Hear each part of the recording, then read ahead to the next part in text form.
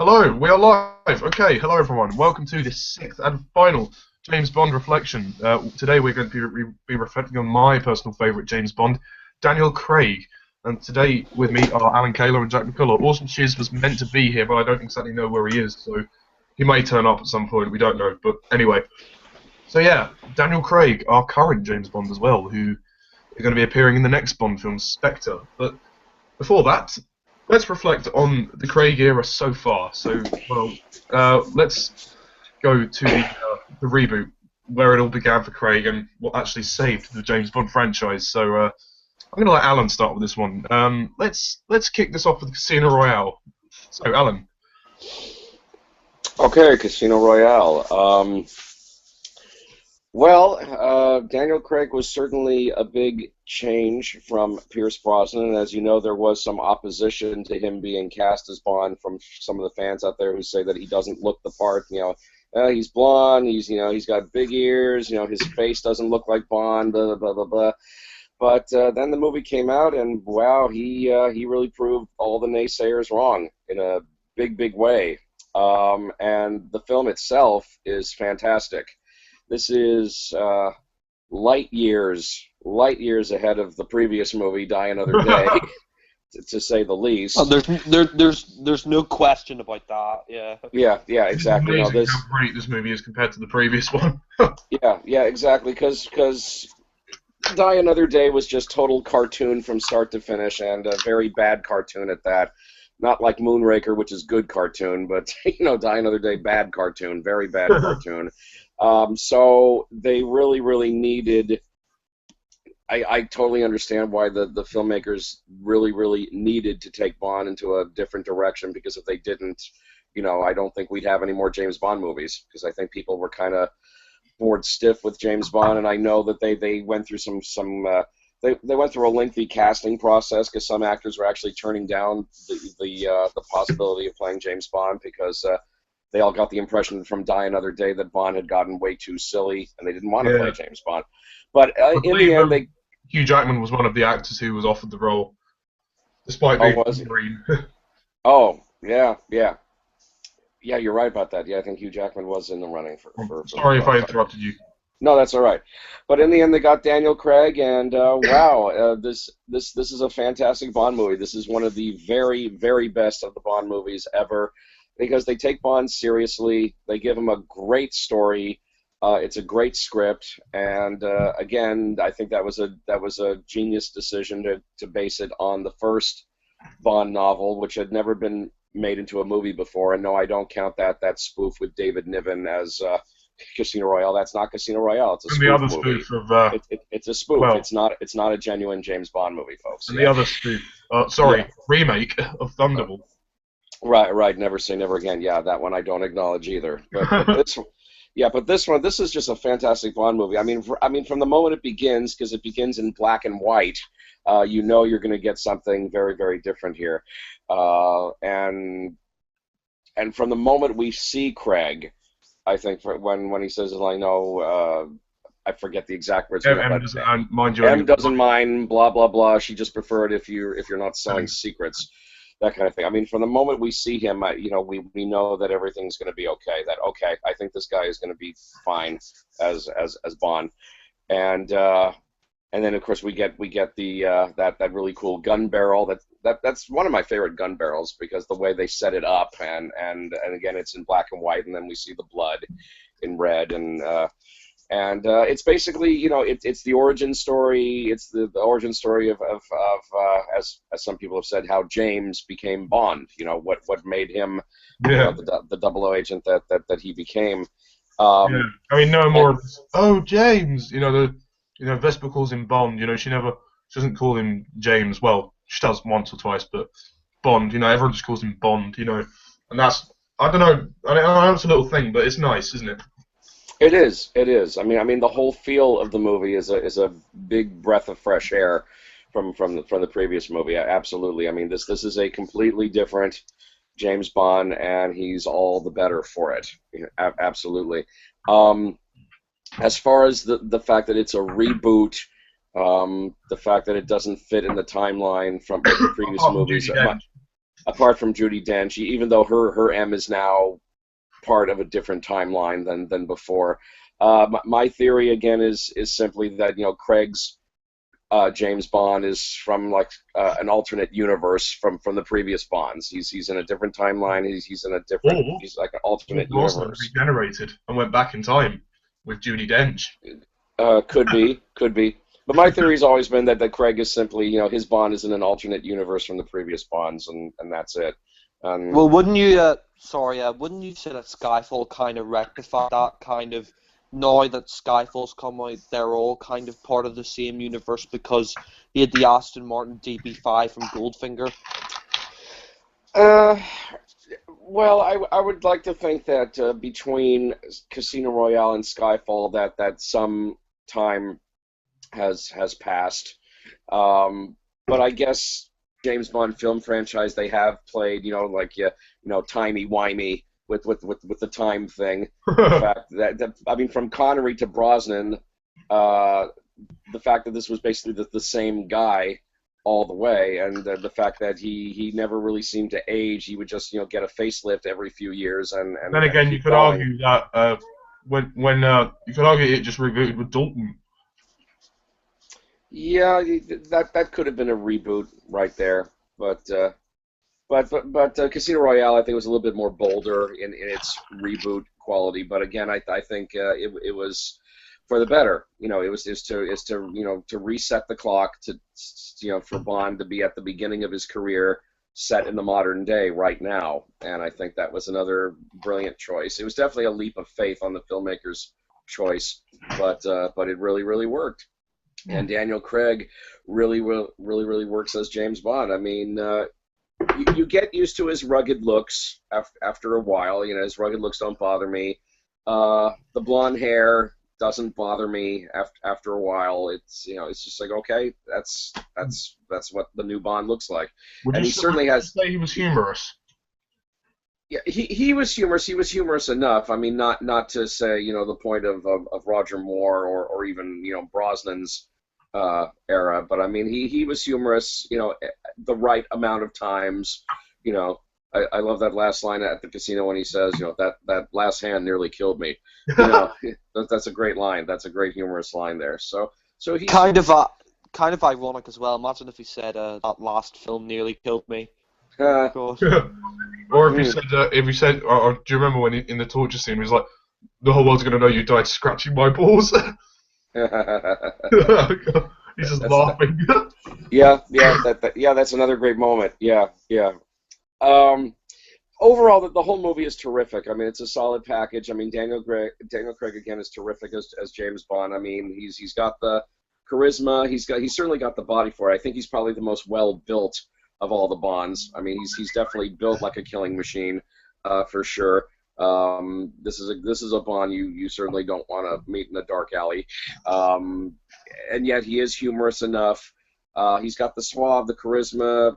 He is a good-looking guy once you get used to the way he looks, and I think everybody has pretty much gotten used to the way he looks now, and it's fine. He's got the acting chops, and he's given a terrific script to work with here, and he really works a lot of great wonders with the script. And I really got to hand it to the screenwriters here because the movie only follows the original novel after a certain point. Like halfway through the movie is when it finally follows the novel proper. Like the first half of the movie was originally written. Yeah, because they had to update it for the 21st century, didn't they? Right. They had to put in an adventure that Bond had to go on, which would lead him to the casino first, and then once he gets to the casino, then the movie follows the novel pretty closely. So I thought that Die Another Day. That's a completely different story. Exactly. Yeah, but I mean, it's really, really well written. There's terrific action scenes. As I said, I love the opening that's in black and white, and then we get the theme tune by Chris Cornell. It's good to finally have a man sing a theme song again, because we've gone many years where it was just women, so it's nice to have a guy sing a Bond theme again. Last male singers was it Aha for the Living Daylights? Yeah. Yeah. After that, it was just women. Hey, I got nothing against the ladies, but I'm just saying it was nice to have a guy sing a Bond theme again after Yeah. so many years. So, and Chris Cornell, yeah, it's a really good rock tune, and it fits the new Bond. I think it's definitely a song that says, hey, this is a brand new Bond, and he's brand new in more ways than one. So here we go. What about the And title sequence? the title sequence is fantastic. The title sequence is fantastic. I love the whole playing card motif that it has in it. I mean, I love the whole look of it, and again, we get little flashes here and there of Daniel Craig. You know, or we'll see Ava Green's face in the Queen player card, or and then we see that thing where it says 007, you know, license approved or whatever, and I just love that final bit where Craig slowly walks towards the camera and he's just staring right at you. It's a great title sequence. It really is good, really really good. And then of course we get into that fantastic action scene where Bond's chasing the guy at the construction site, and the guy is skilled in parkour. That was as they brilliant. call it. Beautifully Yeah, shot. brilliant. And another thing that I appreciate about Casino Royale, as you may notice, is that all the action scenes are pretty much done in real time. I can only recall maybe one or two shots at the most that are kind of in slow motion, but for the most part they do it in real time. And Which none of is- the Sorry, stunts. windsurfing. Just None of the stunts are CGI in this film. Right. Exactly, they did it for real. speaking you of know. which, that car stunt broke a world record, so we should thank them for that. What broke a world record? The car stunt. You know, when it spins around 7 times. Oh, the car. Oh, yeah, when it flips over. Okay, yes, that was a world record. That was, and the fact that it landed on its wheels again was a stroke of luck. So that was great. Yeah, because if it landed upside down, then yeah, I guess they were gonna have to put Craig in an upside down car, you know, for the next shot. But it was just lucky that it landed on its wheels. So that was great. Yeah. Oh, it's a great flip too, because it's a great scene. Great scene. Yeah, so I love the chase at the construction site. I mean, that is a terrific action scene, and again, I like that it's all done in real time. I love the chemistry between Craig and Judi Dench in the movie, and I think they have a really, really good chemistry there. Again, we get the further action scene at the airport. Again, that's another winner. Really, really expertly well done, where he's chasing the guy at the airport to stop the bomb. I love all the intrigue at the casino. I think it's also important to mention at this point Mads Mikkelsen as Lashif. I think he's a fantastic villain. I think he's one of the very best villains in the Bond series.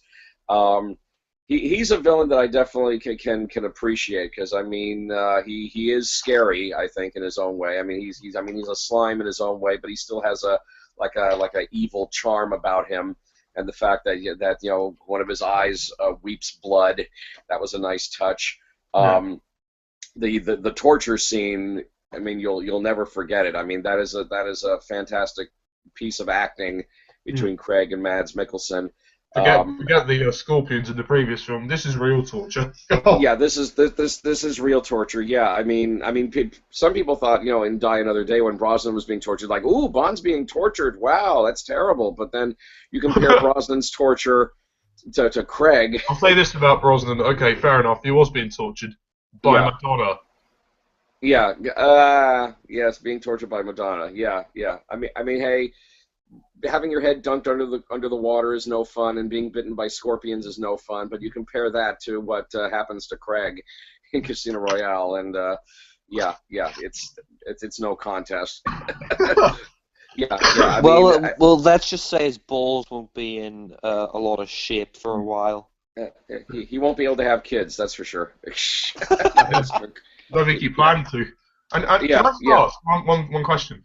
You know, when him and Vesper basically get it on after he's sitting in the wheelchair, you know, after his balls have been, you know, injured or swollen, and yet a few minutes later I know maybe time had passed, but you know, they decide to have sex. Give his balls a rest, you know. I think the guy's just been whacked in the bollocks by the chief, you know. Yeah. Jeez. Well, maybe it's been a week, maybe it's been 2 weeks or something like that. Maybe his balls have recovered. Prosthetic one. Yeah, or something. Yeah. Well, I take it by the time they decided to make love that his balls had recovered, you know. That's the thing. He can do with his little I- finger. yeah, or something like that. Yeah, and since you brought up again, I'll mention Ava Green here that she's a terrific Bond girl because she's real. You know, she's not just there for eye candy. I mean, she's a beautiful woman, of course, but I mean, she's got real character to her and style, and she's got real class to her, and you can see quite plainly why Bond falls in love with her. And I really love watching the two of them together.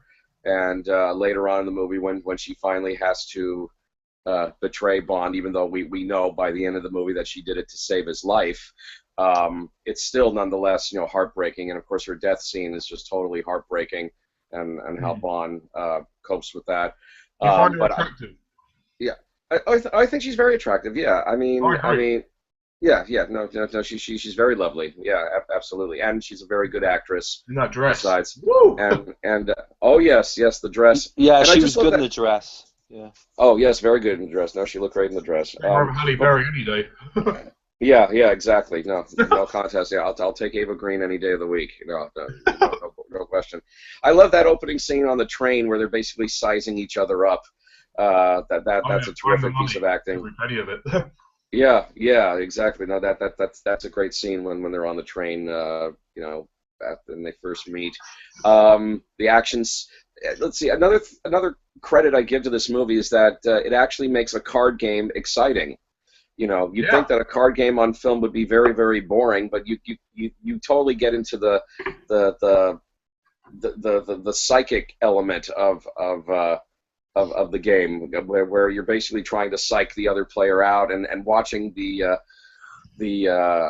eye contact between Bond and Le Chiffre, and you're trying to figure out what each guy is thinking, is pretty intriguing stuff, and because there is a lot more going on than just picking cards and putting cards on the table. I mean, you really are trying to psych the other person out, and make your choices that way. And I really got to give credit to Martin Campbell for directing it so well. I mean, he really directs the whole thing so well. I mean, he also directed GoldenEye. I know you guys aren't crazy about GoldenEye, but I thought his direction on GoldenEye was very solid. But here, he really, surpasses himself, and really does a terrific job directing. I mean, I think his directing was certainly worthy of an Oscar nomination. I'm very disappointed he didn't get it, but he did. I think something in this film should have won an Oscar. Yeah. Oh, the film should have been up for Best Picture. Daniel Craig should have been up for Best Actor. Yeah. I mean, I think the Academy kind of see Bond as kind of a lower class of art. I mean, I know that there are some great Bond films, but I think the Oscars and stuff don't really take into consideration Bond because, Bond can be really silly and stuff, and there have been some. It wasn't until Skyfall that they finally decided to give Bond a couple of Oscars. Bond is actually really good. Why don't we? Oh, now we're listening. Now they pay attention. After 50 years. Yeah. When they get to Skyfall, now they pay attention. But it's a shame that Casino Royale couldn't enjoy those same award benefits that Skyfall did. But anyway, it doesn't take anything away from the film. It's a fantastic film. The whole intrigue at the casino. The torture scene, and then of course the final action scene. In the house. In Italy, at the house, and of course the death of Vesper, just totally heartbreaking stuff. And then of course we Can I get. just mention one thing? Sorry, Alan. The music score by David Arnold. Wow. The score is terrific. It may be the best score that he's done. I mean, I agree. of course, I also appreciated the score for Skyfall because he did Skyfall, right? No, he did Quantum of Solace. I actually think that's his best score. Yeah, he did not do Skyfall. No, Thomas Newman did. Okay. Oh, you're right. Okay, my mistake. That's fine. But no. His score for Casino Royale is terrific. It may be the best score he's ever done for the series, even better than what he did for the Brosnan films. So that's a great score. And then of course we get the final scene with Mr. White, when he shoots him in the leg, that great scene, and then finally, we see Bond standing over Mr. White, and he says, "The name's Bond, James Bond." That was like the perfect. That's like the That was the cherry on perfect top, ending. icing on the cake. Perfect way to end the movie, and then we finally get to hear the Bond theme. So this is a solid, fantastic Bond movie from start to finish. I mean, I really have nothing. I really have no criticisms of this movie at all. I cannot think of one single thing in this movie that's bad. Not a single thing. Do you find it too long at all? Do you find it a bit long? Uh, it is a bit long, but it doesn't bother me because the fact is that even when you think the movie is going to end, when Bond recovers from his ordeal, he and Vesper are in love, and he's typing that email to M saying that he wants to resign from MI6 and all that. But then we get the twist, with Vesper's betrayal, and then the movie. Oh. The movie still holds my interest. I mean, I'm still with this movie all the way because One now thing you forgot to mention, Mathis. Oh yes, Mathis. Yeah, Mathis. He's a very good character, a very good supporting character. I do like him a lot.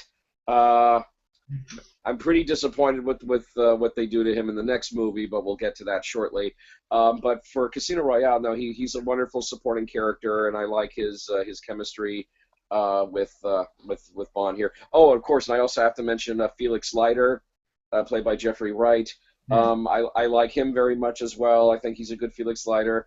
I think I don't know if he's the best Felix, but I mean I do like that Jeffrey Wright puts a kind of a different spin on Leiter. But I mean he's still a good CIA man, and I do like his scenes with Daniel Craig, and I think he's also a really good presence in the film as well. So I like him as well. So overall, again, I really don't have any criticisms of the movie at all. I think it's a fantastic Bond film. It's one of the very best Bond movies ever. Now, as you know, Sean Connery is my favorite Bond, so naturally I put a Sean Connery movie at number one. And like I said, I know how you guys feel about Thunderball, but Thunderball is my favorite Bond film because it just is. But Casino Royale, however, is right up there. I put it right at number 2. Same. On my chart. It's definitely one of the very best of the very best Bond movies. It's an instant classic. Daniel Craig is a fantastic Bond, and this movie definitely rescued the Bond series and gave Bond a whole new lease on life. And I'll say finally that I was so very pleased how well it was received by the critics. Pretty much straight across the board, the critics loved it, and audiences There were a loved few it. fans who were really nitpicky. They were like, "Oh, it feels like a Bourne film. It's not James Bond. Where are the gadgets? Where's Moneypenny?" There were some really nitpickers there, but I think, that all the filmmakers ignored that. Yeah. Right, exactly. And as far as the absence of Q and Moneypenny, well, I think it was good to give those two characters a rest. I mean, as we know, they would both come back in Skyfall, but for now, it was good to give them both a rest. Can't see John Cleese in this film. Oh Yeah. God! Yeah, well. Here's your invisible Aston Martin Bond. Do I look like I give a damn? Yeah, well, I kind of understand why they couldn't bring John Cleese back. It's understandable. It's understandable. Yeah, With all- they didn't with really all have due a place respect for to it in John. the story as well. Yeah. But with all due respect to John Cleese, I mean, it's understandable. I mean, hey, they're taking Bond in a different direction, and I guess you can't really have the guy from Monty Python, in this new direction for Bond.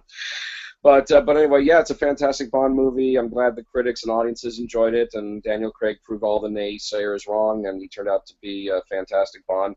And it's a fantastic Bond film, one of the very best ones, 10 out of 10, and I put it at number 2 on my personal chart, Casino Royale. This is my favorite of the Daniel Craig Bond movies, by the way. Put it at number 2. Fair enough. Yeah. Yeah, well, I mean, Jack? Well, Casino Royale, I mean, compared to the last film, Die Another Day, this is the fucking Godfather. I mean, this is probably the best reboot of any. It's probably the best. It is probably the best reboot of any series ever. I mean, it really did. It saved the series, and I can't thank it enough for that. But I don't love it as much as you, Alan, or Ollie. I mean, I know you guys really love this film and you place it at number 2, but I don't love it as much as you. Casino Royale, though, you know, it's great with that black and white opening. We have, you know, Craig there, and you know what? Craig in his first 2 minutes beats Brosnan in all 4 of his movies. I mean, Craig is just fantastic. From the first few lines he says, he is just absolutely just brilliant. I love him, and you know, and then the fight in the bathroom, I think, is really well done. And you know, the gun barrel is just one of the very best. Just awesome the way they incorporate it in. The title sequence, I agree with Alan. You know, it's one of my favorites as well. You know, Daniel Kleinman really improved after the Brosnan movies. I mean, this is definitely one of his best. I really loved the whole card motif, like Alan said, and yeah, when Craig comes, he's coming towards the camera at the end, and then you have, you know my name, and then he goes back to Shadow. That's great, and you know, there's some really great action scenes in this film. There are some of the best action scenes in the entire series. I mean, the plus that Casino Royale definitely has is none of the action is CGI, none of it is fake, all of it is real. You know, I love the crane chase at the start. That is just awesome, one of the very best. And I like when Craig storms the embassy. And you know, Bond and Judi Dench. You know, this is essentially a reboot. It is kind of the first Bond film that kind of clearly states that it's a reboot, because we have Bond first getting his 00 status. I mean, then again, how can you not have Judi Dench? Yeah, I mean, yeah, Judi Dench. Yeah. I mean, that was one of the only positives of the Brosnan movies, really, for me. But yeah, you know, Judi Dench comes back, and I think, you know, her chemistry with Craig, it's a lot better. You know, Brosnan didn't really like, there didn't seem to be like really a relationship to. It's kind of like a mother-son kind of thing. That's great, and you know, I love you know, I mean, talking about the Bond girls in this film, one that kind of forgot to mention at the start, when he's with Mathis's wife. Yeah, you know. No, it's Demetrius' wife. Yeah, Demetrios. Yeah, sorry, Demetrius. Yeah, she's sexy. I have to say that. She looks great in that dress. And actually, that scene kind of mirrors the scene with Vesper. You know, when she comes out in the dress, when they're playing poker, mirrors later on with Vesper. I mean, I have to say though, you know, Daniel Craig, he's great as Bond. I love his arrogance in this film. You know, his Bond. You know, do I look like I give a damn? You know, and I mean that line. I mean that line pissed some Bond fans off, but you know, I think it's good because it kind of shows that his Bond. It is a good line, yeah. It sums up his Bond, you know. It's a good line, but a lot of people were annoyed that, like, you know, when the guy said shaken or stirred, he said, "Do I look like I give a damn?" You know, a lot of people are annoyed about that, but I think it works. And you know, and I love the scene like where the guy, you know, he thinks Craig is like one of these guys who's going to park his car. Then Craig gets a car, he smashes the back of it, sets off all the car alarms just to get it, just to get inside, and then look at the camera footage. And I really love the whole terrorist organization plot thing. I mean, this is the first time we really dealt with terrorists in a Bond film. I mean, they really updated it for the 21st century. I mean, there wasn't. Well, I mean, I know you say that not. I mean, they're not really terrorists, but Spectre in, you know, from Rush with Love. I mean, you know, you have like a group of villains. I mean, I know Casino Royale, you don't really see everyone. You only see Le Chiffre and Mr. White, really, but. You know, no, but I mean, it's like they're kind of like organized terrorists. It's the first kind of time you've seen, like, you know, terrorists who will just blow up stuff. Like, it's really kind of, it's a really modern take on Bond, because it's kind of like, this came out 5 years after like 9/11, and like, you know, the whole world was shocked by, you know, what happened, and it's kind of the first Bond film that really deals with terrorism. You know, and I really love the scene where Craig, he's going after one of the bombers, and he has the ellipsis on the phone, and you know, he's going after him, and the guy's in the truck, and it's a really great action scene.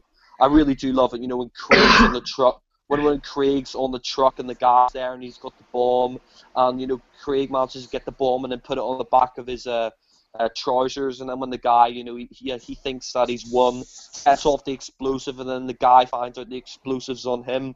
And I just love, Craig's smile, just smiles, like, I got you. Yeah. And I mean, Eva Green as Biscuit. Green as Vesper, yeah, Vesper Lynn. I can understand. I mean, for me personally, I'd take Halle Berry over Eva Green. I don't think Eva Green really was that attractive, to be honest. I mean, she looked great in the dress, but I mean, well, she looked. I'll give you this. She looked great in the dress, but I think in terms of character, Vesper's a better character. Yeah, better character. Yeah. Yeah, but Halle Berry was just a reject Ursula Andress, swinging her hips around. Oh God, I mean, yeah, I agree with you there. She's a better character, but I mean, the only really negative thing I have to say about this film, I mean, I know you and Alan disagree. I'm not too keen on the love story. I think the love story kind of drags the film a bit for me. I mean, I think the film kind of feels that way. I mean, the love story, I can understand, it's a reboot, so they need to kind of establish that Bond is an emotional character, but for me, the love story had been done before. It'd been done in on Her Majesty's Secret Service. They sort of did it in The Spy Loved Me and The Living Daylights. To be honest, I don't see the need of the love story in this film. I mean, just let it happen, Jack. Yeah. I mean, I can't understand why you and Alan think the love story is good. For me, it just kind of it dragged the film a bit. I just we've had this before. We've had this on Her Majesty's Secret Service. I don't really think we need it again. But that's not really a huge flaw of the film. I mean, I don't think this film's perfect for me. But there are, like I said, is definitely a fantastic reboot, and it's definitely up there as one of my favorite Bond films. I mean, I really like I said, the action's great. I mean, Le Chiffre is one of the best. I agree with Alan totally. It's one of the best Bond villains. He's just so threatening. Mads Mikkelsen or whatever, he's great. Yeah. He's great as Le Chiffre. I love the fact that he's kind of cold, and and the whole Casino Royale plot. I mean, like you said, Alan. I mean, the poker scene, it's fantastic. I mean, it really. I mean, I've never played poker before in my life, but like you said, they make it really interesting. And Yeah. And the soundtrack by David Arnold, I think, is great. And also another action scene I love is when they're breaking up for the second half of the card game. Le Chiffre, the Nigerian guys come back after him, and Craig, he's fighting the guy on the stairs. I think that's one of the best action scenes of the whole series. When he's fighting that. And the way he kills him as well, that's quite cold. Yeah. He strangles him, and Vesper, she manages to hit the gun off his hand and stuff. And I do like the shower scene after that. And another great scene is when Craig is poisoned. He's poisoned by Le Chiffre's girlfriend, and he's trying to get the heart resuscitator, but one of the wires is missing. And I love it when Craig, like Alan said, when he comes back, he's like, "Oh, sorry, that last hand nearly killed me." Craig has some really good one-liners in this, and of course the torture scene after that. When Craig wins the money back, and I like the whole idea that Felix Leiter's going to deal with him. Jeffrey Wright is Felix Leiter. I think Jeffrey Wright is he's good as Felix Leiter. I'd still say David Hedison's the best from Live and Let Die and License to Kill. I'd still say he's the best Felix Leiter, but Jeffrey Wright does a decent enough job. And of course the torture scene, when Bond's going after Vesper, and he flips the car over, and it's amazing that none of that. I mean, it's amazing that was a real stunt. I mean, they could have easily put CGI in it like Die Another Day, but the great thing with the Craig era is they realised that all that CGI just took away from the Bond series, because the Bond series always has been known for its stunts, and and I really do love that. Craig films, how many CGI shots are there? There's like about 2 or 3 throughout the entire Craig era so far. Yeah. Yeah. I mean, I think the house at the end of the movie, I think that's CGI when it starts to fall apart, but Yeah. at least it looks real. Yeah. Yeah. Unlike the windsurfing. Yeah.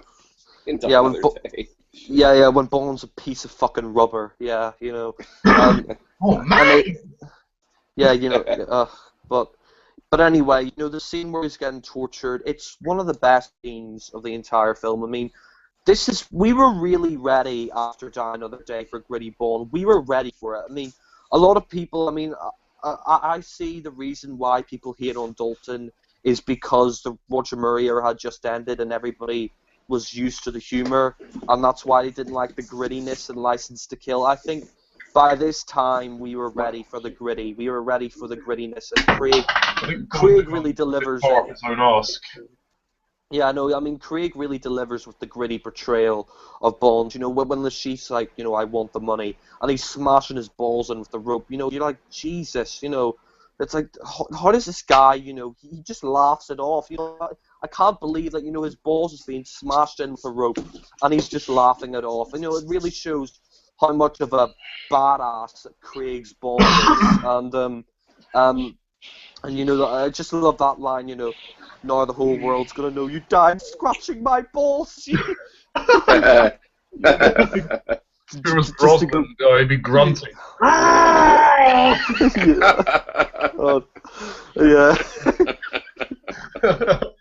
Oh God! He probably would. Yeah. They probably have got him his neck in a chair and then got the balls out. Yeah. Whoa, you're taking bad care of your body. Yeah. That's great. And I mean, and then Lachief gets killed by Mr. White, and we find out that this organization, that he's working for this organization. He owes them money, this terrorist organization. And then after that, Bond, he's recovering, and I agree with Ollie. It's like I don't know why he's doing it with Vesper after his balls have been brutally smashed in, but I mean. He's going. I think some time has passed. I think. Yeah. I mean, I agree. I think some time has passed. I mean, Craig is really going for it. Like, she's on the bed, and he throws her off the bed, and they knock over the hospital stuff. You're like. Why she wouldn't scream again? Like, no. I mean, Craig was really you can tell Bond's in love, and he's a bit of a sex bomb. yeah, mask. Yeah. I mean, one scene you forgot. I think you forgot to mention is when when Craig comes out of the sea and he's in those tiny little shorts. It's like a bit of nice light candy for the ladies for once. Yeah. It's Senna ladies. I mean that's one of the things. What I really like about Daniel Craig, out of all the Bonds, he's the most built. He is just, you look at his torso, and he's a fucking beast. He is built. Yeah. I mean, I know Connery was like a tank. He had kind of hair covering his chest. Yeah. Not that he could help it, but Yeah. No, I mean he's definitely, I think, the best built of all the Bonds. Yeah, even better built than Connery. Yeah. I mean, in said. turn, yeah, that's true. I mean, Connery was a ex-bodybuilder, but Craig, he really buffed up for this film. I mean, okay, out of all the Bonds, he doesn't have the best looks. I mean, he's not the best looking Bond, in terms of looks, but in terms of build, he is built you could believe this guy's a secret agent, and after that, when Craig kind of retires with Vesper, and he's really in love. He retires, he leaves MI6, and then Vesper turns out there's a transaction, and you're right. I mean, it still keeps you engaged. I mean, even though the film was by this point really long, I was still engaged. When she went there and we had the final fight in the house, and the guy gets the nail gun. Craig just shoots him with the nail gun. Oh yeah, that's great. Yeah. And I love Craig's line after that. Job's done. bitch is dead. You know, he's just so blunt. That That's is the a bit cold. Yeah. yeah. Yeah. That's the last that's- line in the book when he says the bitch is dead. Yeah. Yeah, From the I mean, book. Yeah. yeah, that's a great way to kind of summarize Craig's Bond. I mean, Craig is just out of all the Bonds, I think he's the coldest. I mean, Dalton was cold. I agree there, but I mean, he wasn't like gritty. He wasn't as shut off as Craig was. I mean, Yeah. job's done, bitch is dead. Really emotionless I mean, Roger delivery, Moore had a and couple of in a cold good moments. way. That wasn't really his style. He was more. He used it. Yeah, I mean, Yeah. Although, But I when he mean- says, can I just say, when he says that line to M on the phone, the job's done, the bitch is dead, I think you can tell he doesn't really mean it. You know, I mean, he Yeah, really- exactly, you know, yeah, he's just saying that to Yeah, M just to say it to her. Yeah. yeah, exactly. He doesn't really mean it, and that's why I think Quantum, we see more of his emotional baggage in that film. I think that leads well into the Quantum. But at the end when he's like trying to save her, that's good. And then of course Mr. White, he shoots him in the knee, and he's just like, oh, the name's Bond, James Bond. Just fantastic. Just a fantastic way to deliver the line. Imagine if One of the Brosnan said best. that, he'd be crawling up the stairs himself. Name's Bond. James Bond. I mean, and overall, I think Casino Royale, it's a great film. I mean, it's one of the best reboots to any series I've ever seen. Probably the best. I mean, Die Another Day just fell so low. It just fell so low, and it was definitely the worst anyway for me. Lead And- to the glory. Yeah, and Casino Royale, really picked itself back. The Bond producers got their heads out of their arses, and they produced a great film. I mean, this film is really like, it really feels like a standalone Bond film. Definitely. And you know what, Martin Campbell, I thought he did I don't think he did a great job with GoldenEye, but I think he redeemed himself here. I mean, to be honest, I thought he did crap with GoldenEye, but here he really redeemed himself. He really did redeem himself.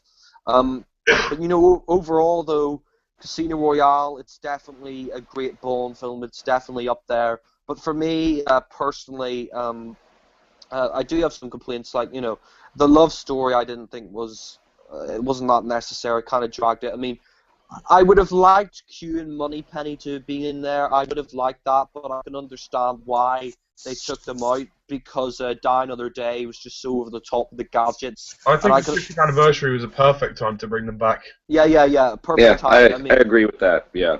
Yeah, I mean, I would have liked Q and Moneypenny to be in Casino Royale, but Die Another Day, because of how awful that was, and we had the invisible car, I can understand why they got rid of Q. But I mean, overall, I have to say, Casino Royale for me is the weakest of the Craig era. I know that's going to come to a shock to some of you, but I mean, I do really like. I mean, I like all the Daniel Craig films, to be honest. I think they're all great. But for me personally, it's the weakest because I think the love story is just kind of drags it a little bit for me. There's not enough action. I mean, there's a lot of action, but I kind of like the love story to be put aside. And I would like Q and Moneypenny, but overall, I think definitely one of the best Bond films. A fantastic reboot, one of the best reboots to any series ever. And I mean, overall, I mean, I do think it's the weakest of the Craig era, but that in itself is not a bad thing at all. It is not a bad thing at all, because all of them so far have been really excellent, in my opinion. And I'm going to give Casino Royale an 8 out of 10. Oh, thank you, Jack. Well, as for me, Yeah. well, you guys know that Daniel Craig is my favourite actor to play Bond, and I'm with Alan on this one. This movie is bloody fantastic. I could not believe it. Never have I seen a series fall so far into the gutter of its own arse and then retrieve itself, or wipe itself away, and bring itself back with new life. It is just incredible how this movie is compared to Die Another Day.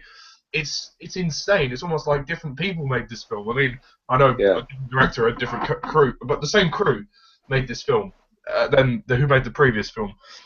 I mean, seriously, wow. I mean, Casino Royale, it's my second favourite Bond film, so naturally I'm going to praise it. I think, first of all, Craig, what a guy. I mean, first of all, the guy is physically the best out of all of them. I'm sorry, but that's my opinion. I'm sticking to that. I think he's the most cold, and I just love the gritty portrayal. I agree with Jack. This time, we were ready for gritty Bond. License to Kill? No. But this time, we were ready for gritty Bond, and it really pays off, because Craig expanded on what Dalton did. Dalton brought the serious edge to Bond, but he didn't quite bring a grit to Bond. I think Craig does a great job of showing the emotional detachment from, everything. His Bond is the most blunt, the most cold, and I really like that. I think he's the perfect depiction of the character, and some of the lines he says, "Oh, do I look like I give a damn?" It's just brilliant. The way he's so blunt. It makes me laugh because he's just so blunt, and he's like, "Oh, I'm sorry, that last hand nearly killed me." And I think his deep voice sort of helps with that as well. I mean, obviously he's not the tallest of Bonds. I mean, there are certain parts, there are certain things he does lack. Okay, the looks, maybe he's not exactly how Fleming looked, but I think he's not ugly. He's not ugly. I mean, if all these women are finding him, he's not ugly. He's not ugly. No, he's not. He's not. Yeah. And I mean, if all these women are finding him attractive, there's got to be something right with him. I mean, Right. I mean, I love the scene when he's wooing the receptionist at the hotel, and he's like, "If I felt compelled to find him," I love that bit. And yes, the scene where it comes out to sea, you do go, "Blimey, what have you been eating?" Because you look pretty impressive, Craig. I mean, wow. I mean, and you could tell definitely he's been going to the gym. Yeah. Yeah. Like a few of the previous incarnations. Not that was a completely bad thing, but anyway. The movie, for me, this has one of the best plots of the entire series. It's just so intriguing. I love the whole idea of the network of terrorists, and the chief trying to he's trying to earn his money back, because of what happened with the stock market, as we see in the early stages of the film. And the whole idea of going to the casino and playing the game, it just gives the movie that much more of a class. It's very classy, it's very stylish, and it completely blows Die Another Day out of the gutter. I mean, Daniel Craig, you can tell he's having a good time. I mean, the guy really is great. I mean, in the action scenes, he's superb as well. I love the opening chase. I love the black and white fight in the toilets. I mean, the action sequence at the airport, that's great too. Fight on the stairs, the climax in the house, it's all brilliant. And I have to say one thing though. Thank God Craig's introduction wasn't in the toilet though. Yeah. Yeah. Well, actually, technically it was, because that fight was in the bathroom. No. But he was talking to the guy first outside. No, he was talking to the guy first in the office, and then it cut to the toilets. So yeah.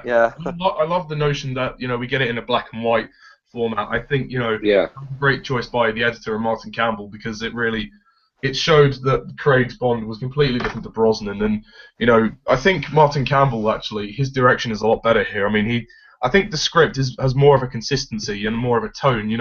It knows what it wants to be, and that really, I think, helps with Martin Campbell. I mean, Martin Campbell, he's not the greatest director ever. He has directed some flops in his time. I mean, Green Lantern was a pretty terrible film. Yeah.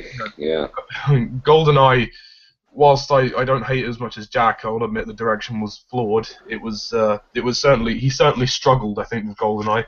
But no, here I think he directs really well for Craig. I mean, I would have loved him to carry on, but fair enough. He wants to move on. That's up to him. I know that this is a reboot, but it is nice to see Judi Dench back. I mean, for nothing else, she's one of the best M's. I love seeing Judi Dench, and I think her chemistry with Craig, she gets more to do in the Craig era, which is good. I mean, I know In the World Is Not Enough, like towards the end of the Brosnan era, she got more to do. I think they realised, oh, Judi Dench, she's actually quite talented. Why don't we use her? That way. Yes, the absence of Q and Moneypenny is missed, but I think Alan was right. Maybe it was good for just one film, just to keep them under the rug. Yeah, no, I agree with that. I mean, I would have liked them to be in Casino Royale, but I can understand why they weren't in it. I mean, it Yeah, was I mean, yeah. what I would say is we don't need that replacement guy, that secretary, There was no point of having him in the movie, but... Yeah, Tanner, yeah, pointless, yeah. No, not Tanner, the other guy, the really skinny guy in this film, the one who nearly, the one who's on his computer and, he's saying about Skyfleet, him. Oh right, yeah. Yeah. I also love the scene when Craig is poisoned. I think that's a really intense scene, and I thought that was... Yeah, that is good, yeah. And, and Judi Dench's like, Bond, push the damn button, and he doesn't plug in the thing, and then she's like, oh, you're not seriously thinking of going back there? And he's like, I wouldn't dream of it, I love how arrogant Craig is. I mean, I know that might annoy some people, his arrogance, but I feel that's a good trait of his, because if it leads to him becoming Bond, then that's great, because Bond is this emotionally shut-off character, but we don't really see that until sort of the end of the film and in the next two films. I mean, I feel that Craig really does, in this film, he does portray sort of an arrogant prick in a way, but I like that, he's showing off to Vesper because he likes her, she's like, I'm the money, and he's like, everything. It's a lot better having... It's a lot better having this arrogant prick than just a pretty boy. Yeah, true. I mean, at least he's not just there for eye candy. Craig is a very competent actor, and he definitely... I think they were developing his character, The Quantum of Solace, which was really when we properly see Craig as, as at his most emotional, but we'll talk about that in a minute. As for Casino Royale, what else is there not to say? I mean, the music is fantastic. I love David Arnold. I think this is his best score, or definitely one of his best. I mean, beats the Brosnan scores, I think. I like the shower scene. That's a really nice bit. I mean, the love story, I like it because it kind of humanizes Craig's Bond. You don't want to show him as this thug the entire time. I mean, I understand why Jack... I agree. I understand if Jack finds that my pacing would be back a little bit, like it might not be good pacing, but I like it because it shows Craig as our actual... He's a man, he's not a complete thug. He has a softer side, which is nice, and I like the scenes between them, and I think they have great chemistry. Craig and Green are great together, and her death is obviously very tragic. Speaking of which, the Bond girls. Vesper is very good. I like her. She's one of my favourites. I agree with Alan. She's very attractive, and especially in that dress. I mean, wow, Mhm. I'll give you that. She was good in the dress. She was sexy in the dress. We forgot. Sorry. We forgot to mention the other Bond girl, the girlfriend of the bad guy. I was just about to mention her. Yes. Okay. Yes. Yeah, she's good for the scenes that she has. I mean, she's not in it very much. Right. But, Good steamy scene on the hotel floor. And it wasn't, I was dying of the day. Yeah. Oh yeah, I mentioned her. Yeah, what was her name? Solania. Dimitrios's wife. Yeah, she. Solania, Yeah. She was sexy in that dress. Yeah, she was. Yeah. What else is there? I mean, as I said, the action scenes are great. I think the movie is very long, but I don't mind it. I mean, okay, maybe it is a little bit too long. You could cut out about 10 minutes of it at most, but I like the fact that it's longer. I mean, I'm not asking for it to be like a 3-hour epic, but it's nice to sort of spend time at the casino and just really.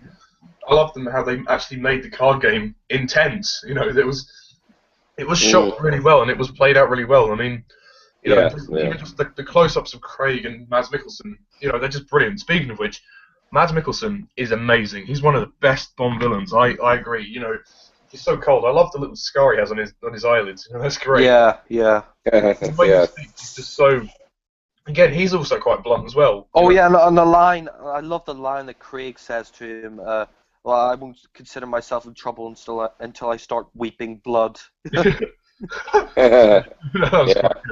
I love good bit. Mads Mikkelsen is fantastic in the torture scene, and when he's like, give me the password and I'll let her live. He's just very, he's directly straight to the point. And I love the fact that at the end we find out he's kind of a second-rate guy. He's not actually the top dog, if you know what I mean. There's actually somebody else in charge, which is really interesting. Although I mean, we'll talk more about that in the next one, but. At least, I mean, for this film, and his death is quite sudden, but I thought it worked really well because it left you intrigued because you're like, we just seen Mr. White as well, who wasn't really involved very much, but it's nice to see Mr. White. And of course, the end with the famous line. I'm so glad they left that to the end. That was the perfect ending. Every time I watch it, it wows me. Yeah, me too. James Bond. It's just brilliant. I just can't believe it. And Craig delivers. Cue the music. Yes. Roll credits. Da da da da da da. And speaking of which, music. You Know My Name by Chris Cornell. I love that song. It's not my favourite Bond theme, but it's definitely one of my favourites. Oh yeah, I forgot to mention that. Yeah, it's good. It's not one of my favourites, but I think I agree with Alan. It really kind of makes sense of Craig's Bond because he's a gritty, cold-hearted bastard, essentially. Yeah, I mean, I love it. I mean, I wouldn't rate it as my top Bond theme, but it's definitely in my top 10. I love it. It's fantastic. It really suits Craig's Bond, and it fits really well with the title sequence, which also is it's magnificent. I mean, the title sequence and Gun Barrel, both are my favourites for this. I know Skyfall was my favourite Bond film, but this is just golden. I mean, wow, the Gun Barrel was such a surprise. It was such a surprise opening to the film. It's so dramatic, and boom, straight into the title sequence. It's a bit of an unorthodox way to do it, but I thought it worked. It really worked, and the title sequence is it's beautiful. It's so vibrant and colourful. You got the cards flying by. You got actually people fighting in the title sequence. You got Vesper's face there. You got Craig there walking at the end. It's just superb. I mean, what isn't there to say? Wow. I mean, Casino Royale was a triumph, and I love this film. I mean, yeah, the Vesper's death is again very sad.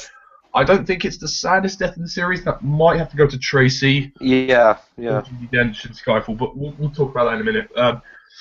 Okay, when he says, a job's done, the bitch is dead. I mean, a little bit cold, but you can tell he's pretending. He does care because of what he does in Quantum of Solace, which we'll talk about in a second. I mean, I can't really fault this film very much. I love it. I mean, there are a couple of niggles, but I think this film is an absolute masterpiece. I am so surprised at how much Bond, managed to clear up the shit that it left after, 4 years previously. And time to face the gravity of the situation. Yeah, it's almost like they left the toilet seat up for with the shit in for like 4 years, and then somebody plunged it down and flushed it, and then they sprayed an air freshener. That's what it. That's an interesting way of putting it. Yeah. He unblocked the toilet. It feels like it genuinely feels like that. I can't quite describe it any other way. I know that sounds a bit weird. That was a weird analogy. Sorry. Well, it's not that weird. I mean, it is a piece of shit. I mean, it is like somebody cleaned the toilet bowl there. No, I mean, just thank God, because I mean, to be fair though, I mean, if Diana Day hadn't fallen so far, would we have had Daniel Craig in Casino Royale, or would have Brosnan carried on? Who knows? But at the end of the day, I don't care. I love this film, and it is my second favourite Daniel Craig Bond film, and it's my second favourite film of the series, actually. I always loved this film, and I mean, yeah, it's a bit long, but every time I watch it, it's just superb. And yeah, Craig, he's Bond. I mean, I do appreciate all of the other actors. I mean, I do like most of the other actors. I appreciate all of them to an extent, but for me, it's always been Daniel Craig, and I think he's fantastic, and I'm easily going to give this film a 10 out of 10. No regrets whatsoever. And I respect why, Jack, you may not think it's as good as we do, but I'm just glad that everybody appreciates this for what it is. Whereas, well, I still appreciate it that it's a great film and it's a fantastic reboot, but I think we could all agree that it's a triumph. Yeah, I mean. Yeah, it is. No question. Oh yeah, I mean, I've always loved it. It's a masterpiece for me. I think it's fantastic, and the action sequences are, real. There's no CGI, or there's one shot of CGI at the end, but that's it. And of course the cast done. Well done, you broke a world record. No windsurfing in this film, thank God. Yay. No, I mean, for Craig, it all seemed to be going very well. I'm glad that he is still our current Bond. He's very committed to the role, and we now move into Quantum of Solace, the second film. I don't know if go first because I think this is going to be a very divided opinion here. I mean, Alan, you're kind of on your own on this one here. So would you like to go Yeah. first? Uh, okay. So this is my last chance to go off on a Bond movie I don't like. Okay. Well, in my opinion, Daniel Craig has two of the very best Bond movies in the whole series, but he also has one of the worst.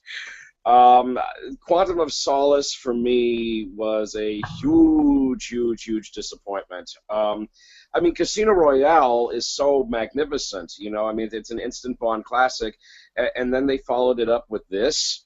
I think the movie.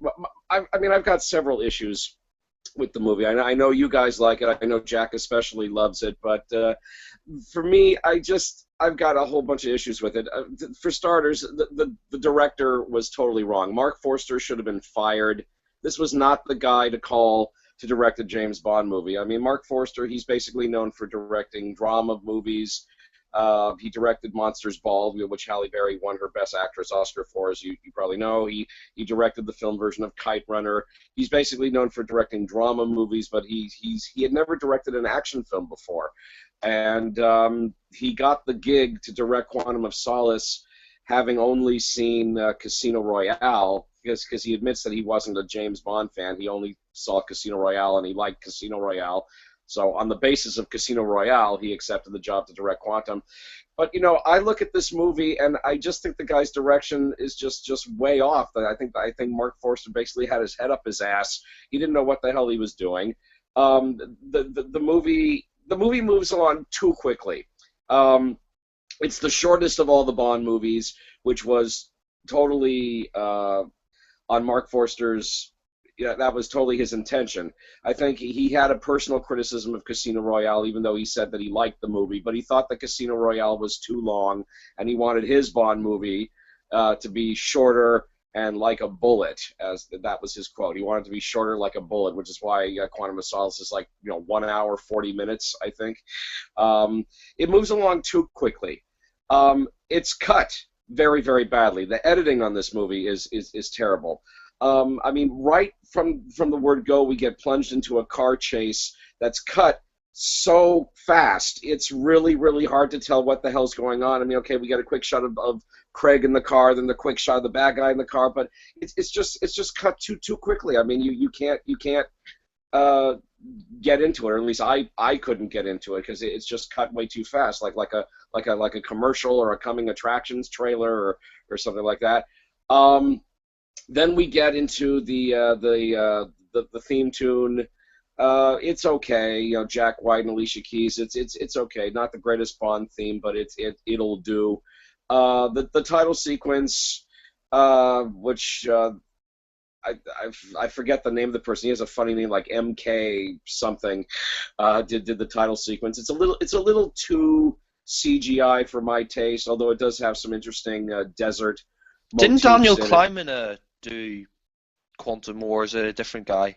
It was a different person, yeah, but he has like a funny like rap name like MK something, yeah. If you look at the credits, but no, Daniel Kleinman didn't do the Quantum credits. It just looks a little too CGI for me, but again, it does have some interesting desert motifs in it, and the women in the sand and Craig shooting the bullet in slow motion, but it does look a little odd. It has a very odd kind of look to it. Then after that, we get plunged into yet another action scene that I think goes a little too fast.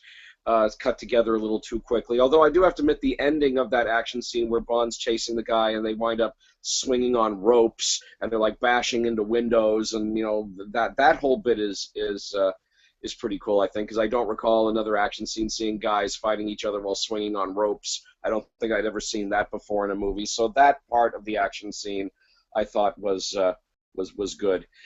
But you know what? This is a very dark, dreary Bond movie for me. I think it commits the sin of making Bond unlikable. I understand that he's in mourning for Vesper, and that probably has everything to do why he's so dark and morose in this movie. But I think they could have delved a little deeper. I don't think they delved deep enough into his still dealing with Vesper's death kind of thing. Bond basically comes across like a thug in this movie. He's just killing anything that moves. Or as another film critic remarked, it's like Bond becomes a one-man demolition derby in this movie. He's just killing anything.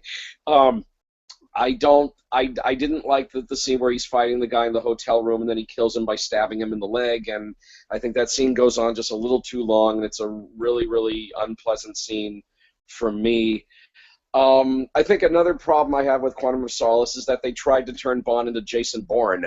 They used the exact same fight arranger on the Jason Bourne movies for Quantum.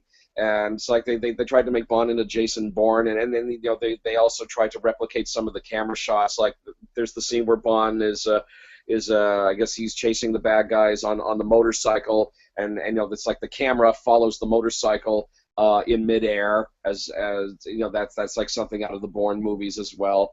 I mean, Bond is Bond. Bond is not Bourne, but they tried to make him Jason Bourne in this movie. I also had a problem with the fact that he's not allowed to have a romantic dalliance with the main Bond girl, Olga Kurylenko, even though she's very pretty, I'll admit, but I think she and Craig have no chemistry whatsoever, and it's not helped by the fact that they're not allowed to have a romantic dalliance.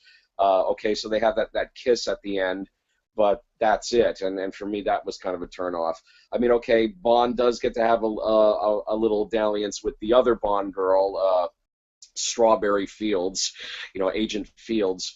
She's pretty, it's nice that Bond got to have a quick little fling with her, but she really doesn't do much of anything in the movie. And then the next thing you know, we see her dead in that little homage to Goldfinger, although this time she's dipped in oil instead of gold. But she doesn't really do all that much. Sorry, I had to tend to my dinner. Sorry, I missed out what you had to say, Alan.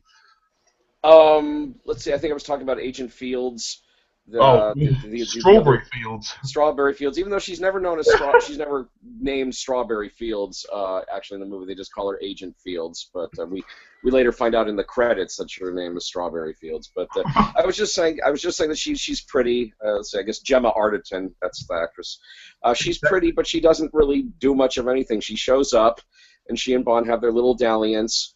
And then she goes to the party with Bond, and then she gets killed. So she doesn't really do all that much. The villain is a joke. I really, really don't like the villain. Yeah, Green. Yeah. I mean, Matthew Almeric. I mean, apparently he is a good actor, and I know he did a film where he played a disabled man that he got a lot of critical acclaim for and all of that. So I don't doubt that he's a good actor, but I just think his villain here is just too much of a sissy. Just too much of a sissy, and don't talk to me like I am stupid. Yeah. I am French and I am evil. Yeah. I fart in your general direction, 007. It's just. Oh God, yeah. I mean, your mother was an Amster and your father smelt of elderberry. Yeah. It's just I don't know. I mean, he doesn't. At the end of it, he's got the axe, and he was like, yeah. That's the only time that he really truly becomes a threat to Bond, when he starts swinging the axe. But I mean, other than that, he's just. I know he's just a sissy villain. I mean, compared to Le Chiffre, I mean, I'm sorry, he's not fit to shine Le Chiffre's shoes. And also, he poses no threat to Craig. Craig is a lot taller than him, and he's a lot more buff. Well, to be honest, I like the fact that they made him less of a physical presence, because he's this head of this Green Planet organization. This he's a sissy. No, but I mean, like, he's not going to be this buff, tall guy. He is the head of this, this basically this environmental organization. So he's not going to be like a big, buff, strong guy. And yeah, I don't know, but I mean, he just comes across to me like a creep without any kind of purpose. He's just from the word go, he's just I am evil. He's just I don't know. I just yeah. He doesn't have any kind of evil charm about him like, say, Le Chiffre does. I mean, that's one of the things that makes Mads Mikkelsen such a great villain. I mean, he's evil, but he still has some charm about him. This guy, no. This new guy, no. He's just a wussy, just a sissy man with a bad guy. Not one of the most memorable villains for me. Sorry. There's stuff that happens in this movie that doesn't make any sense. I mean, I know, Jack, you have an explanation for me. Maybe you can, the bit, I never understood the bit where Bond goes into the elevator and M, is not on his side, and he goes into the elevator with the three big guys, and then somehow Bond manages to beat the crap out of the bad guys in the elevator, and when he comes out of the elevator, all of a sudden M's back on his side again. That scene doesn't make any sense to me. It also makes no sense to me at all that the villain has a hotel all the way out in the middle of the desert. Why? The concept of that is ridiculous. Why would anybody want to stay at such a hotel? It's out in the middle of the desert. You got nothing but sand around you. It's hot as hell. Nobody in their right mind would stay at a hotel in the middle of the desert. When Toronto was ordering his beer, you probably like, well, it's probably the last beer he'll ever get. Well, I mean, I have to defend that hotel thing because, I mean, Bond, the villains have always had ridiculous locations where they keep their places. Like, Stromberg had a lair under the sea, and Drax had his lair in space. Yeah, I mean, I'm sorry, Jack, but I'm going to have to agree with Alan on this one. I think because we're in a new time now, we're in the 21st century, I can see why he might find it ridiculous. I'm not against it completely, but I'm just like, oh, it's a bit of an odd place. Well, I mean, the old Bond as well. It had space stations in space, places underwater, places on top of mountains far away. Fair enough. Well, because I mean, this isn't. I mean, my thing is that it's a hotel. It's not just a base for the bad guys. It's supposed to be a hotel where you're supposed to have customers, And you just gotta ask yourself, why would anybody want to stay at such a hotel in the middle of the desert? I just think the hotel was there simply so Bond could blow it up. That's the only reason why the hotel is out there, so Bond can blow it up, which he does, of course. Let's see, and I guess the other thing I'll say about the movie, I guess the last thing I'll say before I turn it over to Jack, I guess, is that this movie was made with an unfinished script, which I think was a big mistake. I mean, maybe Daniel Craig, he and Mark Forster had to step in and write part of the script. Yeah. Now I understand that the reason why it was unfinished is because there was a writer's strike going on at the time, and that is important to mention. There was a writer's strike. The screenwriters were really, really under the gun to finish the script before the strike went into place. I understand that they had already begun pre-production on the movie, which I guess couldn't be stopped at this point. Also, bear in mind, I think Quantum was based, the movie was based on unfinished notes, which took place after Casino Royale, so they had to try and write, going from that as well, so they didn't really have much to go on, so they may have been under pressure with that as well. That is true. That is true. So I do take into account all of that there was some stuff going on that hampered the writing of the script. But, I just wish that just good common sense would have won out in the end. That, look, if the script isn't finished, we shouldn't go ahead and make this movie because it's going to affect the quality of the movie, But I think, but the fact is Casino Royale was such a huge hit, and Daniel Craig was he made such a huge splash as the new 007 that I think the producer said, we got to follow it up right away. We got to strike while the iron is hot. So even if the script isn't finished, we got to make the movie. No ifs, ands, or buts. We'll just work with what we have. But I mean, you can tell by the quality of the writing, that there's just some stuff here that just doesn't make any sense. I mean, that the scene with the elevator, the hotel, the fact that the villain just comes across like a cardboard cutout. Can I just say also, MI6, did they move to another building or did they redecorate? Because I was a bit confused about that. I don't remember.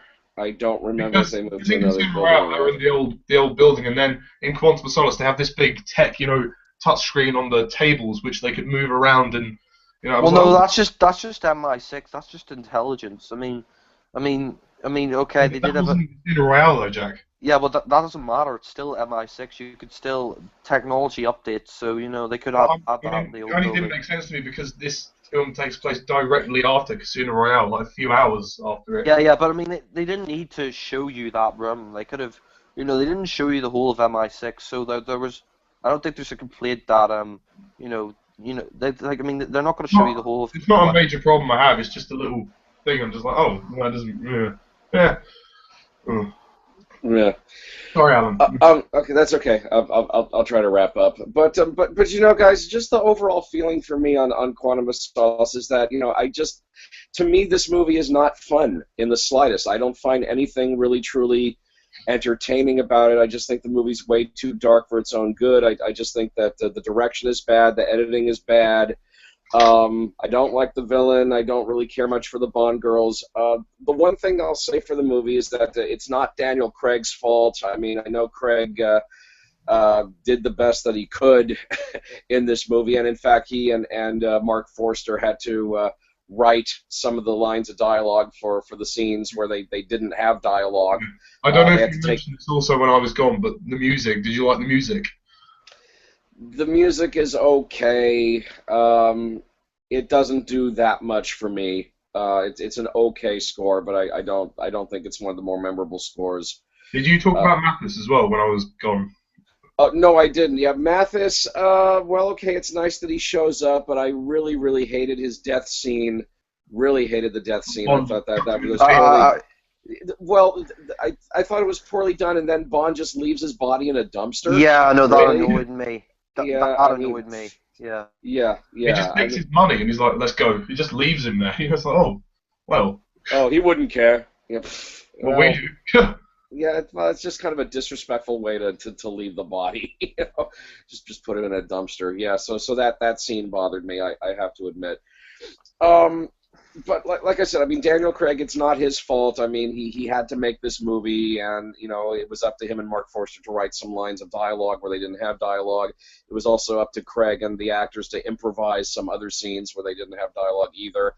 And Craig, you know, you can see, I mean, he's trying. He's definitely trying, and he's still a good, solid Bond. But I just really, really hated the way his Bond was written in this particular movie. So that's not Craig's fault. I blame that on the writers. Also the gun barrel at the end. Why put it at the end? They put it on at the end, and it's also much too fast. I mean, didn't you guys say it's like Craig's, you know, running Shit his to go pants. Yeah, like he's running to the toilet. Because they speed up the film. But for me, this movie is just a total wreckage. It's just a total wreckage of a Bond movie. It's not the way a Bond movie should be made. To me, it's a Bond movie that, at the end of the day, was just a really bad idea, and it just never should have been made, especially if the script wasn't finished. I guess they kind of had to do it, though, because Casino Royale kind of left the story open to be concluded, so... Yeah, but you know, when you take I think this is the first and last time they should ever try like a two-part story. I think they've done it, and it's fine, you know. Yeah, no, I don't ever want to see another two-part, you know, a two-part thing in the Bond series where you have back-to-back movies where the story's continued in the same way. I really don't want to see that anymore. They did plan it 24 and 25, but they scrapped the idea. They were planning it for a Spectre to make it two parts, but, you know, thank God it's going to be separate films now. Yeah. So that's a good thing, definitely. But yeah, I guess the last thing I'll say about Quantum of Solace is that when I was watching the movie again on DVD, just before I did my review video for it, I was like halfway through the movie, and I was thinking to myself, you know what? I am just so not into this movie. I'm sorry, I'm just not getting into this movie. Yeah. Filmmaking screw up basically from start to finish. Is it not your least favorite film? You still take it over Die Another Day and View to Kill? Actually, this may sound like sacrilege to you two, but I would rather sit through Die Another Day and all of its wall-to-wall cheesy puns than sit through Quantum of Solace again. Because at least Die Another Day, for me personally, at least it has a few, you know, entertaining bits in it, and it has a visual style that I still think is I just remember cool. when you ranked it above View to a Kill and Die Another Day. I don't know if that's changed or not, but... Actually, no, Die Another Day I put at 21, Quantum of Solace I put at 22. Oh, yes. Yeah, because, again, Die Another Day, yeah, we all agree Die Another Day is horrible, but for me, Die Another Day still has a few entertaining bits in it, and even though that horrible CGI, that horrible windsurfing scene notwithstanding, it still has a visual style to it that I think is kind of appealing. Even though it's not a good movie at all, but it still has its few bits of entertainment. But Quantum of Solace to me is just too dark. It's too dreary. It's too violent. It's badly directed, badly edited. The dialogue is terrible because again the script wasn't finished. It's to me it's just a filmmaking screw up. It really is. It really is Craig. Yeah. I was just gonna say Craig's really the only good thing in the movie for me at all. I mean, he carries the movie barely. I mean, for me it's a total wreckage of a Bond film, but somehow Craig barely keeps it afloat. But I just think the movie was a bad idea. It never should have been made, especially if the script wasn't finished. And coming on the heels of Casino Royale, for me, this one was a huge disappointment and a huge step down. Fortunately, they're going to bounce right back with Skyfall, but we'll get to that in a moment. But for me, yeah, Quantum of Solace, I'm sorry, guys, I just don't like this movie. The only reason I rank it slightly above A View to a Kill is because of Daniel Craig, and that Daniel Craig, he's still a good Bond here, and you know he carries the movie. Well, I certainly like him better in this movie than Roger Moore, who I think was too over the hill, and you know by the time they got to A View to a Kill, and it was really time for Roger to go. But Craig, you know, he's the lone saving grace of Quantum for me. But yeah, this is, to me, it's one of the worst Bond movies. I just think it was a filmmaking mistake, basically, and yeah, I rank it 22 out of 23. Although again, I will concede it's not Daniel Craig's fault. And that they will get back on track in a big, huge way with Skyfall. But Quantum of Solace, no, I just don't like this one at all. I don't find anything entertaining about it, and so I put 22 out of 23. And how would you rate it out of 10? Out of 10, I would probably give this one, let's see, hold on, I have it written down. Let's see. Quantum of Solace, 3 out of 10. 3. That's fair, you know, considering, you know, your opinions. Yeah. Well, on the upside of that, let's hear a more positive perspective. Jack, Quantum of Solace. Now, this is going to be an interesting one for you. I really, I completely disagree with Fallon. I really love Quantum of Solace, and I think it was a good idea. I mean, Quantum of Solace, coming after Casino Royale, I think Mark Forster did a really good job of this film. We start off with no gun barrel, which is a negative, but not really a major one for me. We start off with this car chase. I really love the car chase. I think the car chase in this film is epic. I really do think it's a great car chase. Okay, maybe it is edited a bit too fast, but I could understand what was going on at all times. I could understand what was happening, and you know, I think it's a great car chase, absolutely great. It kind of pays homage to the other car chases with the lorry kind of thing from The Spy Loved Me and stuff, and you know, I think it's really great opening, and I really love, you know, when Craig, you know, he comes into Sienna and he's like, okay, Mr. White, it's time to get out. Yeah. It's just, yeah, that's great. And you know, to be honest, I'm gonna admit it. I mean, I know this is gonna sound really controversial, but Quantum of Solace, watching it in the cinema, this is the first Bond film I saw in the cinema. To be honest, I think it is the best opening of all the Bond movies. I love that car chase. I think it's done really well. And I think there's... Sorry, Jack, I forgot to ask. Adam, what did you mention about the song Another Way to Die? Yeah, he did. Yeah, it's okay. It's okay. It's not the greatest Bond theme, but it's not that bad. I don't think Jack White and Alicia Keys, I don't think their voices match. I don't think they really sing in harmony like a duet should be sung. Better than All Time High. Yeah, it's still a better tune than All Time High, in my opinion. But yeah, Jack White and Alicia Keys, I mean, yeah, they're both talented, but I think singing a duet, their voices don't really quite match. But overall, it's not a bad song. I can live with it. Better than Die Another Day? Yes, better than Die Another Day. Sigmund Freud! Yeah, but Close my body now. yeah, Fucking hell. analyze this. I don't want to. Uh, But what was it? Yeah, Quantum, I think, is just an awesome opening. I really, really do love it.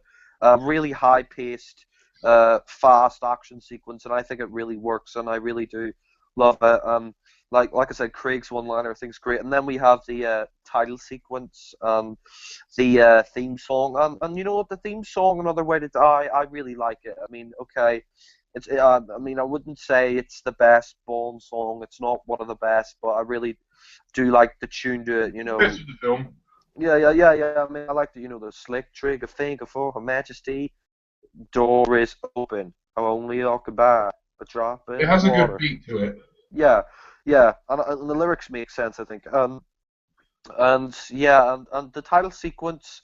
The title sequence I really love for this film. I think it's a great title sequence. I love, Craig walking through the desert, and you have the woman coming out of the sand, and the bullet in slow motion. It says Quantum of Solace. Really great title sequence. I really, really do love it. I mean, I take it over all the Brosnan title sequences. I mean, I really, really love it. And the film itself, I think, it's a triumph. I mean, I think Mark Forster, considering what happened with the script and the strikes and all that, I think he did a great job. I mean, okay, the action, it is edited a little bit too quickly, and I can understand why a lot of people complain about that. But to be honest, I could focus on the action scenes. I can understand what was going on, and I mean, I loved it when Craig is he's interrogating Mr. White, and Judi Dench is like, the Americans wanted you to bring back Le Chiffre alive, and he's like, and I love the one line by Craig, well, if they wanted his soul, they should have made a deal with a priest, and that's great. And I actually, unlike Alan, I actually really like the darker tone with this film. I really like that it goes darker. In my opinion, Sorry, Jack, Quantum of adding to your Solace. point about the action. The rooftop chase is awesome. Probably my Oh favourite yeah. film. I forgot. Yeah, the rooftop chase.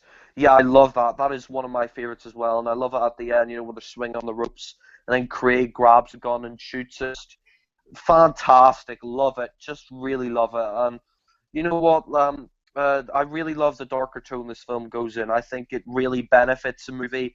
In my opinion, this is License to Kill done right. It is License to Kill done better. Because License to Kill, my problem with that was, the dark tone, the revenge tale, I liked it, but the problem with that film was it was totally confused. It was throwing in random humor there, like, Professor Joe and the winking fish and all that And the ninjas. crap. Yeah, ninjas. It was trying to, the License to Kill was trying to go for a darker feel, but then it was throwing in random bits of humor, and that just kind of threw me off the film, and it just became a bit of a mess. In my opinion, Quantum, it sticks with that dark tone, and I think it really works. I mean, like I said, this is the first Bond film I saw in the cinema, and you know what, I loved it. I mean, it wasn't until after I saw Quantum that I saw Casino Royale on DVD, and Quantum, some great action scenes in this. I mean, the main villain, Dominic Green, like, I can understand the criticisms from Alan, and I know Ollie doesn't think he's very good, but for me personally, I think he's a good villain. I don't think he's terrible, but I don't think he's one of the best either. I mean, he wouldn't be in my top 10 best or top 10 worst Bond villains. He would just be kind of in the middle. I think he's solid. I mean, I can understand that. He is a bit of a sissy. He doesn't pose a physical threat to Craig, and I can understand that. I think it's partly because of his voice, the way he speaks. That didn't bother me too much. It was only when he was like flinging the axe around that I laughed. That was the only part of the movie. But I was really. Please don't talk to me like I'm stupid. Yeah. The bit. I mean, I will admit the bit that I did laugh at a lot was when he got the axe. He was going like. But I mean, but apart from that, I think Dominic Green. I think he's more of a realistic villain than the other villains. I know Ollie and Alan, complain that he's not really a physical threat, but this is kind of 20th century, the 21st century. Not all of them are going to be these buff, tall men, and they're not going to be really a physical threat to Craig. And I like that. Because he's not really a villain. He's just this head of this head of this environmental organization who just wants to make a bit of money on the side. He just wants to steal the water supply. And I have to say, though, I really like the plot to this film. I really do like the plot. He's going to buy this bit a lot. No, he's going to get General Medrano, who's the other villain. He's going to get, who I think is really great. He's going to get General Medrano to become the dictator of Bolivia. Can I just say one thing? Sorry. Mr. White was wasted in this film. He was good, but he was wasted. I think so, yeah. Yeah, I would agree with that. Yeah, okay. Yeah, I agree. He wasn't used a lot, but yeah. But I mean, I do like the plot. Like I said, I think it's one of the best. I actually think it's one of the best Bond plots. He's going to make this guy the new dictator of Bolivia, and then he's gonna and then he's gonna take the desert. And people are like, a lot of people are saying like, are you looking for oil? Are you looking for oil? I mean, it's like because people have drilled there before, but it turns out that he wants the water supply of Bolivia so that he can make money. And I like the fact that Dominic Green, he's more of a realistic villain. Like you guys, like Ollie said, the hotel, it's the 21st, the hotel in the desert. So I think that it's a valid argument that it's the 21st century, and this guy he's not going to be a big physical threat. He's going to be more of a realistic person, and I like that to Dominic Green. And I don't just dislike him just because he's not a physical threat. It's more the fact that he's not threatening at all. Just the whole, I don't know, just the way he is. But I'm sorry, carry on. Yeah. But anyway, yeah. I mean, I do like him as a villain. Like I said, don't think he's terrible, but don't think he's like one of the best either. I just think he's solid, and I like the fact that he just kind of wants to make a bit of money on the side, and he's more of a realistic villain. Elvis shit henchman though. Yeah, Elvis. Yeah, I mean, what does he do? What does he do in the film apart from break his arm? That's really it. I'm gonna love you. I mean, to be honest, to be honest, I forgot about Elvis in this film. But yeah, I mean, the main villain, like I said, Dominic Green, I like. General Medrano, though, I think he's a much better villain. I think he's a lot better. He really is a threat in my eyes, and they probably should have made him. They probably should have made General Medrano the main villain of it, because he is. I mean, he is a real sick. He's a real sick fuck. Let's just put it that way. I mean, yeah, I agree. Yeah.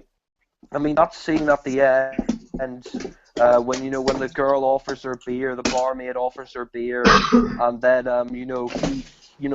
he's like, oh, put it in my bedroom, and he goes there and he's about to rape her. It's really a powerful scene, and it makes you like really despise this guy. You can understand why Camille wants to kill this guy. You can understand why she wants to kill him. Speaking of that, the Bond girls, Camille, to me, she's one of the best Bond girls. I really love Camille.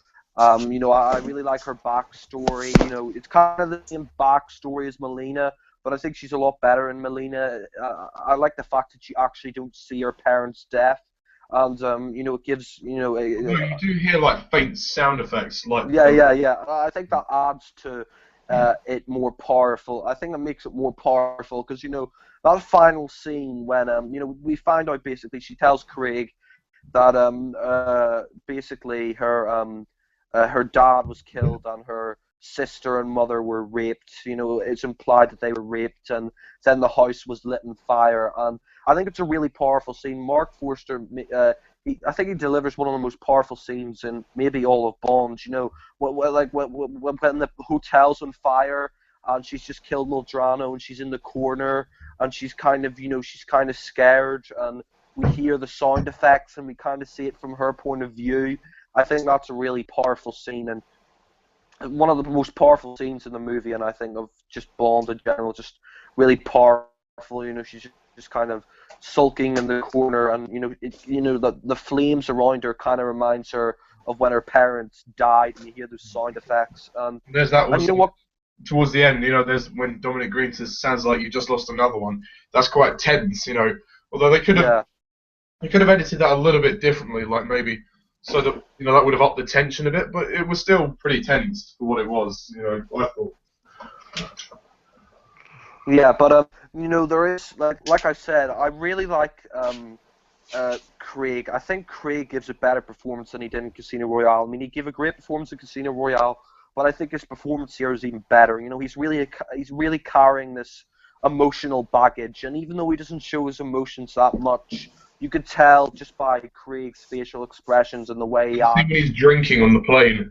Yeah, exactly. You could tell Bond is an emotional wreck in this film, and I disagree with Alan. Like, I know he kind of thinks he's a thug and he's just kind of randomly killing people, but I kind of see that as his way of kind of, he's just mourning. He's grief stricken, so he's lost his edge. He doesn't really know what to do.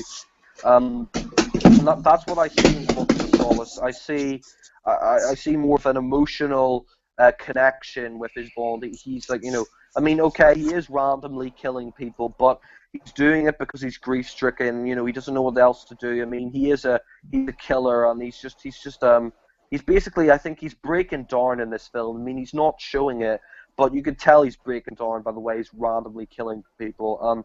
Yeah, and that scene where Alan's talking about, when 1 minute M is against Bond and the next minute she's for Bond. If you rewatch the film, there is a scene in the film. If you rewatch the film, there is a scene in the film where she's talking to this minister, and she doesn't want to cancel his license to kill because, I mean, she realizes that he's grief-stricken. She says, oh, you'd be a pretty cold bastard if you didn't want revenge for the one you loved. And she kind of just wants Bond to continue. The minister, basically, or whatever, tells her, take action on 007 or will take action. And she's kind of forced to go against Bond. If you rewatch the film, there is that scene where she doesn't want to cancel his license to kill. She's kind of forced into that situation. And and Mathis in this film, I think Mathis, he's great here. He kind of realizes that Bond tortured him in the last film, but they kind of reconnect. And like Ollie said, I love the scene where Craig's just drinking endless martinis. He's just drinking endless vodka martinis, and the guy and Mathis's death. I mean, I have to admit, I didn't like it when Craig just dumped his body in the bin. I just didn't see the point of that. It was kind of disrespectful. But I mean, I did like the line he said to Craig just before he died. Forgive Vesper and forgive yourself. He's really bitter in this film. He's really bitter. He's really grief-stricken. He's really, he's just killing these people because he doesn't know anything better to do. He has nothing better to do. He's an assassin, and that's why he's killing all these people because, he's just grief-stricken. He's bitter, and that's his job. And, and there's some great scenes in this. Like, I love the opera scene with Craig's in the opera, and I love the soundtrack by David Arnold. Like, I really like the soundtrack for Casino Royale, but I'd have to say the soundtrack for Quantum of Solace I think's even better. I really love the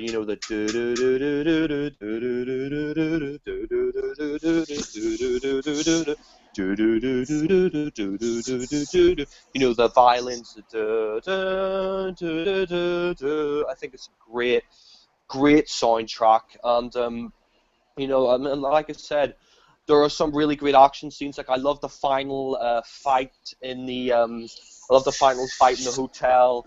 I mean, I do admit that Craig, when Dominic Green gets the axe, I was laughing. I was him just making all those random sissy kind of sounds. But you know, overall, I think the action's great, and I really love the kind of emotional depth they brought to this. They made it a lot darker, and you know, Bond's trying to redeem himself, and I like the fact that Camille and Bond don't really have a relationship in this because they're both out in a vendetta. They're just kind of the same, and I kind of like the fact that he doesn't really better. You know, I like the fact that he doesn't, you know, he doesn't have sex with her because they're kind of both the same. They're both out in a vendetta. You know, they can't fall in love because they've both got a mission. They've both got a objective to carry out. You know, they both have their own things to do, and they can't let anything get in the way of it. So I like the fact that they don't fall in love or have sex or get you know, romantically involved with each other, because they both have, you know, things they want to they want to carry out and finish, and they both have vendettas. And you know, and Camille, you know, she's only pretending to be Dominic Green's boyfriend just so she can get to Meldrano. And you know, there's a really great action scene. I love the action scene where he gets the bike on onto the ship, and you know, I love Craig's one-liner after that. You know, oh, will you look after her? She's seasick. Yeah, he just, I love that line. He just hands her over. Oh, she's seasick.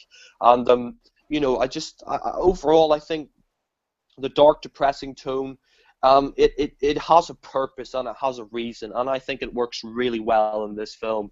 Like I said, I think it's License to Kill done better. You know, it isn't throwing random weird scenes, out of place scenes. It's not trying to go for comedy as well as being dark. It's just keeping with that dark tone, which I really like. And you know, like I said, Felix Leiter, Jeffrey Wright, he's good again, but he doesn't get a hell of a lot to do.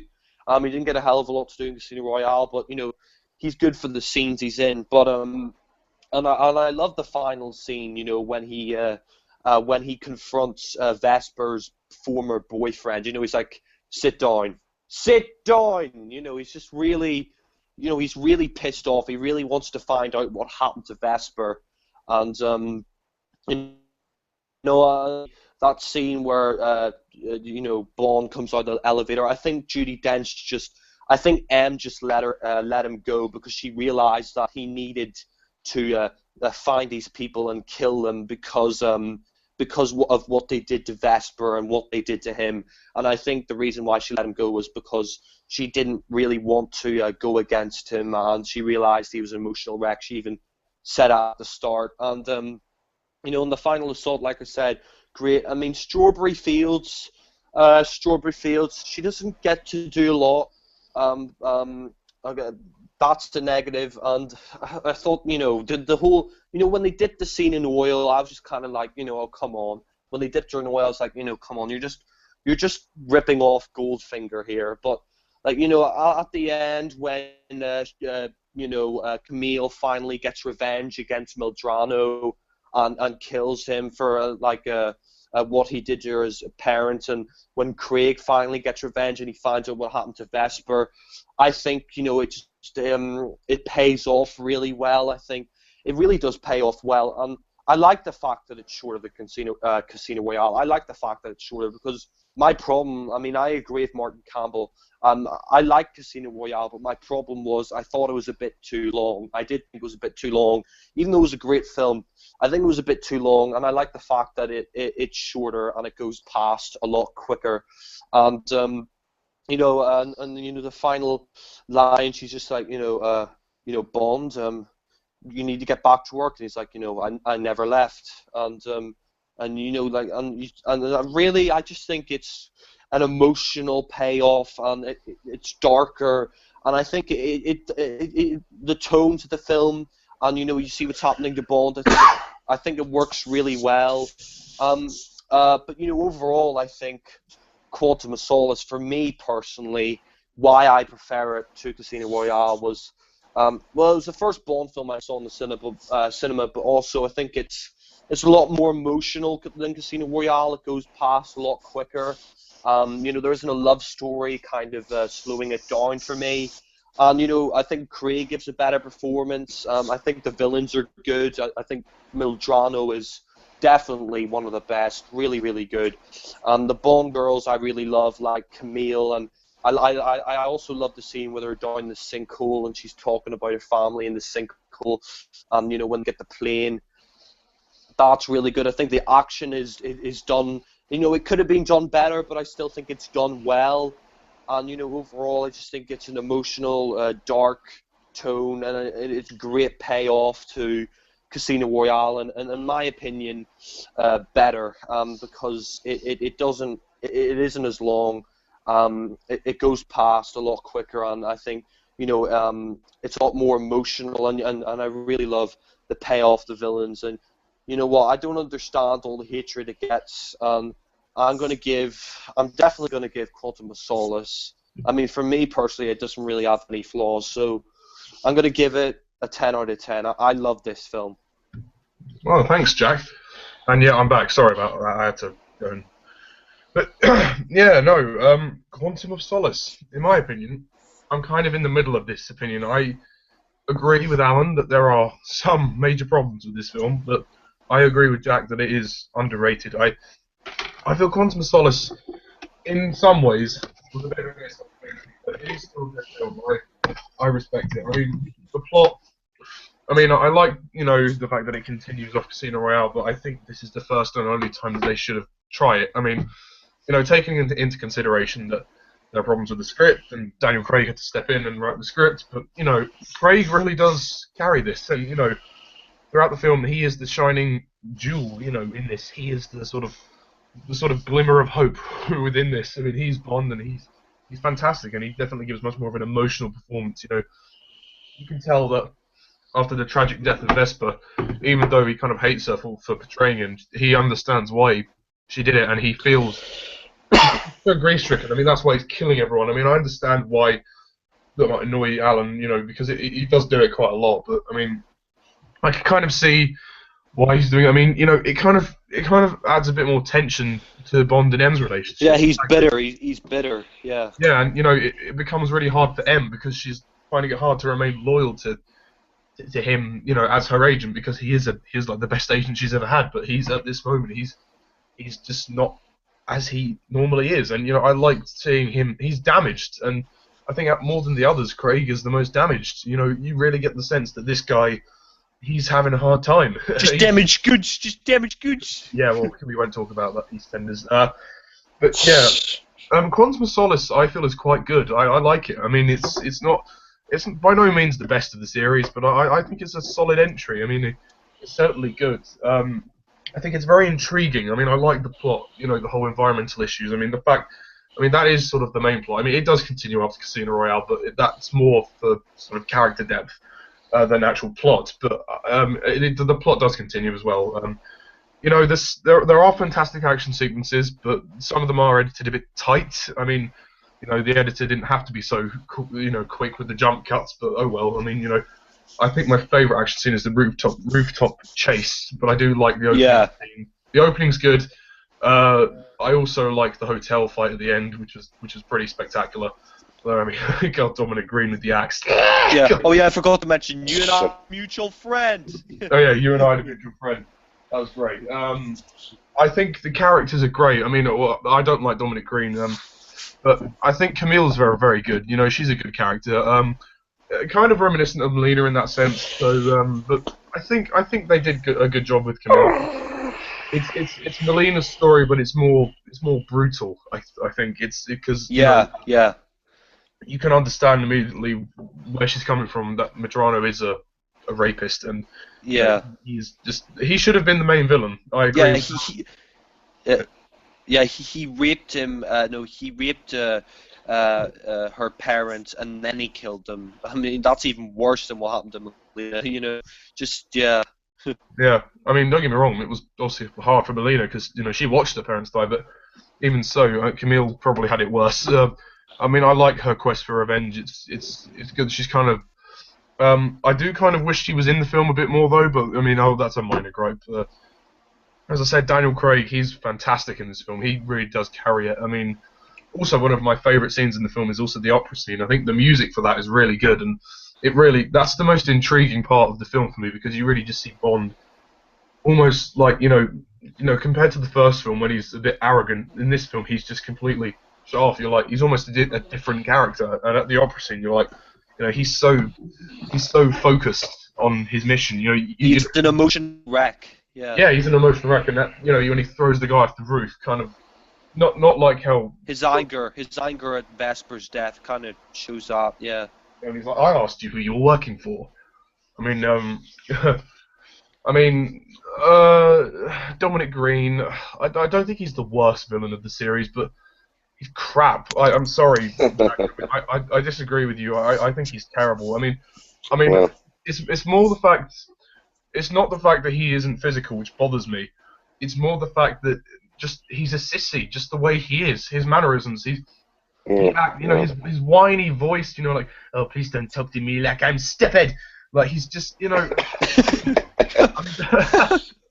get me wrong, he's not the worst villain ever, but he's just annoying. Like, would you take him over all the Brosnan villains? I don't know. no, I wouldn't. I don't know. Don't ask me that question yet. But to be honest, I got nothing out of him. It's not. I don't know if it was Matthew Amalric's fault, whether he didn't know how to play the character, but to me, it just felt like he felt like kind of I don't know how to say it. Camp in a dark film. It felt weird. It felt really out. His performance was out of place. Yeah. Kind of campy. Kind of sort of campy. Yeah. To be honest, it really boils down to the fact that he was kind of pointless. The whole character was kind of pointless. We should have had Medrano as the main villain. Then, he should have been the one after the oil. No, sorry, the water. And why have Dominic Green, this pathetic sissy, who's, Well, I think General Medrano's kind of trying to manipulate Medrano. I mean, yeah, I agree that I wouldn't say he was camp. I'd just say he was whiny. But yeah. Well, I find his voice, That's not his fault. I mean, but yeah, he's whiny. I'll give you that. He's a sissy. He just kind of annoyed me. He was constantly, don't get me wrong, he was a prick. I think the character is a prick. How he's trying to manipulate Camille and and he's trying to manipulate. He's just very manipulative. But at the end, you're just like, well, he was against Craig, in a fight. You're just like, well, there's no competition. He's not. I'm not asking for a big, bodybuilder like Craig, but I just want somebody who actually poses a threat. And Dominic Green just doesn't deliver for me. I just feel that he's pathetic. Well, he's more realistic in terms that he's just head of this environmental group. Yeah, well, okay, you're head of this environmental. Oh yeah, big deal. Le Chiffre was part of the network of terrorists. He was more threatening. But Green wasn't a terrorist. He was just this guy who wanted the water supply. Yeah, well, big deal. I'm sorry, but he's crap. But anyway, I'm not going to rant about him forever. I do quite like the scene when he's left in the desert at the end. That was quite good. But oh yeah, I forgot to mention that. That was great. I consider you walking 20 miles before you drink this, Mr. Green. Yeah. I just think Bond isn't really intimidated by him, and that's kind of my main issue, really. I don't know if it's Matthew Amalric's fault, but to be honest, I got nothing out of Dominic Green. He's probably one of the worst villains of the series. But no, nevertheless, there are some good villains in the film. Like there's General Medrano. He's probably the best villain in the film. Elvis is shit. Oh, maybe I could love you. It was actually Elvis Presley. Well, yeah. To be honest, though, Ollie, I know Goldfinger's your favorite villain, but like you're saying, like Dominic Green wasn't really a physical threat. Neither was Goldfinger. He was just fat. Craig. No, Jack. I'm just saying. I said it's not the fact that he isn't just a physical threat. It's, physical or not, it doesn't matter. The point is, a villain has to be intimidating. It's also about the character, about the personality of the character. For me, his personality that matters. Just, not just the physicality. We weren't trying to say that. Yeah, I respect why you like him, Jack, but I just feel he's pathetic, and his personality really comes across as just a sissy. He would have worked in a Brosnan film, to be quite honest.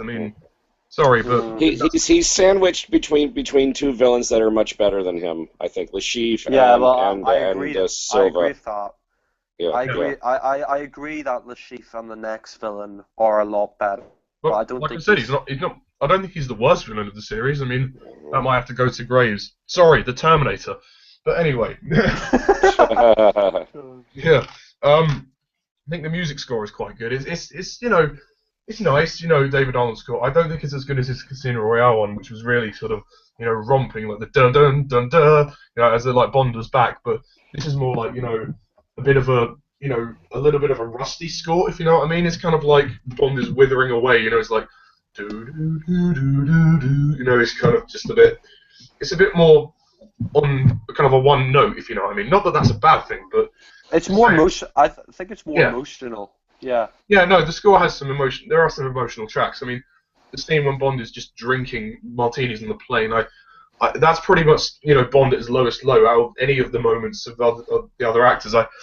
I'd probably say that is the lowest moment for James Bond in the entire series. You know, he's lost the woman he loves and he's just drinking himself, drowning his sorrows. And Mathis, I mean, okay, the return of Mathis is quite nice, although it is a bit weird how they just suddenly reconnect. But, oh well, it's nice to have Mathis back. I mean, yeah, his death is a bit pathetic. I mean, the scene itself is really nice and touching and emotional, but the end is completely squandered when he just throws it in the bin. You know, it's like, you know, why don't you just throw the Die Another Day in the bin?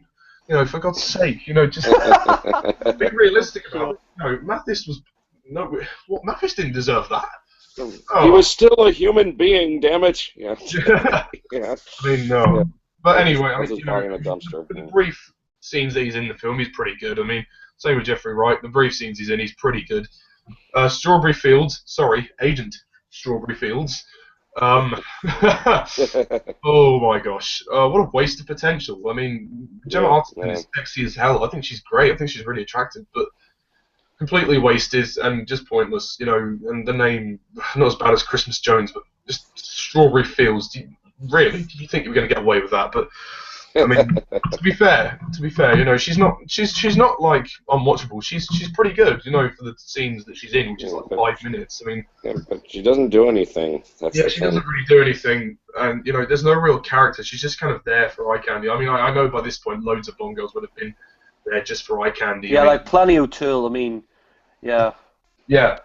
I mean, yeah, but no, Gemma Arterton, and like, I hated when they killed her off because they just ripped off Goldfinger. I was like, you didn't need to do that, Mark Forster. You didn't need to do that. I mean, speaking of which, as for Mark Forster, his direction, it's good. It's good. It's not brilliant, I don't think. I mean, he definitely has a lot of intrigue, which I like. I mean, he adds a lot of intrigue into the film, which is good. I mean, after the events of Casino Royale, you know, it feels different. It definitely feels a lot more darker, and it feels a lot more, not in a bad way, but it feels more depressing because of the effect it has on Bond. And he really made it a personal story. He made it like a, you know, I mean, like Jack said, License to Kill done right. Because I mean, License to Kill was a waste of potential because it was tonally confused. It was dark. Yeah. It was so dark, and it had so much violence, and then it had all the forced comedy with the fucking ninjas and, you know, the winking fish and the stupid fucking songs at the end, you know. Professor Joe.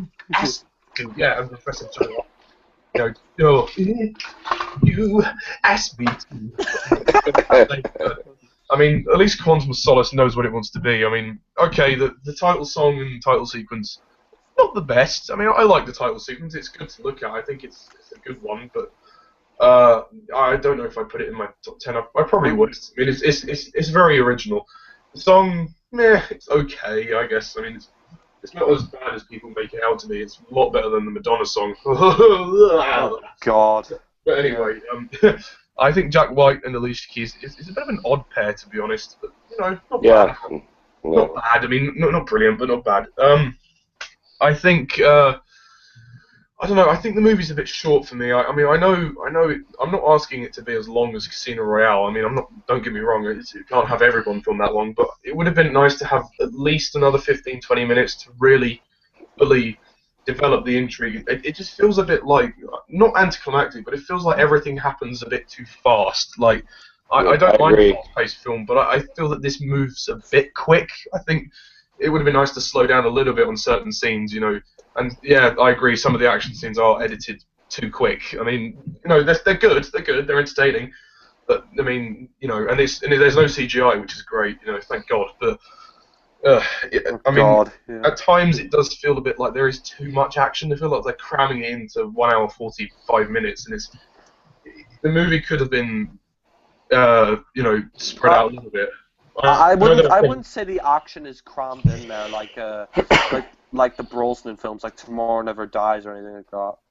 No, it's not. It's not bad action. I'm just saying, like, it feels as a little bit too much at times. I mean, with Brosnan, it was different, but no, I think the action, because the action's actually entertaining and you're intrigued by it. I mean, well, I am anyway. But yeah, I mean, sticking the gun barrel at the end was a pointless decision. I mean, because Casino Royale was about Bond becoming Bond, and Bond in Quantum of Solace, Bond is already Bond. So why stick the gun barrel at the end? There's no excuse. Well, to be honest, Skyfall made the same mistake as well. Yeah, we'll talk about Skyfall in a second, but Yeah.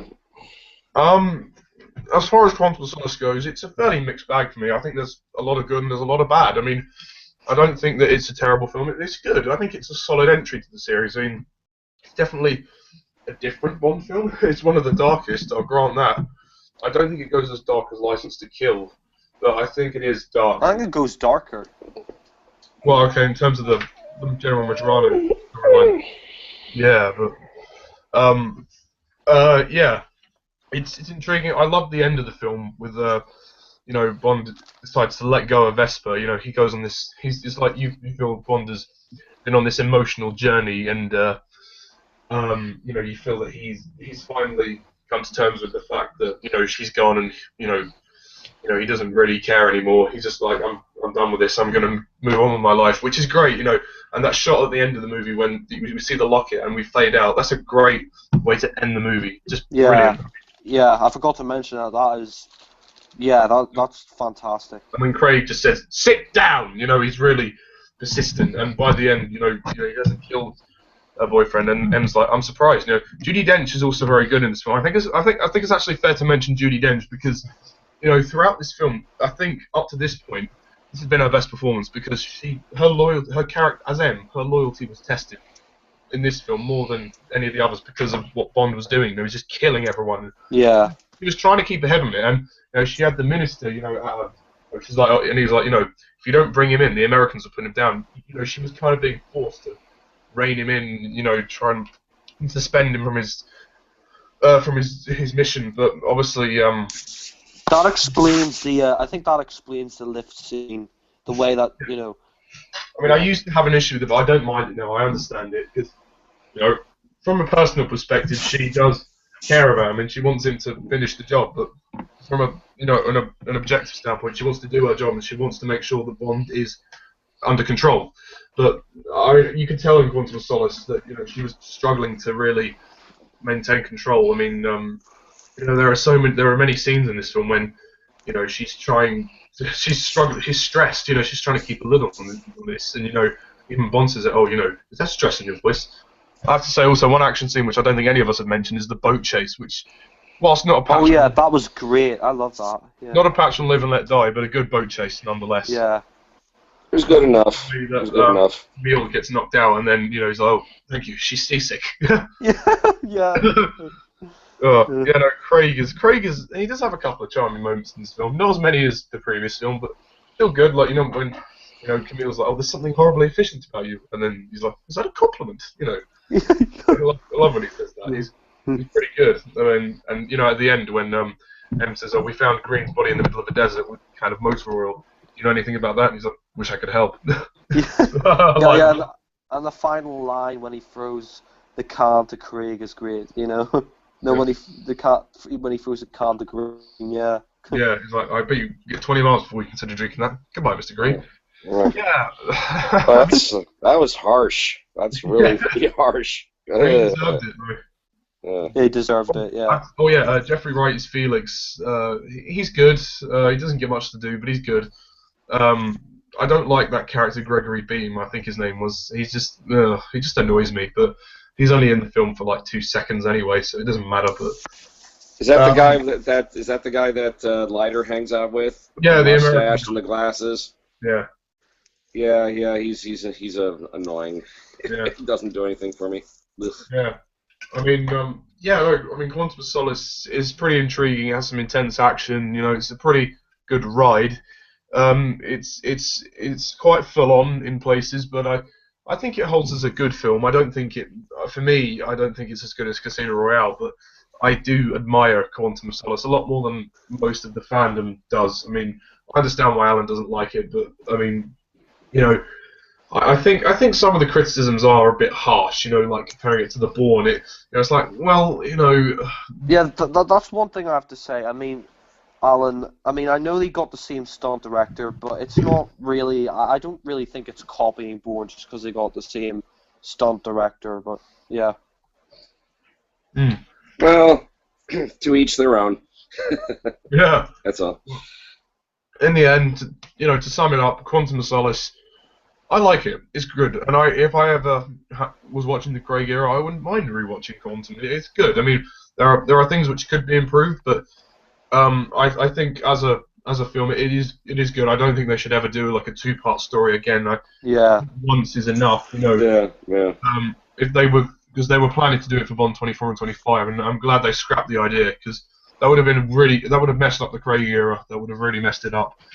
No.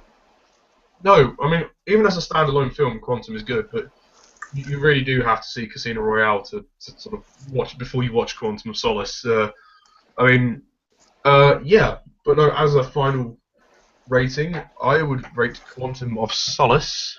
I'm going to give it an 8 out of 10. I enjoy it. yeah. It's not the best for me, but it has some major problems, but I like it. It's good. And it's nice.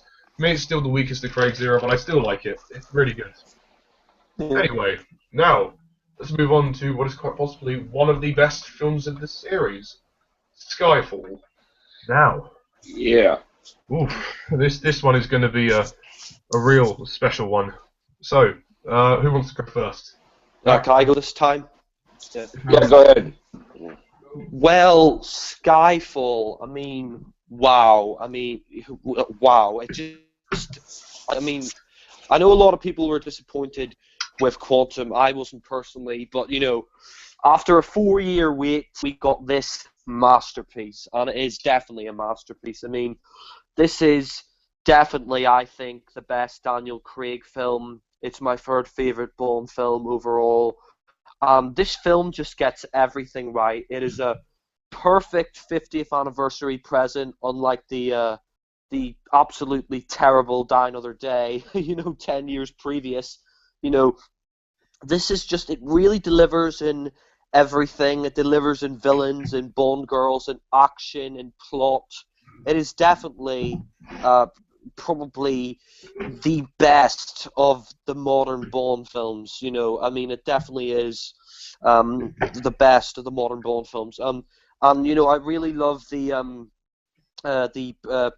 pre-opening title sequence. I mean, we don't have a gun barrel this time like Quantum, unfortunately, but I agree with Sam Mendes in that the gun barrel wouldn't have worked if he had that shot at I first. agree. Yeah, I mean, I love the music, the da-da, and then we see Craig in the background shadows. That's great, and then the hard drive stolen, and he goes after him, and he's driving motorbikes after the guy, and he's with Moneypenny, although we don't know she's Moneypenny at the time, and that's really awesome. I love that. And then of course you got the, when I mean, the rooftops of this film. When they're driving on the rooftops, kind of reminds me of the rooftops of the Quantum of Solace, but that's great, and I love it when Craig, he drives the bike over the rail, and he lands on the train, and he gets the digger, and he gets on the train. He just adjusts his cuffs. I think that's awesome. The fight on top of the train is really, really well done, and and I love the scene, with take the shot, take the bloody shot, and it's like she's like, oh, I don't have a clear shot, and she's like, take it, and when Craig, she misses and she hits Craig, and we have Craig falling, and we think Bond's dead, and the way it leads into the title sequence, I think is fantastic. Really, the way it leads into the title sequence, great. It's like, and the song and title sequence by Adele and Daniel Kleinman, just fantastic. just beautiful. Love it. I really, really love it. I mean, this is definitely one of my favorite title sequences. It's great. I love the whole the daggers and guns falling down. We get to see Skyfall, the blood coming down. We have Craig, shooting. We have Craig shooting. We have Craig shooting at the shadows and stuff. And we see young Bond in Skyfall. It's a great title sequence. And the song Skyfall by Adele, just beautiful, just absolutely beautiful, just a fantastic Bond song, and definitely for me the best Bond song since Nobody Does It Better by Carly Simon. It really is the best Bond song since Nobody Does It Better. And the film itself, it goes past really, really quickly. It goes past really quickly. I mean, it's just about the same length as Casino Royale, just a little bit shorter, like a few minutes shorter. But you know what? It goes past a lot quicker, in my opinion.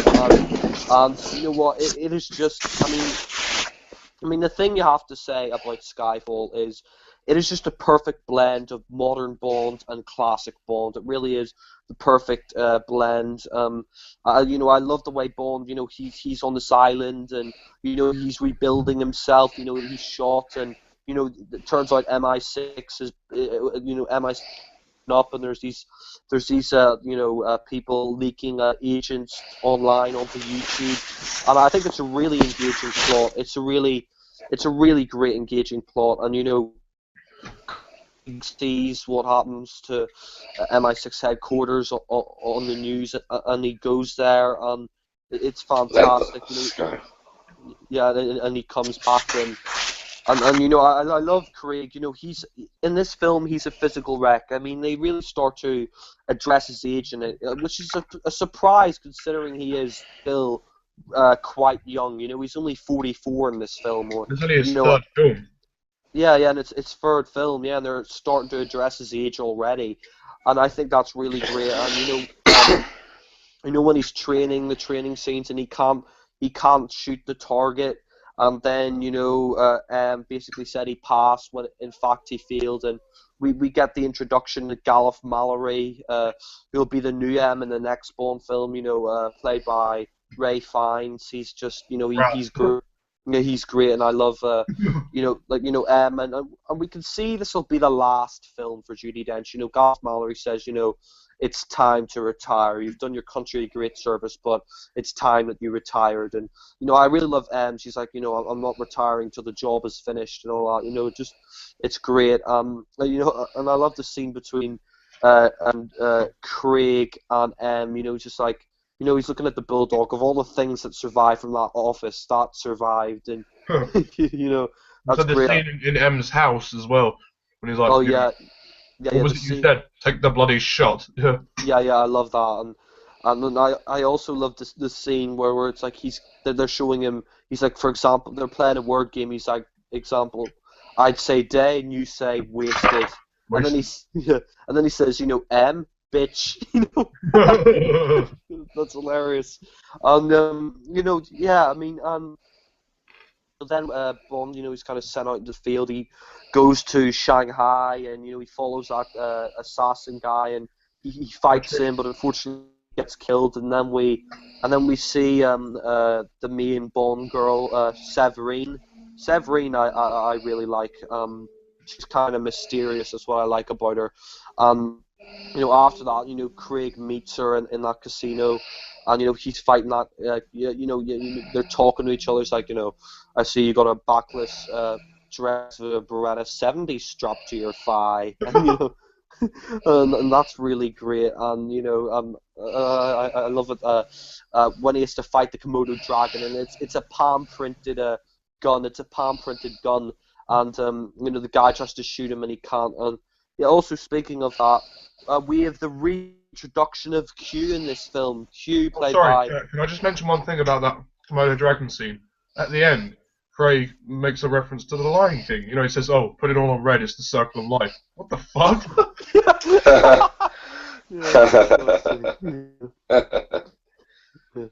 Yeah, I mean that is a bit random, but I know Sam Mendes came from theatre, but blimey, he referenced it in Bond. No, Yeah, no, I really love the. I know I do have to say though that the new Q played by Ben Whishaw, he's great. He's really great. It's not like John Cleese where they tried to make him old. They made him this like young techno geek, He and was I really like a that. nerd. Yeah, he's kind of this nerd, and and I love that scene. He's like, I bet I could create more damage, with before my first cup of Earl Grey than you could do in an entire in the field. And he's like, so why do you need me? Occasionally, now and then, a trigger needs to be pulled. I love it. Like he's like, hello, Bonds. I'm your new quartermaster, and Bonds just like, you must be kidding me. You still got spots, And like when he meets Severine, that's great. And I mean, there is one funny scene. She's like, "Oh, I'm from the Macau sex trade," and I mean, it is a bit creepy when Craig kind of, he kind of sneaks into the shower, and I mean, she's an ex-prostitute. I mean, I know Bond has to bang women in the Bond series, but did he really have to? Fuck. Did he really? Jack, put it this way: it was either her or the Komodo dragon. Yeah, no, I love Craig's line. Yeah, that's good. I love Craig's line. I like you better if I cheer Beretta. That's good. And yeah, after that, when they end up in that deserted place, that actually is a real place in real life. That is a real place in real life. Did they actually go there, or was it just a set?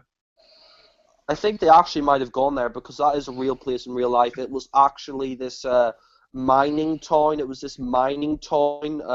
It got deserted because of a nuclear meltdown, I think. And, you with a view to a kill.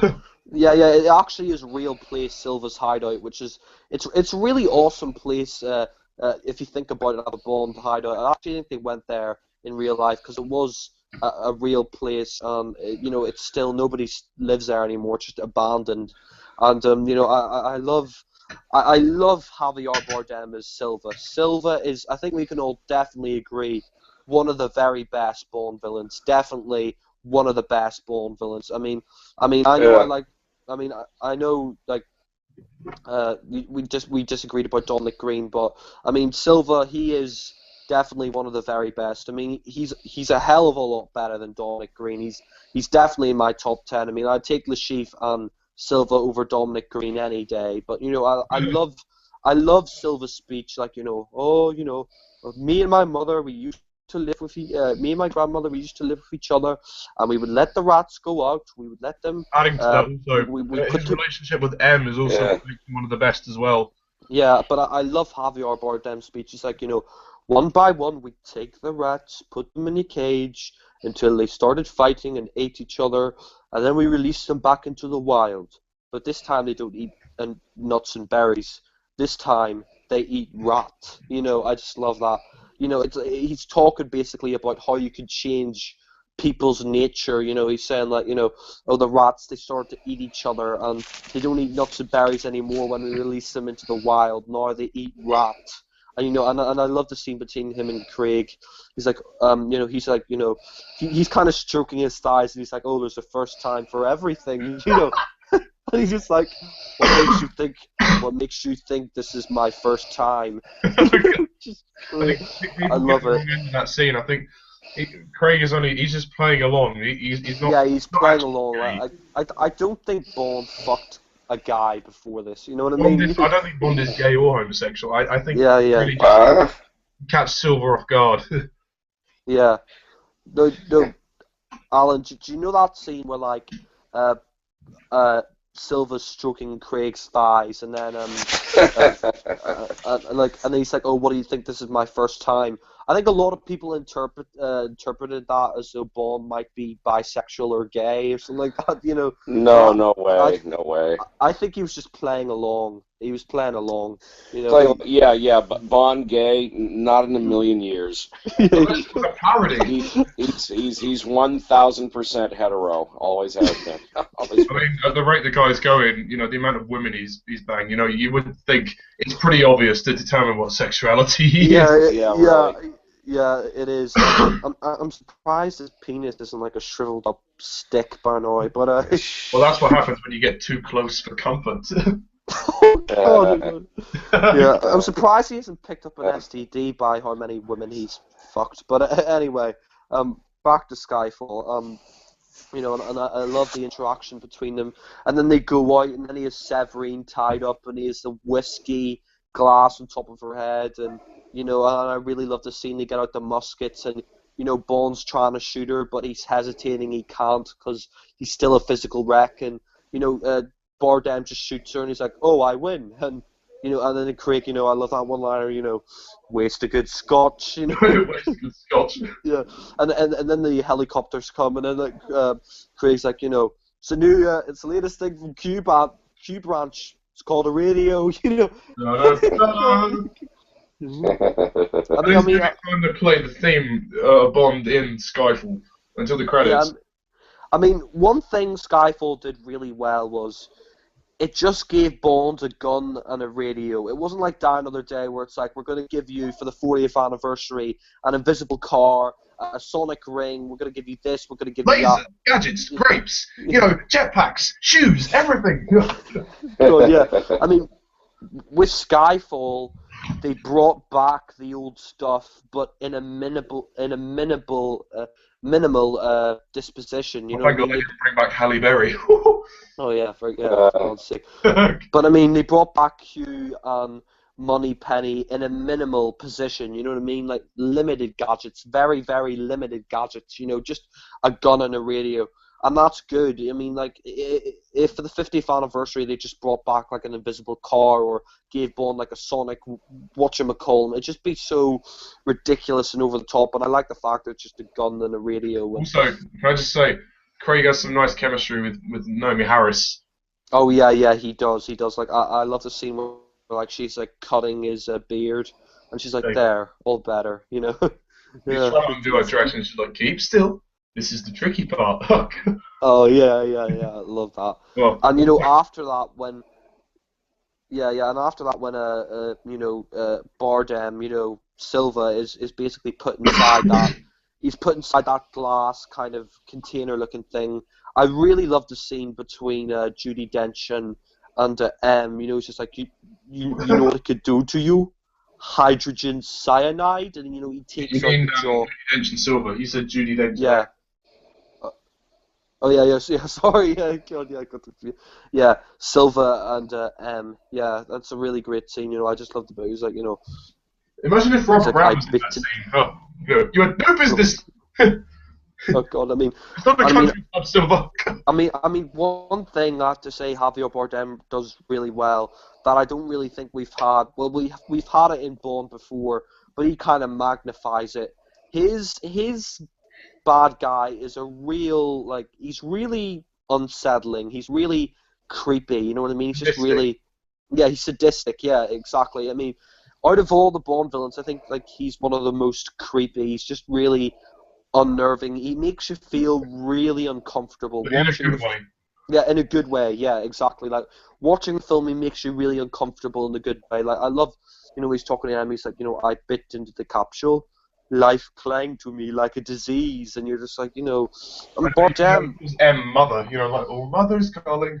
Yeah, exactly. And you know, Bardem, you know, Javier Bardem is a fantastic actor. He is definitely, you know, one of the he is a great actor. He really is superb. You know, I watched a film with him recently, which he won an Oscar, called No Country for Old Men. My friend brought it around, and back in 2007, and he plays a really good villain in that, and he's really creepy, and he won an Oscar for No Country for Old Men, and you know, he's really good at playing the bad guy. He's really good at playing the bad guy, and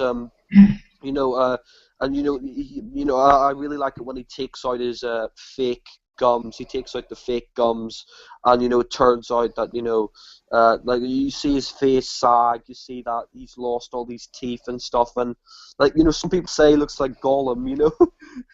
I think even Kincaid was a bit scared of him as well. Yeah, exactly, and you know, I like after that, you know, he manages to escape, and then M's in the courthouse, And I agree with you 100%, Ollie. That scene where she's reading the poetry and Daniel Craig is just running, really, really powerful, really, really powerful stuff. Really is really, just really sets you in the mood. She's reading this poetry and Craig's running. It's great. And when Javier Bardem escapes Also, and the Bond's music is very good for that scene. yeah. Javier Bardem escapes and Bond, he's chasing him through the underground. He's chasing him. He's chasing after Silva, and I love that scene. He starts shooting at the ladder. It's like, not bad, James, for a physical wreck. He's just when he goes, whoa! He's just like, latest invention. It's called radio. Whoa! Yeah. Hold on, I'll be 1 sec. Adding to that point that Jack just made, I think that scene with M is absolutely fantastic. I was so surprised when I saw that in the cinema, because up to that point I wasn't a massive Bond fan, but I'd seen a few of them, and then that really got me into the world of Bond. That scene, actually, you wouldn't find that sort of scene in any other Bond film. I mean, it's hard to imagine, how well it actually worked. It just adds so much tension, and I personally think it's one of the best scenes ever in Bond. I don't know what you would say, Alan, but that scene just really gave me chills. The scene with M, you said?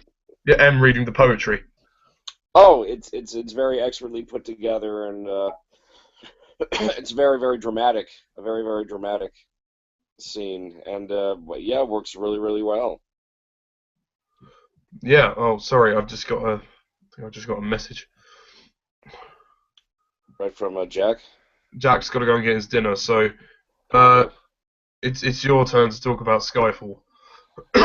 Oh, okay, great. Well, basically, I don't have too much to add to what Jack said. I mean, he pretty much covered it. I mean, as you know, I was really, really profoundly disappointed with Quantum of Solace, and Skyfall was a fantastic getting back on track. I mean, the Bond series got right back on track, and Daniel Craig got right back on track with Skyfall. I mean, I kind of wish this had been the follow-up movie to Casino Royale instead of Quantum. But well, you can always skip it. Skip Quantum and then just go straight to this. yeah, exactly. Which I do all the time. I mean, now that I've reviewed Quantum, I don't think I'm going to go back to it for many, many years to come. if I go back to it at all. Unless, like, you do a marathon of all 4 films when Spectre comes out on DVD. Yeah, really. then maybe. But no, Skyfall. I mean, thank God. I mean, maybe the Bond filmmakers know maybe that maybe the Bond filmmakers realized that they kind of owed some Bond fans out there an apology after Quantum. Although even though you and Jack seemed to like it, but some of us did not. So they knew that they had to get it right with this new one.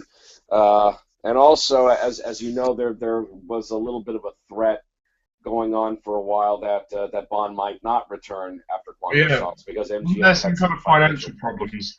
Yeah, which still doesn't make sense. I mean, the Bond movies were all successful. MGM released a lot of other successful movies, so where did all the money go? I've never understood that. I was still it because don't of the understand. writer's strike? I mean, actually, MGM were trying to invest in The Hobbit as well at that time as well. Probably.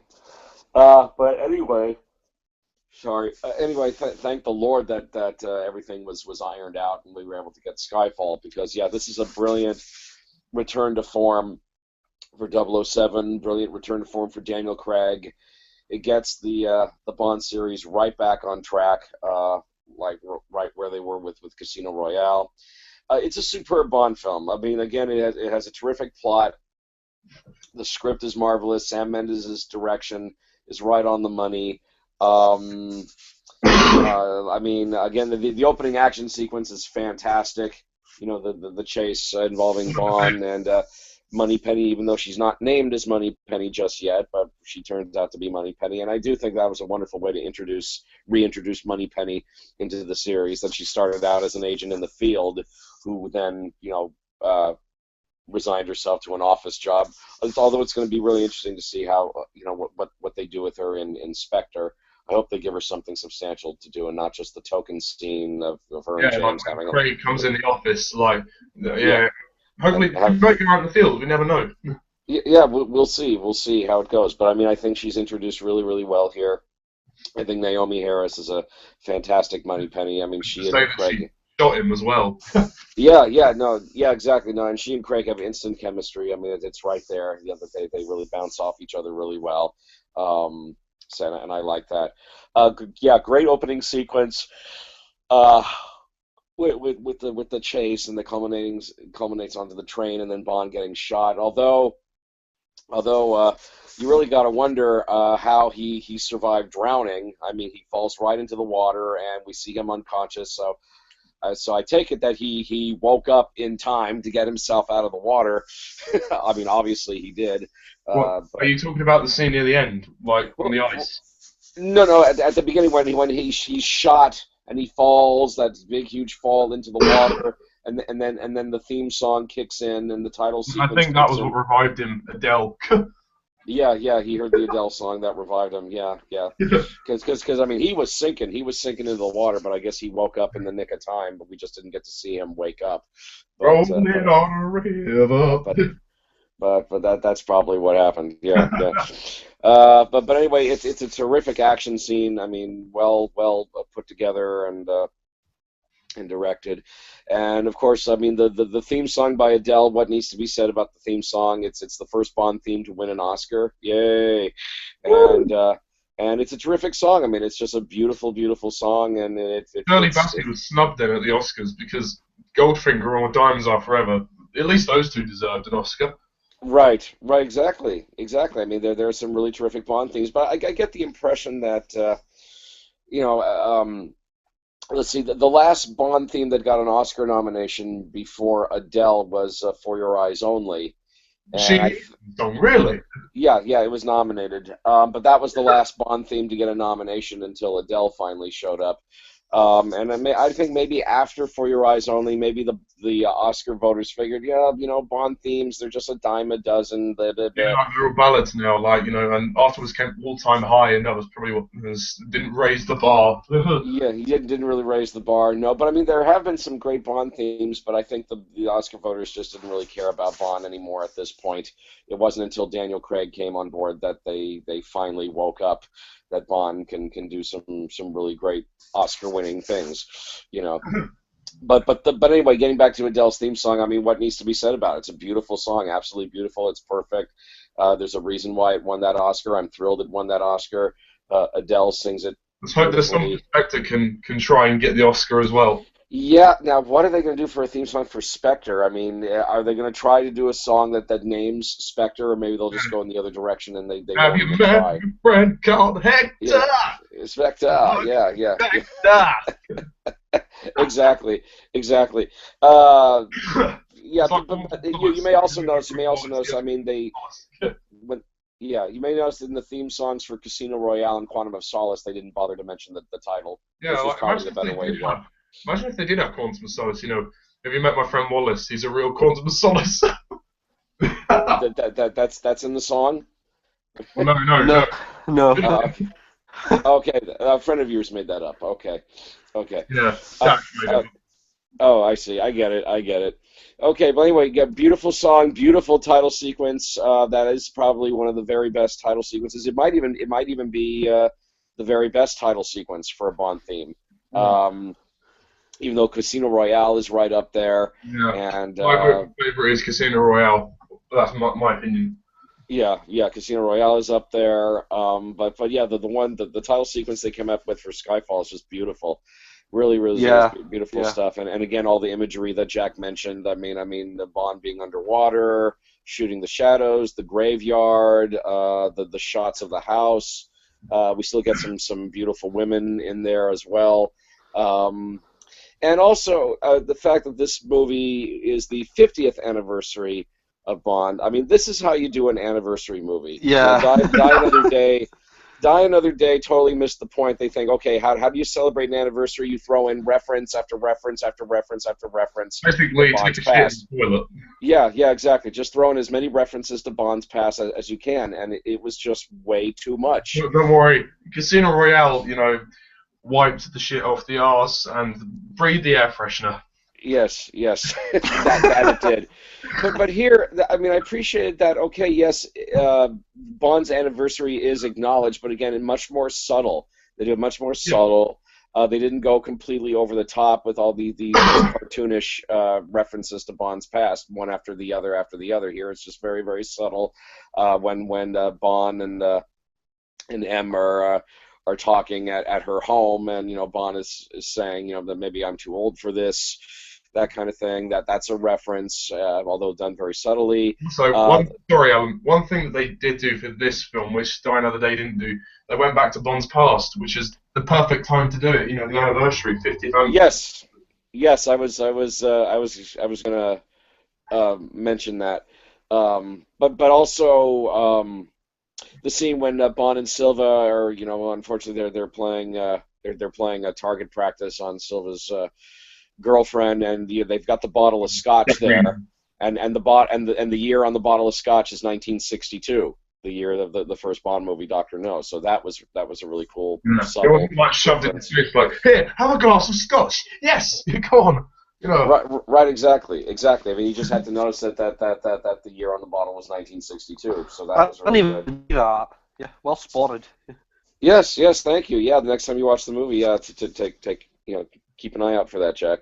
And also, yes, as you mentioned, the fact that we go into Bond's past, you know, we get the good old Aston Martin DB5, and we get to go back into Bond's past, into his childhood home. Yeah, go back to his childhood home of Skyfall.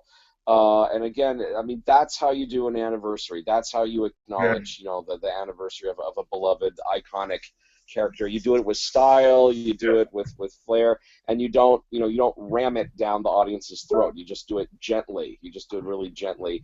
And I think that they hit all the right things that they needed to hit.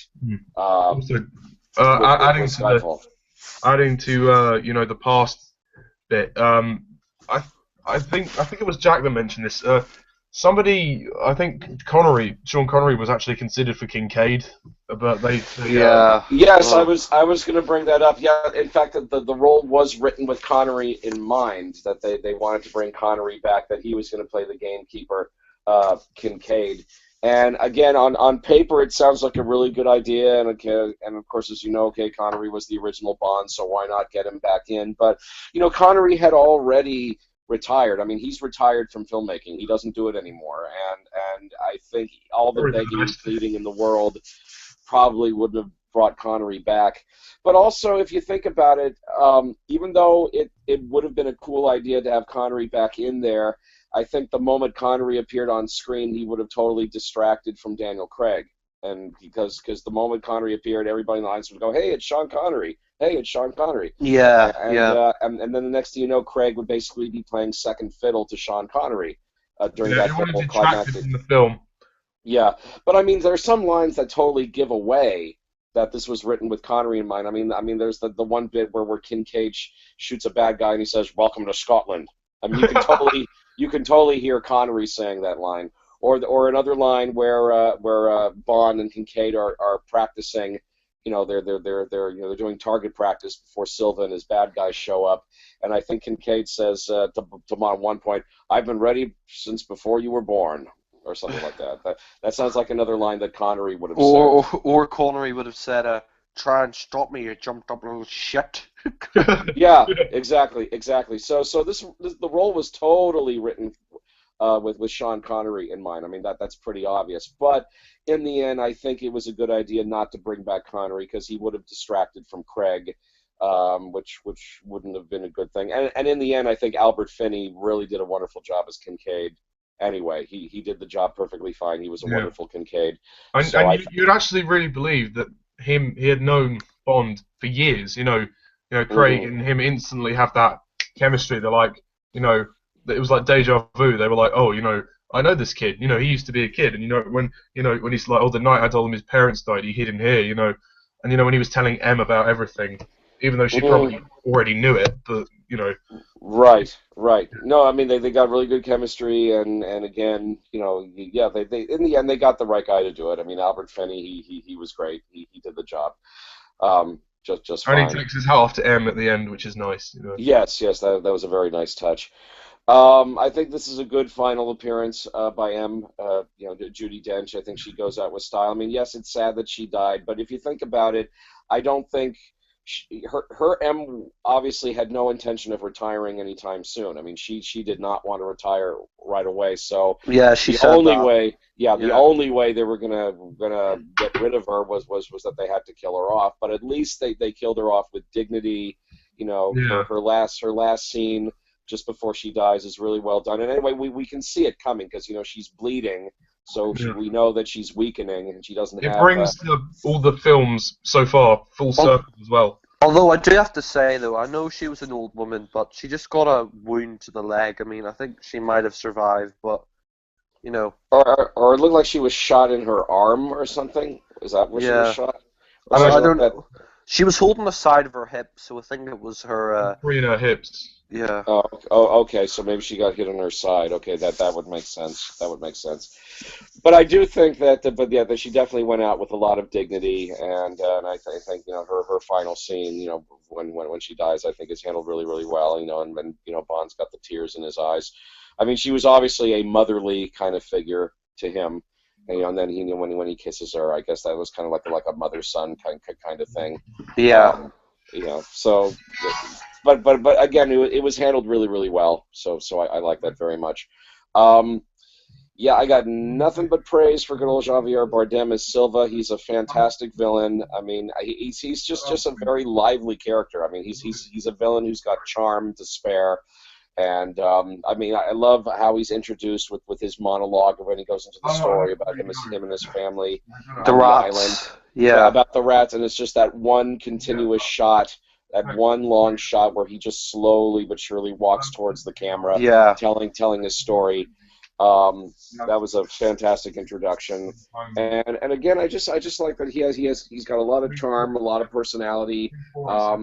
And yet he's also creepy at the same time, and the fact that they give him kind of sort of a gay bent about him. And I just think it's a marvelous performance from Bardem, and just a very, very well rounded character, a great villain, a very memorable villain. He's quite a character, and I mean that. He's very scary. Like when he holds the gun up to him and M, and he's like, free us, free both of us. Like, he's so scary. I mean, free us both. Yeah. Guys, I would really recommend, if you like Bardem and Skyfall, I would really recommend No Country for Old Men, because he's even creepier in that, and he won an Oscar for that as well. So I haven't seen that movie. I'm not too big on the Coen brothers, I have to be honest. But yeah, I know Bardem won an Oscar for that film. He was I mean, if you don't like the Coen brothers, for anything else, just watch it for his performance, because he's great in that. Okay, I will. I mean, he did win an Oscar for that. That is true. So I'll probably have to see that one. Yeah.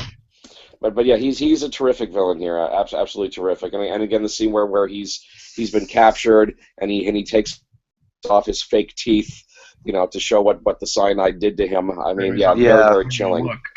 Yeah, very, very chilling stuff. So it's a excellent performance. Let's see. Also, unlike some of the other villains where they're introduced fairly late in the game, this actually feels right, because you feel like, the story is tense. You're building up to, like, you want to know who is putting all these names on the internet, and his reveal halfway through the film, you remember it sticks out, whereas, Dr. No's reveal, it lacks tension. There's no real build up to his reveal. He just kind of turns up, and then same with Don Pleasance, he just kind of turns up. What was it though? We found out his real name as well. It's something Rodriguez. Thiago Rodriguez. Rodriguez, yeah. No, a perfect introduction to a villain. I mean, that's a terrific way to introduce him. So I really enjoyed that opening monologue of his. But I mean, overall, it's a terrific performance. I also enjoyed Ben Whishaw as the new Q. I mean, obviously a very different Q from Desmond Llewellyn, but I think Angela, it's please. good. But I think it was good that they reimagined the character as this nerdy computer geek kind of guy. But obviously he's super intelligent. I mean, he knows his way around a computer like nobody else, and I mean that's his main skill. Well, he And does get hacked. Yeah. right. Even he gets surprised by that. But still, I mean, obviously he's a computer whiz, and he's. I also like the fact. I think, as Jack mentioned before, that he just gives Bond a couple of gadgets, and they're realistic gadgets. There's nothing wrong with giving Bond gadgets. You can still give him the gadgets, but I think today, in the 21st century, you need to give him realistic stuff and not, an invisible car. Hey, You know? Alan, do you also like the fact that he's just like a completely different take on Q? Instead of getting an older man, they get like this young computer geek kind of guy? Yeah. As I said, I like the fact that this is like a reimagining of the character. He's not an older guy now. He's young, and he's like a computer geek. He's got the glasses, and he's a computer whiz. He's a computer whiz, but yet, he's still a very likable guy. And again, I like the scene where he and the Bond are introduced in the art gallery, and he gives Bond the palm print gun and the radio, and that's Yeah, he's a like, very not cool. exactly Christmas, is it? It's like, were you expecting an exploding pen as a Yeah. reference there? But Yeah. We there's don't only really one go for that sort of thing anymore. Yeah. This is a nice little reference to the past. Which, again, as I say, it's okay to keep giving Bond gadgets these days, but just give him realistic gadgets. So it makes Yeah. sense to give him a gun and that has a subtle palm print. references. Yeah, a palm print palm print gun, so only he can fire it, and also a homing radio. Although Um, the palm print gun, I think, is kind of a reference to License to Kill, because he kind of had a palm print sniper gun. Oh, did he? Yeah. Okay, I didn't remember that. Yeah. I'd forgotten about that. But still, I mean, I like that. Just give him some realistic stuff. I mean, obviously they don't want to give him, fantastical gadgets anymore. Maybe that's over and done with. Well, he may get a couple more in Spectre. We never know. That's true. I mean, again, it's going to be interesting to see what they do with the character. I really loved how in Skyfall that Q got a lot to do in this movie. I mean, he's really helping Bond on his mission, even though he and Bond are talking via a phone device or something like that. Oh yeah, he leads a trail of breadcrumbs basically for Silva to follow in to Bond's house in Skyfall.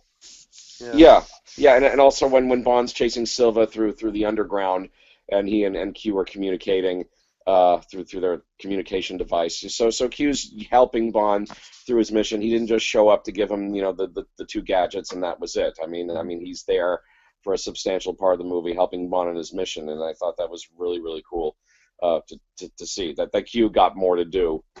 In this movie, probably the most he's gotten to do since License to Kill, if you think about it. Yeah. This character. So I really enjoyed that a You can lot. see So I think the action sequences. action sequences are fantastic. I mean, again, the opening sequence with the chase on the train, and I mean whether they're chasing in the Jeep and the motorcycle, and then it leads to a chase on the train.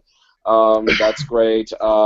The scene where Bond goes after the sniper at the hotel, and it's beautifully shot. I mean, the cinematography is fantastic. I mean, it did get an Oscar nomination. It should have won. I think I consider it Highway Robbery.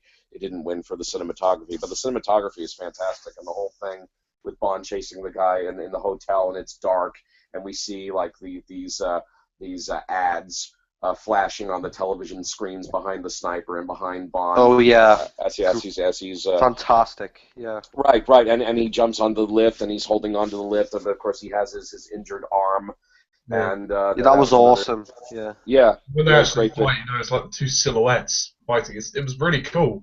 Right. Although it was hard for me to tell which one was which for a while they're fighting, but it was a really cool fight, doing the whole thing in shadow, and a gun goes off at one point, and finally Bond gets the upper hand, and he's holding the guy over the ledge. Who are you working for? Yeah, really good stuff. let's see. I love all the stuff at the casino after that really cool scene where Moneypenny gives Bond a shave.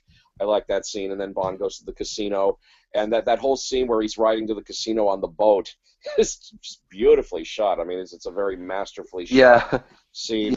And then my mum thought it was a bit cheesy though, the way he was standing on the boat when it was going over, but yeah. No, but he looked really, really cool, man. Bond looked really cool going on that boat.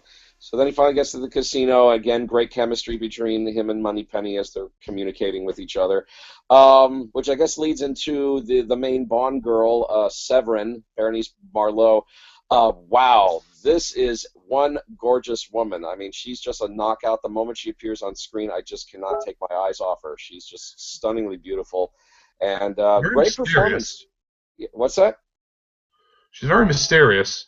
She's a mysterious girl. Yeah, she is. But also I really enjoyed her performance. She's a very good actress. I like that scene when she and Bond are talking at the bar, and I guess she ultimately asks Bond for his protection, or Bond offers his protection for her against Silva. I just love that whole scene where they're talking at the bar. I think they had a really good chemistry there. And then they went in the shower together.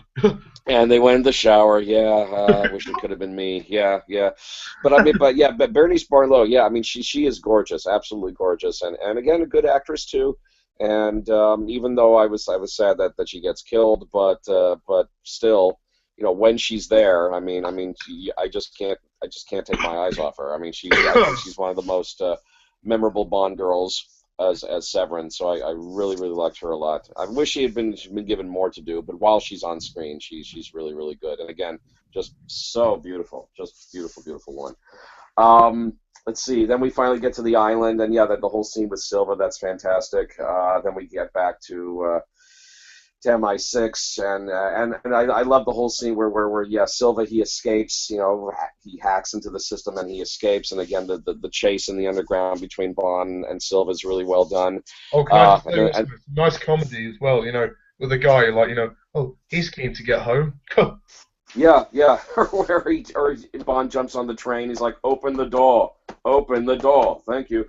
Yeah, lets him onto the train. Carry on. Yeah, and then when the train comes crashing down, almost on Bond, that was pretty cool.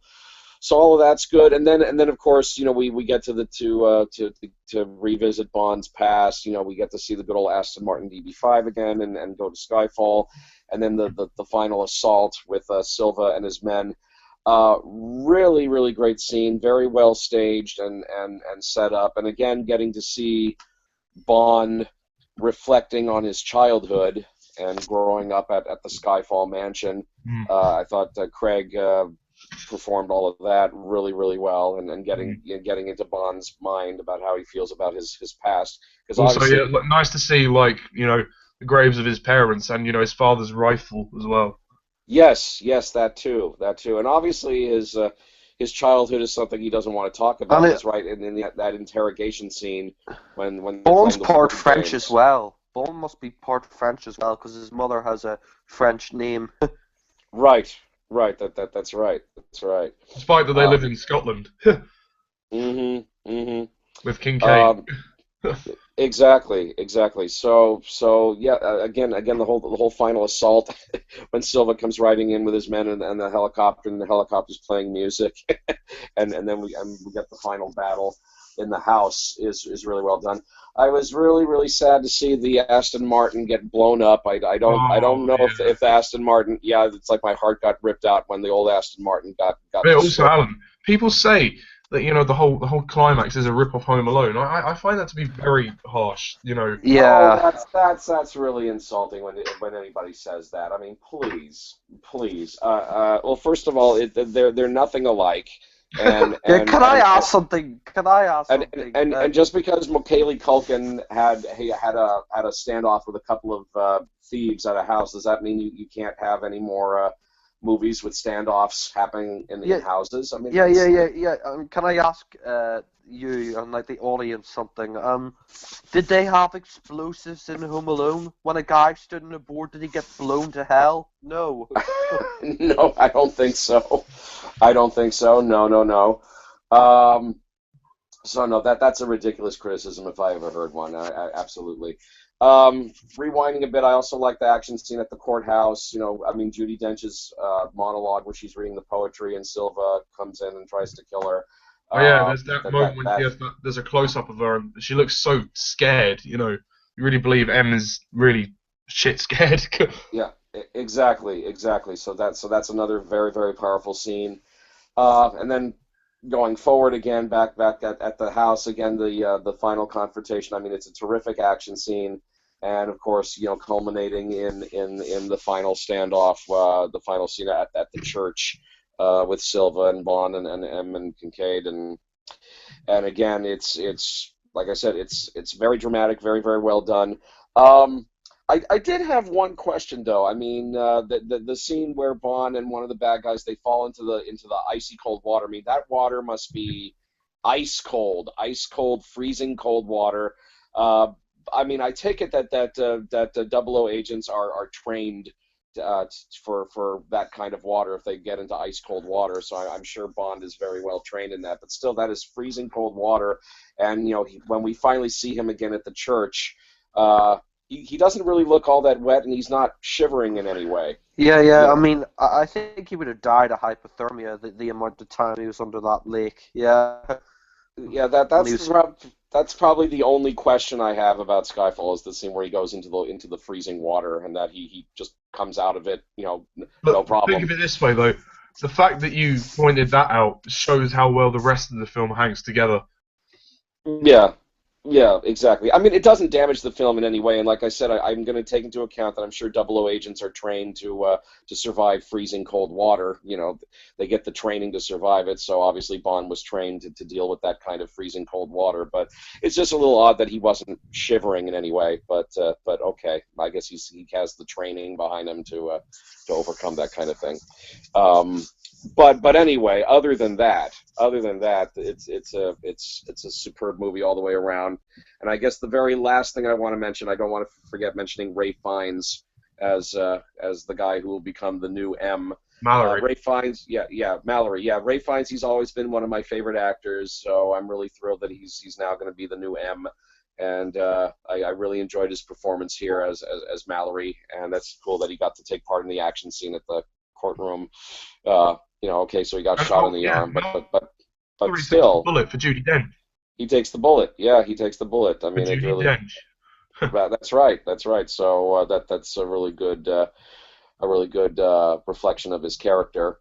Even though you could argue that he was kind of being a little bit stingy with M at first, but the fact that yeah, you're right, he did take the bullet for her. So that's a good thing. And But I that also he say will. the Prime Minister, she was annoying as hell. She was kind of annoying. Yeah. Like I yeah. said, Hannah could I have been a bit more persistent. He could have been like, come on, screw this inquiry. Let's just get out of it. Your life is in danger. Yeah, that is my only criticism of, well, not criticism, but that's my only worry of the next Bond film. Apparently, the next Bond film, Sam Mendes said they're going to have more problems with, like, the PM and stuff, and I'm like, oh, come on, we did it in Skyfall. Do we need to have that again? As long as they don't overstate it, then it's fine. If they keep it to the bare minimum, because it's not the main story, then that'll be fine. Focus on Bond, but they can have that stuff. No, but I don't like the fact that they're going to have the MI6 MI6 agency gonna be in trouble again. It's like, Well, he did that. to be fair, they didn't actually resolve the inquiry because of when Silver burst through the doors. Yeah, So, I know that, but I kind of see it as pointless. Like, she said, "Do safe without us? Do you feel safe?" And then Silva came in and proved that they didn't feel safe, and Craig saved them all, a double O. So I don't see the point, but yeah. anyway, Anyway, so to wrap up, I mean, this is a superb Bond movie, and I can't begin to tell you how thrilled I am that Skyfall did so well, and that it became the box office monster that it became. Over here in the States, it was the first Bond movie to pass 200 million, and that alone was an accomplishment. And then it passed 300 million, and it kept making money. It made 1.1 billion worldwide. You The know? highest grossing Bond film ever. Yeah, I Right, mean, right. wow. Yeah, the reaction to it, the reception of it has been so terrific. And also, can I say, it's worth mentioning, this movie didn't come out in 3D, and, you know, thank God, you know, because that would have ruined the film completely, and, you know, it didn't need the 3D, because look at how much money it made, you know. Exactly.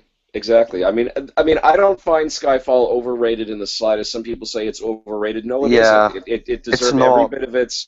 It deserved every bit of its success. It's a fantastic Bond film. I mean, the writing, the acting, the direction, everything about it just works. I'm going to give Casino Royale just the slightest, oh so slightest edge over Skyfall, because I think Casino Royale, for me personally, is a teeny tiny bit more powerful, just a teeny tiny bit more, and a teeny tiny bit more groundbreaking for me. But it's nothing against Skyfall. I mean, Skyfall all on its own is a fantastic Bond film, and it's way up there, no question about it. I mean, two of Craig's 3 Bond films, I think, are amongst the very best of the best, and I just hope that with Spectre they can keep up to the high quality that Skyfall and Casino Royale are for me. So for Skyfall, I think it's a fantastic Bond film, one of the best. I give it a perfect 10 out of 10, even though there's that little bit about the freezing water in the lake, but, you know, I can forgive that. I'll give it a 10 out of 10, and I place this one at number 3 on my That's a good place. Yeah. Same ranking for me. I put it number 3 as well on my Bond list. Yeah, Well, it's great. Thank you, Alan. Now, Jack, I know you have to leave for your dinner, so you want to just sort of wrap up your thoughts about Skyfall and, you know, give your rating and whatnot. Yeah, but yeah, Skyfall. I mean, like Alan said, yeah, I forgot to mention. I really thought line. You know, oh, he's keen to get home, and, you know, will you let me in? Let me in. You know, Open the door. And I like after that, you know, in the courthouse, the shootout. That's a great shootout, really, you know, awesome. And the way, you know, Gareth Mallory goes to protect them, that's great. And, you know, Craig shoots a fire extinguisher, and, you know, and he manages to get out with them. And you know, he gets the Aston Martin DB5 back. That is just awesome. It's great. And, you know, and Q leaves a trail of breadcrumbs only Silva can follow to Skyfall. And I think it's, you know what?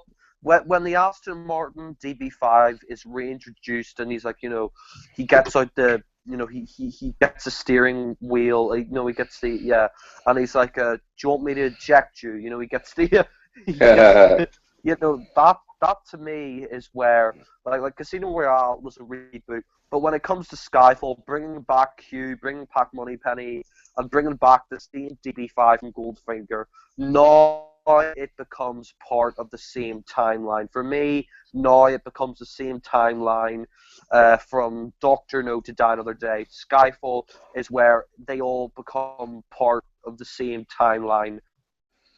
And that's great. So one thing I should probably mention that I don't think you two probably touched on very much, the soundtrack by Thomas Newman. Yes, great score. Great score by Thomas Newman. I love the music for this movie. Yeah, wonderful score. Really great score. You know, I really love the score, especially, you know, when Bond and M come to Skyfall. It's really a haunting. You know what I mean? It's really it's great.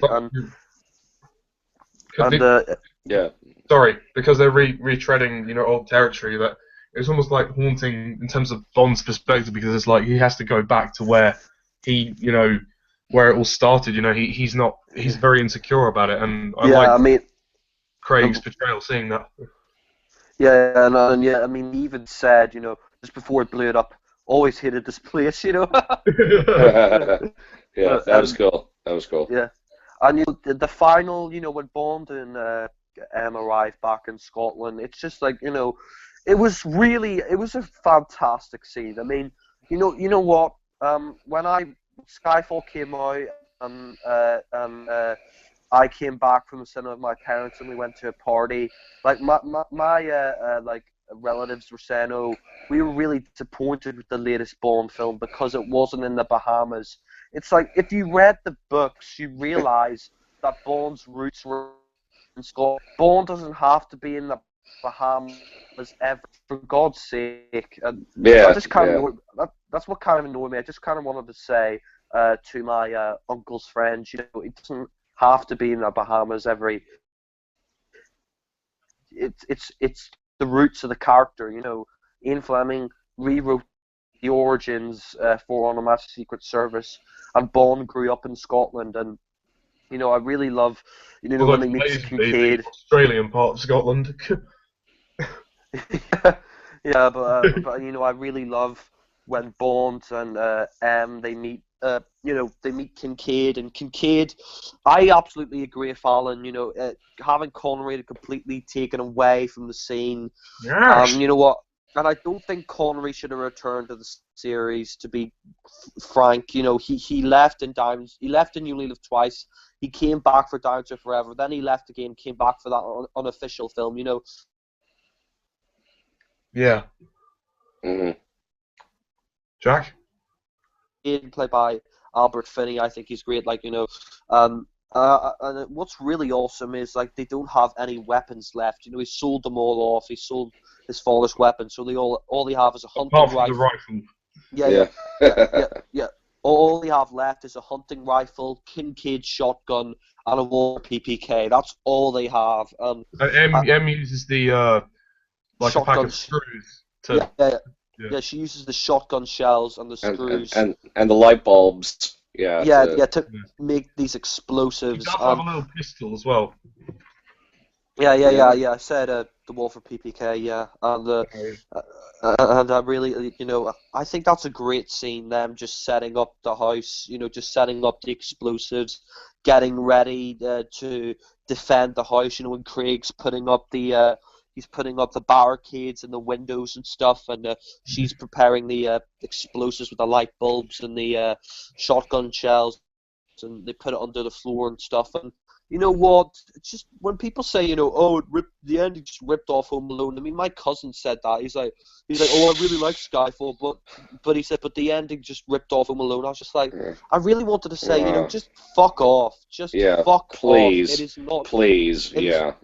It is not Home Alone. It is not fucking Home Alone. It's no way. Spectre's going to rip off Home Alone 2 and go to New York. Yeah. I mean, it's stupid. People who say he just rips off Home Alone. I'm sorry, but Home Alone, like I said, in Home Alone, did they have shotguns? Did they have explosives? She created those explosives. When the guy stepped on that board and blew up, did they have explosives in Home Alone? I don't think so. And when people say, "Oh, it just rips off Home Alone," just get a grip. They were defending the house. Well, get a grip. Yeah. Macaulay Culkin any day. Yeah. Macaulay Culkin turned out to be a druggie, as I heard. I believe he was anyway. He had some drug problems, I think. Yeah. No, wasted talent then. Yeah. Anyway. Oh well. Sorry, Jack. Do you want to just wrap things up? Jack. Jack. Hello, Jack. Jack, sign in again. We can't hear you. Jack. Jack. Earth to Jack. Oh no. He needs to sign in again. I had this problem last week towards the end of the Brosnan one where my audio cut out for some reason. Yeah, so. I'm actually thinking, what are we going to do now after this hangout? Should we... I think Okay, maybe Jackson can come back. Let's see. Awesome suggested a hangout where we talk about the directors. If you guys want to do that next week, that's fine. But I was going to mention that I'm not going to be available next week because I got to take my car into the shop next Tuesday morning, and while the car's being worked on, I'll be out and about doing other stuff. So I won't be available next Tuesday. That's absolutely fine. I mean, we may not even start next week. Maybe give it a break. Yeah. Give it a break. Yeah. We have had 6 weeks of of hangouts. You know, maybe leave it a week or two, you know, before we start new hangouts. You know, Yeah, give sure. people time to recuperate. You know. Sure. Anyway, Take a break. sorry. Where was I on? I disconnected from the call. We were talking about, oh yeah, the final showdown. Yeah, I mean, it's not like Home Alone at all. You know, people who say that, I just want to punch in the face. And you know, I love it when Javier, you know, they're just waiting for Silva, Bond and M, and you know, everybody just waiting for Silva. And you know, the helicopter comes, the car arrives, and you know the music's playing. You know, this is just how crazy Silva is. That all the music is playing and stuff, and you know, it just shows how messed up he is. And you know, I love Kincaid's one-liner when he shoots the guy. You know, welcome to Scotland. You know, and you know, when the Aston Martin blew up, it didn't annoy me that much. I mean, it didn't. I mean, It was a little bit of an annoyance because you know you'd only just seen it come back. You're like, oh, you didn't need to do that. Oh, Yeah, it was. It's nothing to rant about, but it's like, oh. Yeah. I wonder if they'll ever bring it back. Maybe Bond could have another one built. We'll see. Actually, there is the next one is called the DB10. That'll be Inspector. Yeah, making it for Spectre. Actually, and you know, yeah. But anyway, I mean, it was cool the way that Daniel Craig was in the car and he shot the guys with the machine guns out of the car. That was cool. You know, when he finally, you know, when Silva's, the guys are shooting at the house and he puts the gas tanks in, and I really love the line, you know, always hated this place. And well, that's when he's so pissed off that his car has been destroyed. Yeah. And I also, probably. Yeah, and I also like the line that Kincaid said to Judi Dench earlier. You know, this is where he hid. You know, it's really emotional. Like you could tell there's this instant chemistry. And Emma. Is Emma her actual name, or was that just what he called her? I think it might have been her name. Yeah, like you know, you had Miles. Yeah. Muffy. Yeah. Yep. It's probably her real name. Yeah. Muffy. Yeah. Yeah. I mean, it makes sense where the M comes from, like Miles in The Spy Loved Me. Like he says, after you, Miles. Yeah. Mallory for points. Yeah. Remember, Bond almost said M's real name in Casino Royale, but she said, utter another word and I'll have you killed. Oh, yeah, utter another word and I'll have you killed, yeah. But it may have been, she's called Emma. Muffy. Yeah. And I agree with you, you know, Albert Finney is Kincaid, you know, there's an instant chemistry between him and Bond. Like, I love the scene where he's like, you know, this isn't, like, Craig's like, you know, this isn't your fight, and he's like, try to stop me, you jump up little shit, you know.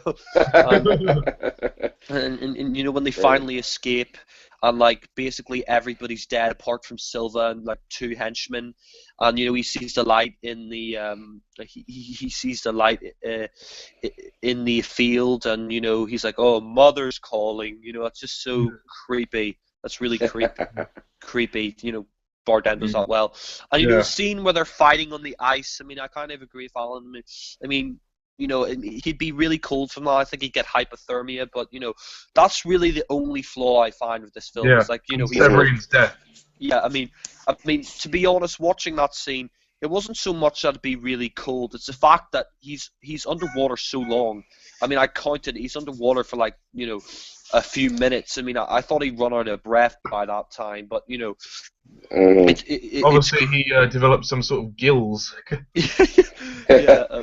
He has lungs of steel, I guess. Yeah. He held his. I was going to imagine he held his water. He held his breath. he held his breath under the water for a very long time in Casino Royale, you know, when he was trying to rescue Vesper. So I think his mom must have lungs of steel or something like that. So, yeah, but I liked it when, like, you know, he got the flare, and the only way he could find out was by shooting the flare upwards, and he saw the hole. And you know that the final scene in the church of Javier Bardem's there, and you know, she's been wounded by one of the henchmen earlier. You know, she's bleeding out, and you know, I really liked, you know, Javier Bardem is like, at last, and he's like, it's so fitting. Like, they're in the church, he's like, this is so, it makes perfect sense. It all makes sense, you know. And then Albert, you know, Kincaid comes out. He shoots at the door, and he's like, don't, because he doesn't want them to spoil the moment between him and M. And you know, and like, like you said, Ollie, you know, when he gets the gun, he's like, do it to us both, set us free with one bullet. Sorry, I'm laughing at Alan's comment. You know, Bond holy water. Oh, come on. Sorry. It was just the way. Slip of the tongue. Sorry. No. I thought it was hilarious. Okay, well, I'm glad you enjoyed it. Yeah. No, but I like when they finally get the church and M's there, and you know, Kincaid. I really love. Yeah, you know, Javier Bardem is just fantastic there. You know, he's just like, you know, oh, like he's in the church. He's like, oh, this all makes perfect sense now. It all makes sense. And then Kincaid comes out and he shoots at the door and he's like, you know, stop, just don't. He doesn't want to spoil the moment. And you know, like turns out she's bleeding from earlier from one of the henchmen, and he's like, oh, you're hurt. What have they done to you? It's more like, what have you done to her? You're the one who hired those henchmen. You know, he's just like, he's like, you know, oh, what have they done to you? And he's just such a creep. He's like holding her. He's He's just like, you know, do it. He gets the gun. Do it. Set us both free. I mean, all M did was basically give him up. So because he started to, you know, terrorize, you know, place, and you know, she got 6 new agents in return. So she got it. You know, it was all right for her in the end. But I mean, you know, his revenge was sort of over nothing, really. Just the fact that he was given up, you know.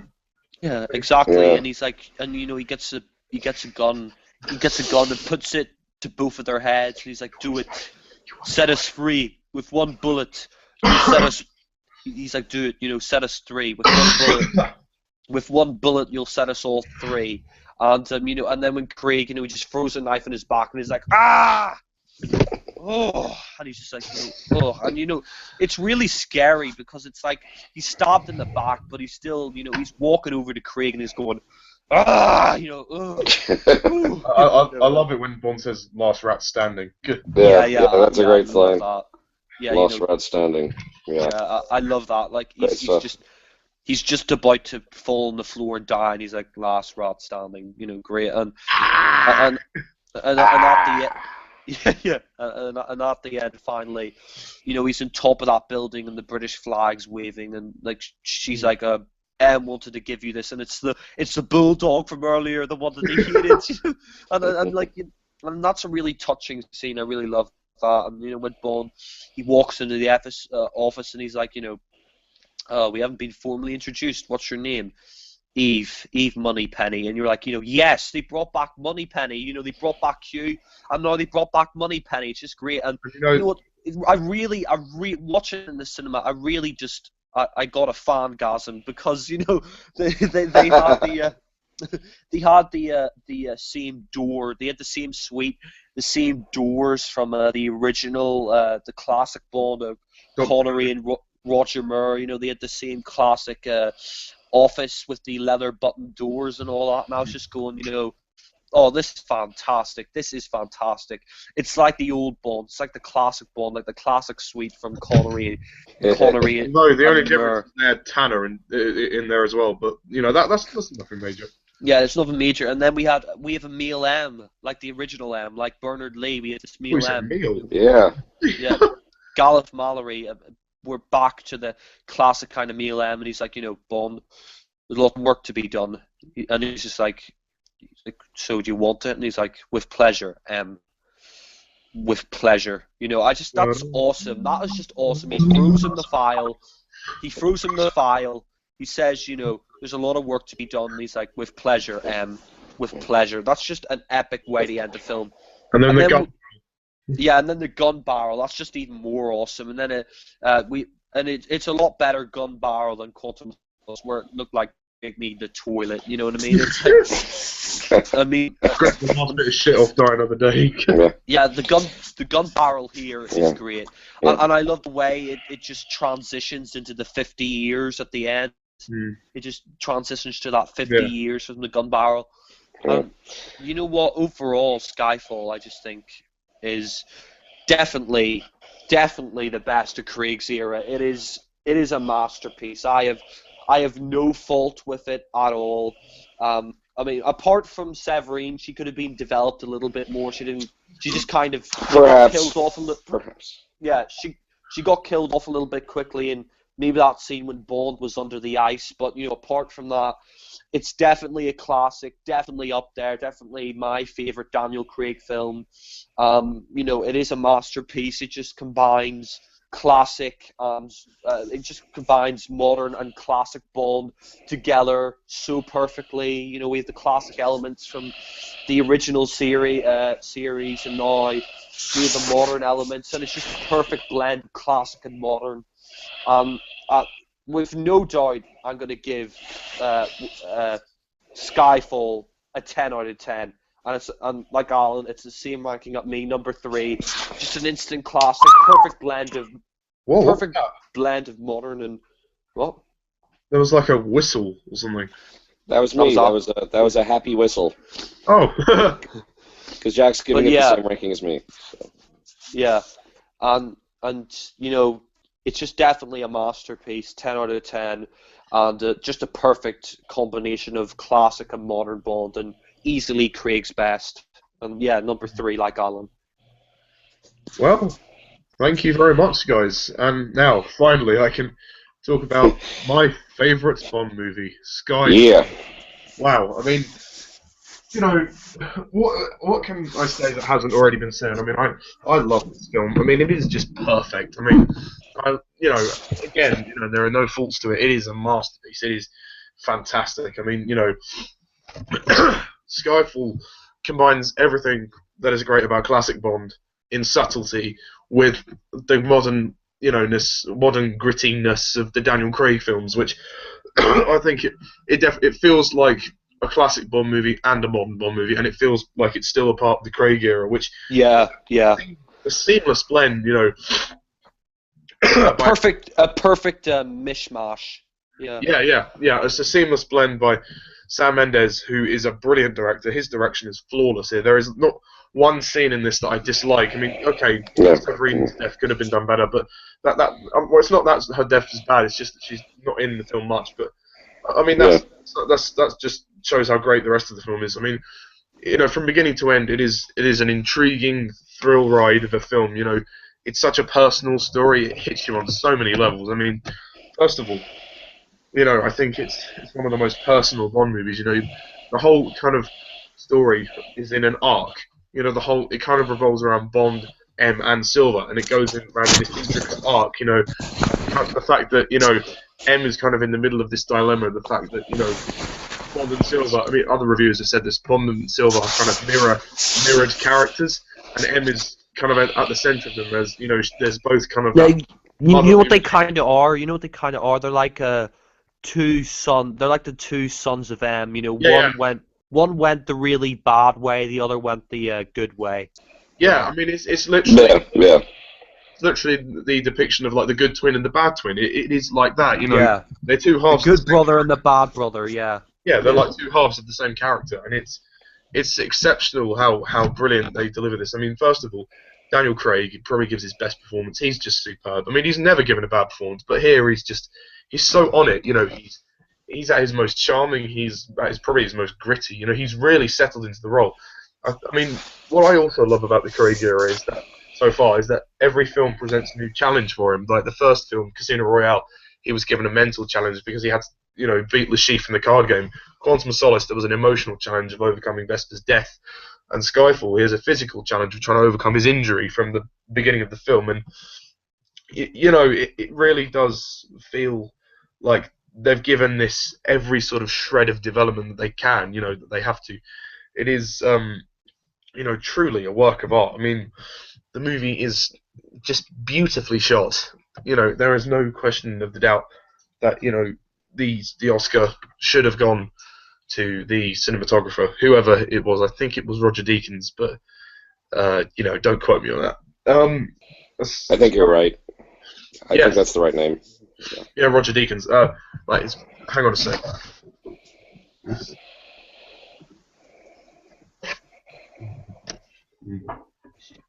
Yeah. Shut the door, please. Wow. Thanks. Sorry about that. It's all right. I was interrupted. Anyway, yeah. So like, I mean, the movie's just beautifully shot. I mean, I know Quantum had a bit of shaky cam, and it was a little bit distracting, but it wasn't anything major. But this movie is just beautifully shot. I mean, I think the best looking scene for me is the whole movie's great, but just to look at this, the fight scene in Shanghai, when with the the lights coming down and the two of them in silhouettes, I just think that looks visually, it's unique because you've never seen that sort of style, you've never seen that sort of look before, it's kind of the visuals. I don't know if you notice this, but as the film goes on, the visuals kind of deteriorate in a sense. They get a little more grayer and a bit more, darker, and it kind of shows that things are withering away. M is withering away, Bond is kind of withering away. He's physically, detained, and did you notice that, Alan? The visuals kind of get, a bit more gloomy as the film goes along. Oh yeah, I never thought about it that way, but yeah, I guess you could say they get a little. Yeah, things get a little darker. Certainly, by the time we get to the Skyfall Mansion, things are pretty dark. Yeah, I would agree. Yeah, with that. I agree. It does the color story as we get further into the film. Yeah. Yeah, and it really reflects the sort of the way the sort of the story arc is panning out. I mean, you really believe that Craig is kind of he's physically damaged, and he's the same emotionally shut off guy that he was in the previous films, sorry. But this time he's older. They're addressing his age. There's always a new aspect which they introduce into the Craig era, which in every Craig film, which I like. I mean, which with Spectre, I wonder how they're going to develop his Bond even further. I mean, if Craig is only going to be doing 2 more, then there's a lot more ground that they can cover. It's great. I mean, I think Craig is very charming in this film. His chemistry with Naomi Harris as Moneypenny, or Eve, or whatever her name is. That's great. When he's like, oh, I'm not sure if I can survive your best. And he's yeah. really flirtatious. I mean, in consideration of the fact that she shot him, which does bode the question. But Bond is a bit of a perv, and naturally he will try and woo any woman in sight. Obviously not Judi Dench, thank God. Right. Yeah, really. God. Yeah. That's a horror thought. Yeah. Yeah, I mean, I guess one of the only negatives of this film, I mean, is when Severine doesn't really get much to do. I mean, Severine, to say that she is the only Bond girl, the only sort of real Bond girl of the film, it's kind of a shame because she doesn't get much to do. But I like her. She's a great character. She's great to look at. She's stunning to look at. Absolutely. I mean, but I agree with you. She's dispatched too quickly. That was sad to see. She kind of looks Eurasian, you know what I mean? She's from Europe, but they kind of make her look Asian as well in the film. Yeah, I always thought that she looked a little bit gothic. Like, is that just me? In the scene when in the bar, she looked a bit gothic, like the way she was all dressed partly with the dark makeup. I thought there was behind her, you could tell there was something sinister about her, but you couldn't quite put your finger on it. Yeah. I think she's Eurasian though. She's French. She's French, according to Wikipedia, anyway. Yeah. She's kind of like Russian to me. Yeah. But lovely woman. Beautiful. Yeah. Anyway, and I do. I mean, it is a little bit creepy in the shower scene when Craig is like, I like you better without your Beretta. He just comes in out of nowhere, and I mean, he's Bond. He's Bond. That does actually beg the question though: why would somebody leave the door open when they're having a shower? It just the logic is a bit weird to me. Why would she just leave the door open? Did she know he was going to come in, or did she just did he just hinge the door?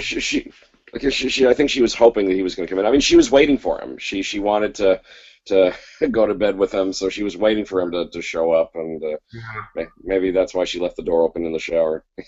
Yeah. Also, one thing to mention, Bond's alcoholism addiction, which we didn't mention before. After he's shot at the beginning, we see him drinking Heineken and getting wasted before he rebuilds himself. And I'm surprised he wasn't smoking cigarettes as well, but yeah. Yeah, no, Daniel Craig, as far as I know, he's the only one of the actors who hasn't smoked in the Oh no, film. Brosnan didn't as well. Brosnan didn't. Yeah. Well, By the way, I got a question for you guys. That scene where he's in the bar and he's playing that drinking game with the scorpion, was that a real scorpion or was that CGI? Do you know? I think it was CGI. It was a CGI scorpion. Yeah. I'm not sure, but I mean, don't quote me on it, Alan. But it may be CGI. Yeah. I often wondered about that. Yeah, if he did it with a real scorpion or not. Yeah, I mean, also I have to point out Thomas Newman's score. Wow, I mean, blimey, that was a good score. I mean, of course, the Adele song is brilliant too. I'll get to that later, but the score itself is just magnificent. It captures so much. It captures everything. It's got a bit of everything. There's emotion, there's tension, there's heart. There's a real chord to the score. That whole the mother-son relationship between Bond and M, which is and Silver actually, which is really cohesive throughout the score. It's that theme that really drives the movie to that personal level, which I think some people might actually relate to. The fact that some people who aren't actually blood related could actually feel related. Like I know it's a weird thing to point out, but Bond and M could potentially, if you saw them walking down the street together, you could think that maybe they might actually be mother and son. It could actually feel like that, and it's a really interesting theme because it's not like I mean, throughout the other films, well, at least the other two Craig films, you see M and Bond really kind of, she's always keeping an eye on him, like she is his mother. But I mean,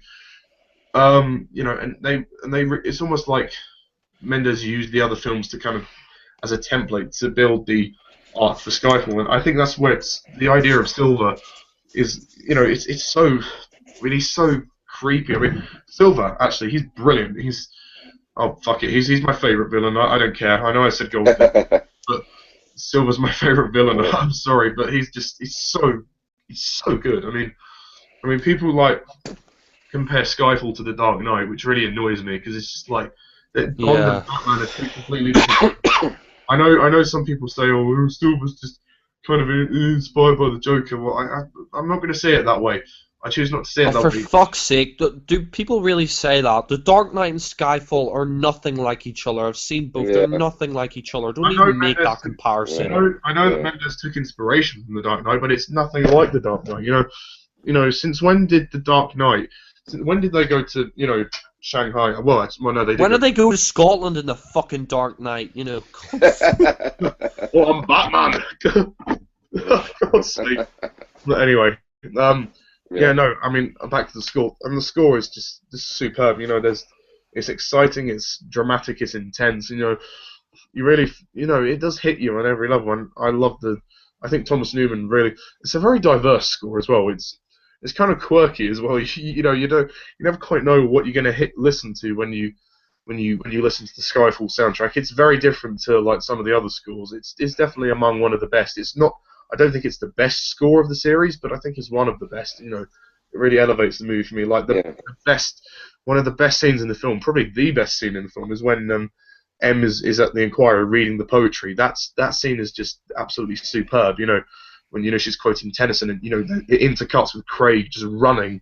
It's so powerful. It's building because it's a scene that builds the tension, and it's actually she's kind of talking. In a way, she's kind of talking from her own perspective because at the moment she knows there's this guy that's out to kill her, and she is absolutely shit scared that she might actually die. And I think she's trying to relate to everyone else, and through the poetry, I think it's a really clever idea, and the fact that Bond is coming to rescue her, and then it all erupts into that shootout at the Inquiry. It's brilliant. It's just so good. I mean, and when Bond thinks that Mallory as well, I love that. He winks at Mallory, and then he just shoots the fire extinguisher. That was cool. And yes, Mallory does take the bullet for him. I forgot to mention that. Yeah. Yeah, very cool. Very cool. Yeah. Well, I think Tanner's a bit of a wimp though. He's kind of like doesn't even run after the car. he just like he gets M out. Like he's like, Bond's in the suit. We need to get him out of it. If I were him, I would have said to the Prime Minister, look, can we reschedule this? There's someone coming to kill Em. You need to save her. Her life is in danger. And, why did Thanos should have, manned up a little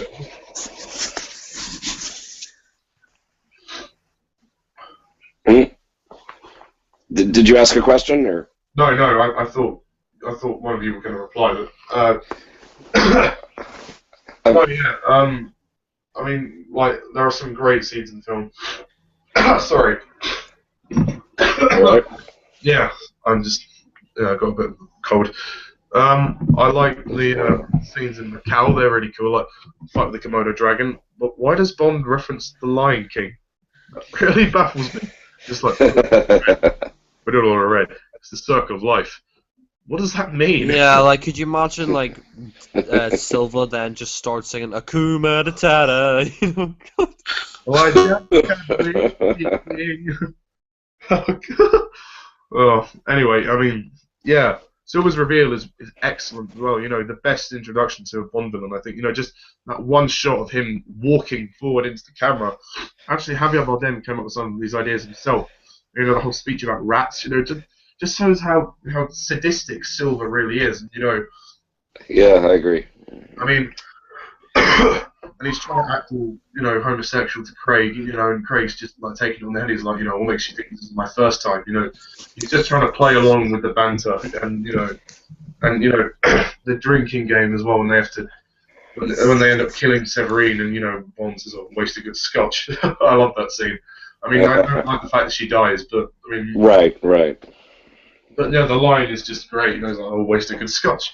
I mean, I think Craig has expert delivery in his lines, and just expert delivery all around. I mean, I know, like in the previous ones, we talked about him having like a fantastic physique, and you can see in this film it's starting to deteriorate. You see his wounds, and you see like, oh, maybe this guy might not cut it. He might not be able to do it this time. But luckily, he pulls through, and I mean, obviously not enough for him to save them. I mean, and yes, that is one of the saddest aspects of this film. Obviously, after 7 films, Judi Dench's M dies.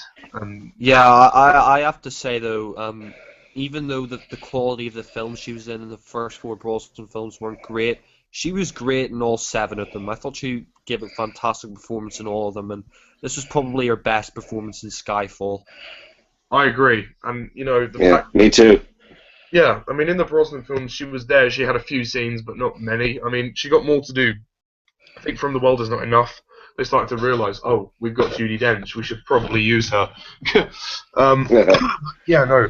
I think throughout the seven films she was in, you could tell that there was a fairly close, relationship with Bond. It was more in the Craig films, though. But I mean, in the Brosnan film, she had a couple of scenes where she did try and, stop him from being a prick and all that.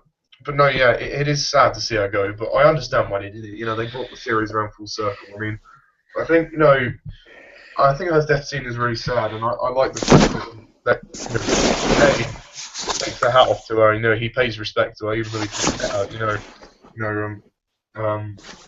He pays his respects, and she dies in the church. It's quite sad. And you see Daniel Craig cry. He has his tears dripping down his face, and he closes her eyes. It's a really tender scene. It's really nice. I mean, also the car comes back, which is nice. The DB5. I mean, you can't have 50th anniversary without a car. Right. And it's a shame that he gets blown up, but for what it's worth, it's nice to see it. And I like the moment when Bond says, "Are you going to complain the whole way?" And she's like, "I'll go and then eject me, see if I care." I like that. It's very cute. Me too. Nice little reference. Speaking of which, given that this is an anniversary film, there are references, but they are subtle, like the reference to Goldeneye, with the exploding pen, reference to Goldfinger with the ejector seat.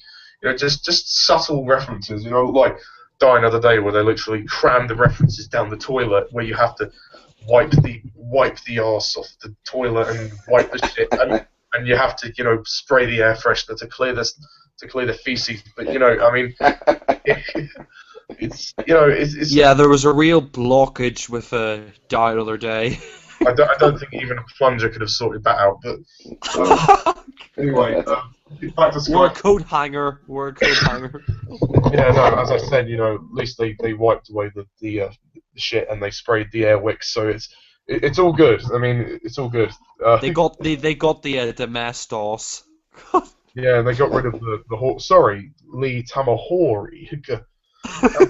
How rude of him. Anyway, yeah, Skyfall is a long film, but it doesn't feel like it. The pacing is superb. It is one of the quickest films I've ever seen, and it's one of the quickest 2-hour, 20-minute films ever. I mean, wow, that thing moves, and there's just so much that happens. I mean, I know Casino Royale was long, but I still love that film. But Skyfall goes so quickly. You don't even think it's been on for 2 hours 20 minutes. It's just so good, and I like the ending scene in The Office. When they bring it full circle. M's a man again, and you have Moneypenny, you have Q, and yeah, they still have Tanner. So fair enough. I don't have anything against Tanner, so you might as well keep him.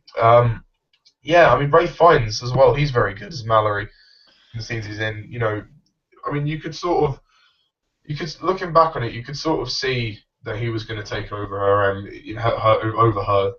That was a little, I mean, not on first viewing, but maybe I don't know.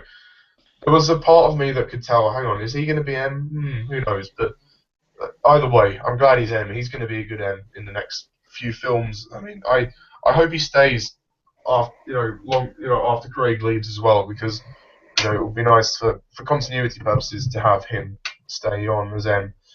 But anyway, there's not much else to add. Ben Whishaw is Q. I like him. He's very good. He's different to John Cleese, I mean, obviously nobody could beat Desmond. God rest his soul. Desmond was brilliant. But Ben Whishaw, I think he's appropriate for the 21st century because he's a computer whiz. He's not some old fart who's done his time making all of these stuff.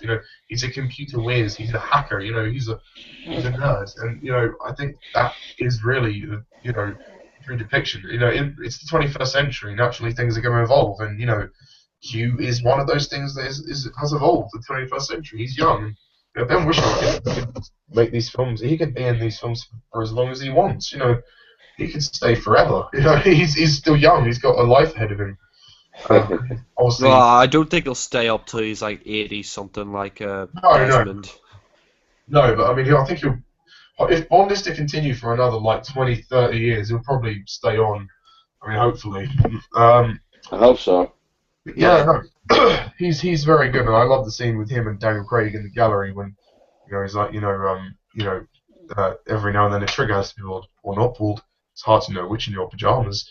I think it's nice to point out also that the dialogue in this film is very good. I think the script is brilliant. I mean, after the writer's issue with the previous film, it's nice to have a script that really feels like that feels like it's been dedicated to. I'm not saying the Quantum script was terrible, but it's nice to have more dedication put into the script.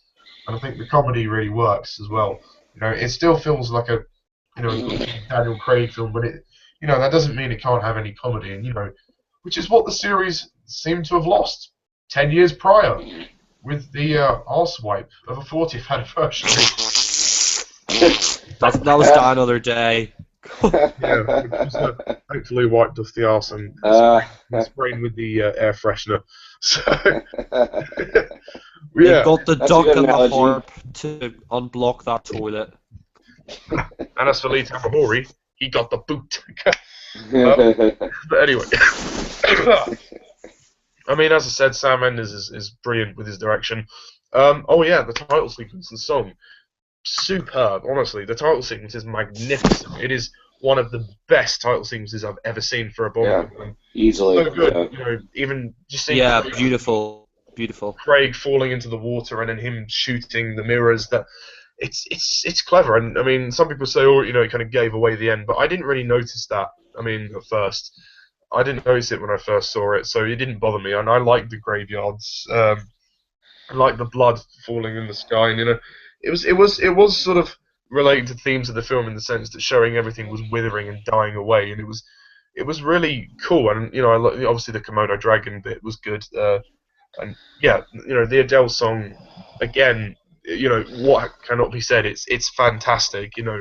It's an utter masterpiece of a song. It deserved the Oscar, and thank God the Academy started to recognise Bond. God. By the way, guys, there was this recent video they uploaded, I think just a day ago or 2 days ago.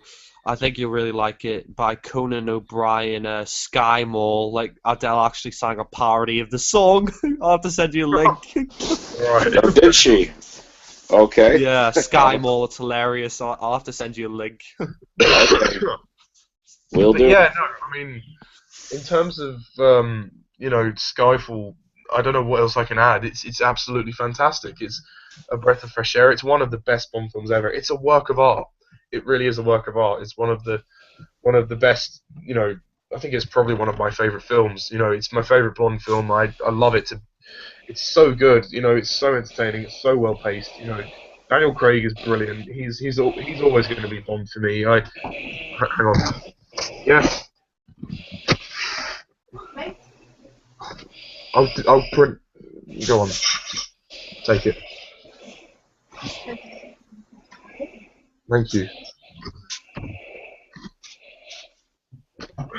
Sorry about that. I was interrupted. It's alright. Anyway, as I was saying, yeah, no, I don't know what else I can add. Skyfall is tremendous, and I love the opening sequence too, like in Turkey, and the opening shot is really cool. Like with Craig, he goes dun, and Craig just like steps out and walks forward. The camera, that's brilliant. I mean, I think I agree with Mendes. The gun barrel works better for the end because then it fades into the 50 years logo. I mean, I think that was appropriate. I think for the next film though, they should go back to tradition and have it at the beginning. I hope so. I sure hope so. Yeah. Yeah, I mean, I don't mind it being at the end, but I don't think it has as much of an effect. Yeah, I mean, it always sets you in the mood having it at the start, and then the pre-opening title sequence. Yeah, I mean, Casino Royale, fair enough. I can let that one pass because that was different. Yeah. That was a different take, and I thought that really worked. Quantum, I was like, well, you can have it at the beginning. Skyfall, okay, fair enough. I'll let you off because the opening shot was just so cool. But Yeah. It wouldn't have worked with the gun barrel. I have seen some people re-edit the opening of Skyfall with the gun barrel at the start. It doesn't work. no, yeah, and Yeah. to the people that say this movie is a rip off Home Alone, go and sit on the toilet and flush because Flush yourself down the bog with Die Another Yeah. Day. yeah. Yeah. I don't understand how much dedication was put into this film, how much work, how much artistry is this film encompasses, and It's yet not the- overrated at all. I don't understand why people say it's overrated, Exactly. Oh, and I forgot to mention Kincaid. I absolutely love Kincaid. He's a great character. I'm glad Connery wasn't cast as him because that would have detracted. But yeah, no. I mean, people who say that this movie is overrated are wrong. I mean, I think it's superb. Yeah. Easily, it's my favorite Bond film. It's such a good film, and I mean, if 50 years of filmmaking built up to this, well then, what a film series we've had so far. 50 years of movie magic, or well, most of them. Yeah. Yeah. Most of them. Yeah. Obviously, not every Bond film is brilliant, but it's nice, that we have a series that really can still be fresh, has the potential to be fresh after so long. And Skyfall proved that 50 years on, Bond has still got it. And Skyfall. It's still relevant. Yeah. Yeah. And Daniel Craig I think it's partly because of Daniel Craig. His portrayal is just excellent. He's got everything. He's got the physique. He's got the humor. He's got the grittiness. His portrayal is right for the 21st century. Sam Mendes really has to be commended for making this film, because you'd think after 50 years it would be tired. This film would be tired, boring, not very good. But he completely reinvented Bond with this film and freshened it up. Yeah. I agree with that. Yeah. I mean, Sam Mendes, thank God he's doing Spectre. I can't wait to see how that turns out. I mean, yeah, but as for Skyfall, 10 out of 10 easily. Couldn't be happier with this film. Every time I watch it, I still enjoy it the same as I did, nearly 3 years ago when it came out. I think it will bring a new generation of fans into Bond as well that will hopefully go back and watch the other films. It certainly did for me. Like when I first saw this, I'd seen a few of the other films, but I wasn't in love with the series. This film made me fall in love with Bond, and I've got to thank it for that, and it's 10 out of 10 easily. So yeah, that is it. That is the Daniel Craig era so far. Yeah. So now, we'll all give our summary of the era so far, but we'll also say what we want from Spectre. So like, we're looking at Spectre and like, what would you guys want from Spectre? But yeah, first of all, Alan, do you want to sum up your thoughts about the Daniel Craig films, the three of them so far, and then what you would like from Spectre? Okay, well, Daniel Craig, I mean, he's my second favorite of all the Bonds. I put him right behind Connery. He's a terrific 007. It's great that we have him on board now, and I'm glad that he's also proven to be a popular James Bond as well. I'm glad that critics and audiences alike respect him. That's great, and I'm looking forward to seeing him in Spectre. Of his three films, well, I love two of them. I don't like one of them, but hey, as the song goes, 2 out of 3 ain't bad. Song by Meatloaf. Two of his three Bond movies, Casino Royale and Skyfall, I think are among the very best. I mean, I put them in the top 3 on my chart, not just top 10 or top 5, but top 3. That's how good those two movies are to me. And I appreciate Daniel Craig's magnificent work in both of those.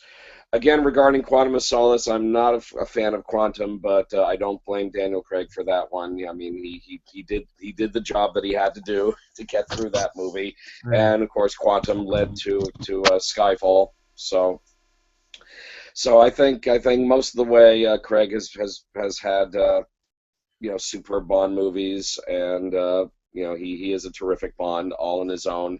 And even Sean Connery approves wholeheartedly of Daniel Craig and has said so.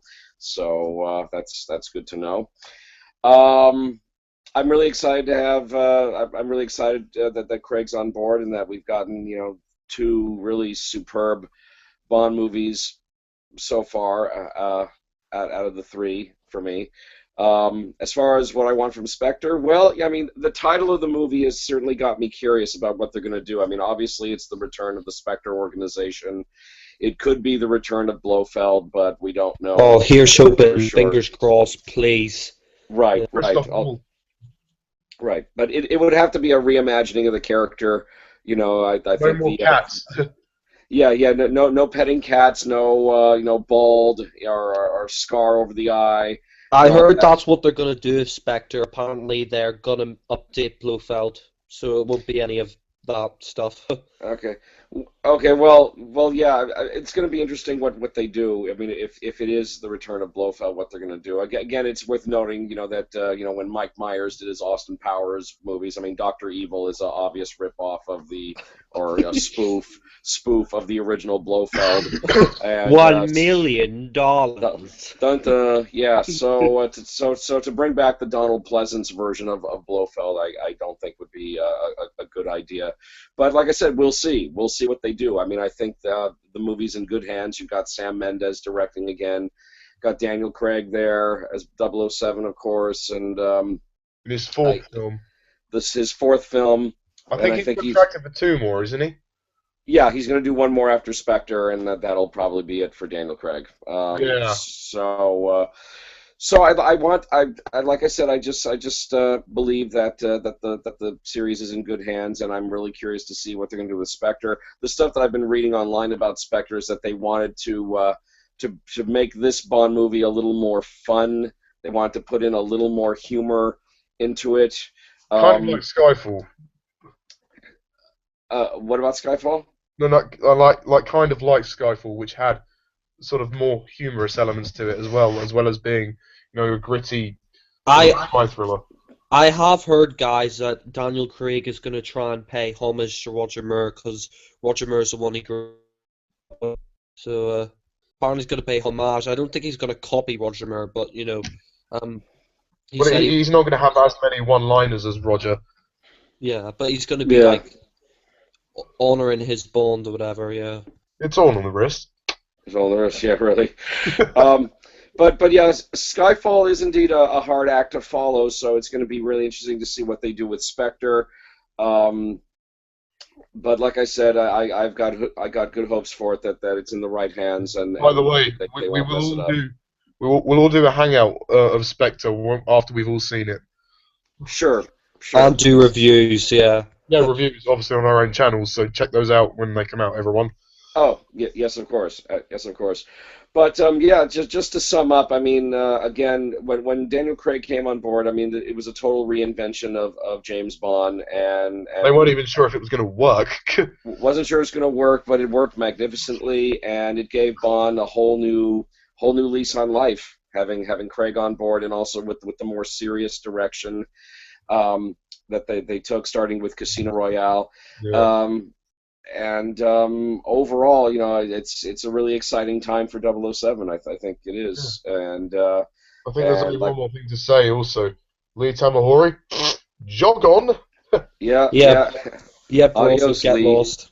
Yeah, yeah. So I'm totally happy with Daniel Craig as 007, and two out of his three Bond movies I think are fantastic. So I think I'm looking. 5 will be a good. That'll be a good number. I think that'll be a good number for Craig to finish on 5 films. So Yeah. yeah, bring on Spectre. Yes. Now, Jack.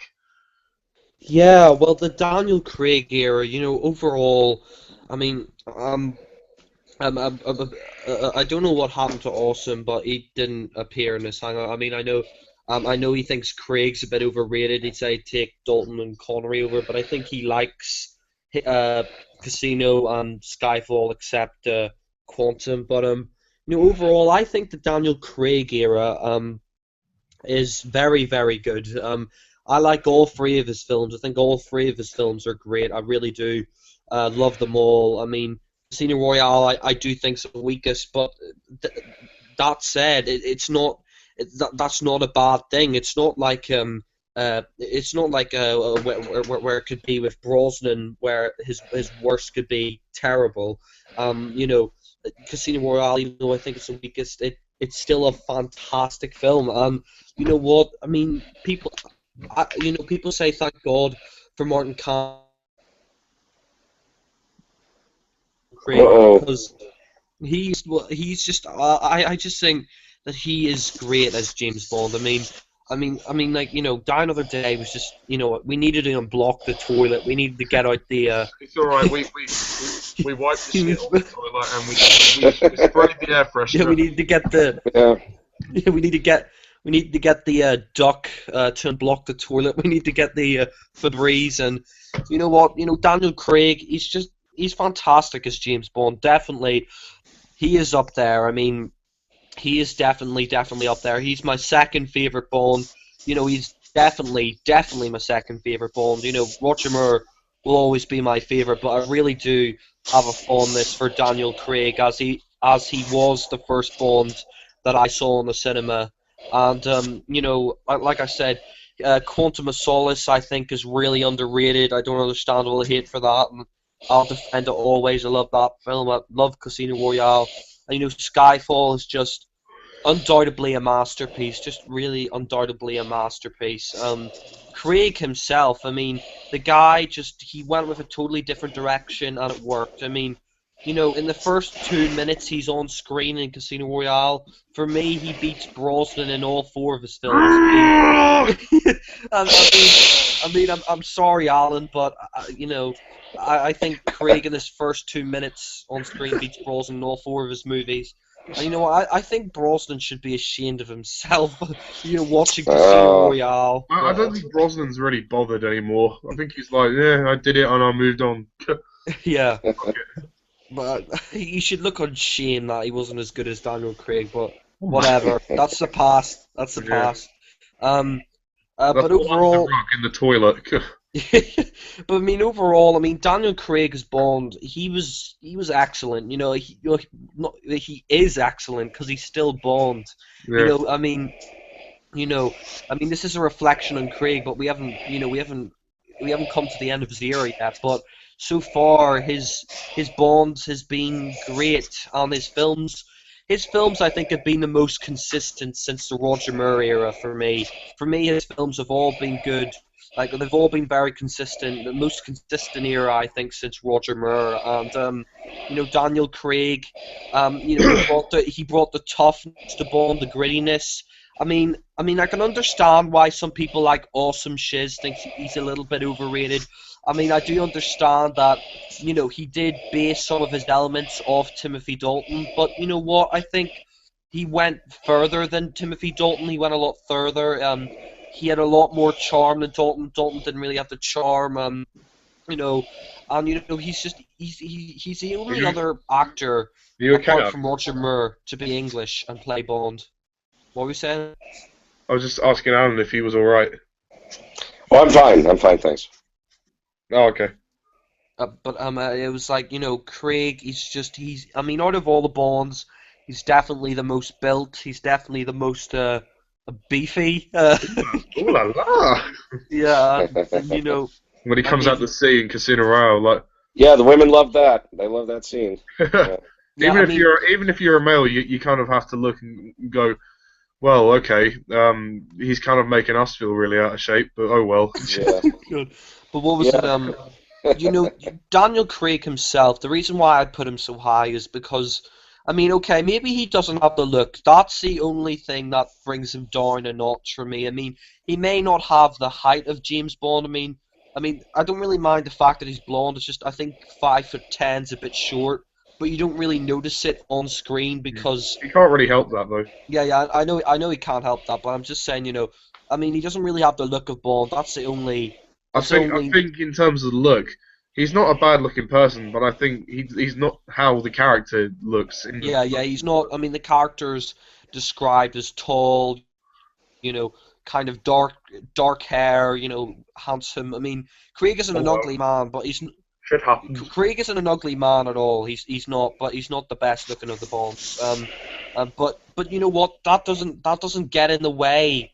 Really for me.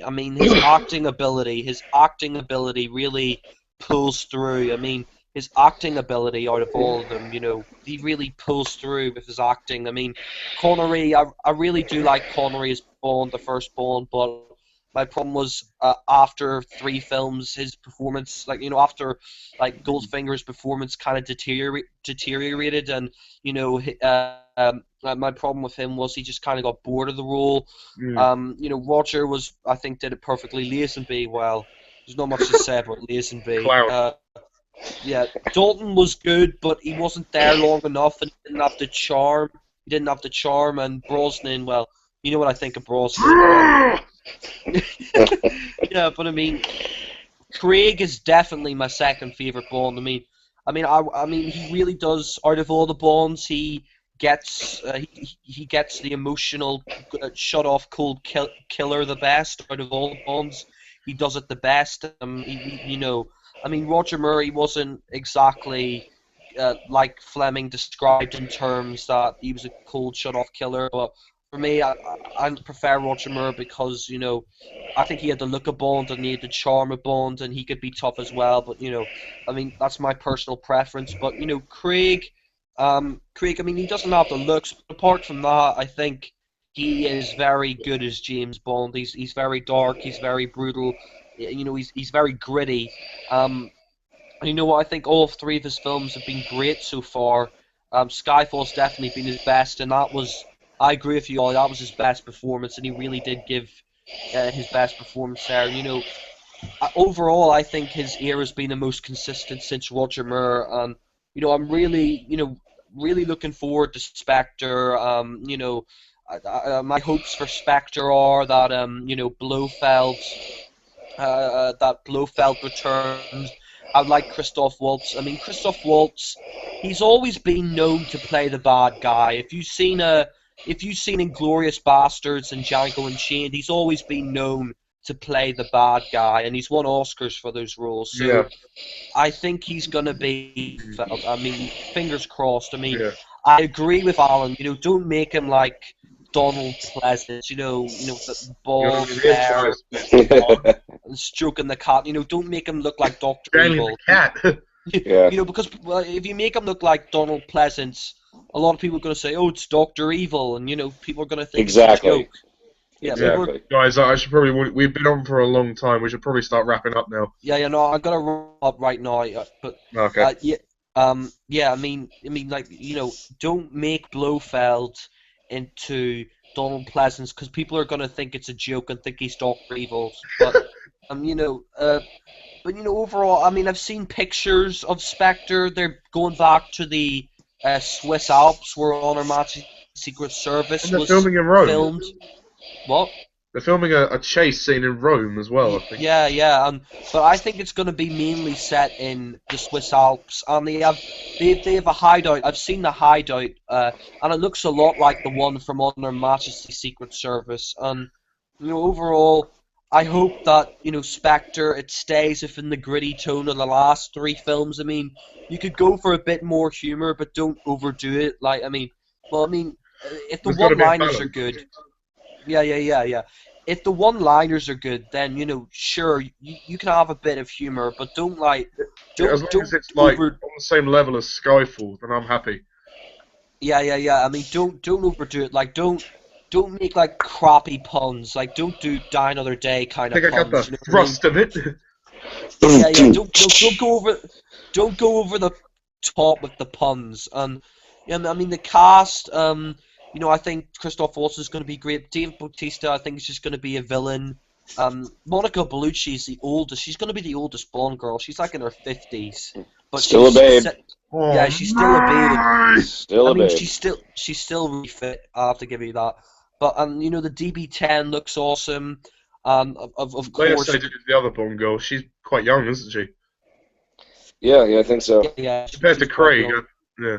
The only is that Andrew Scott's in it, and I think Sherlock's crap, and I don't want to see Sherlock actors in James Bond.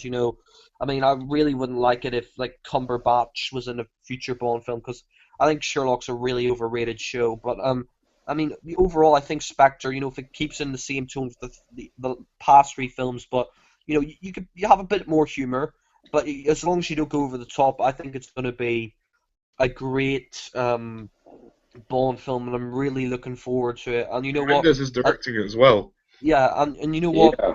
Yeah, just to sum up my overall thoughts of the Bond series, I just think that the Bond series itself is probably my favorite series of all time. I think I love all the movies apart from a few. Die Another Day.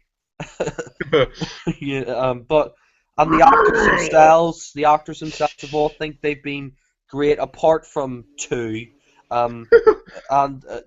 Roger Moore's my favourite, and I think Daniel Craig has been great, and Connery was good. And Actually, on that subject, while we're here, considering that this is the last reflection, we should probably rank the actors. So if you don't mind, I'll just ask Alan. Alan, how would you rank the 6 actors so far?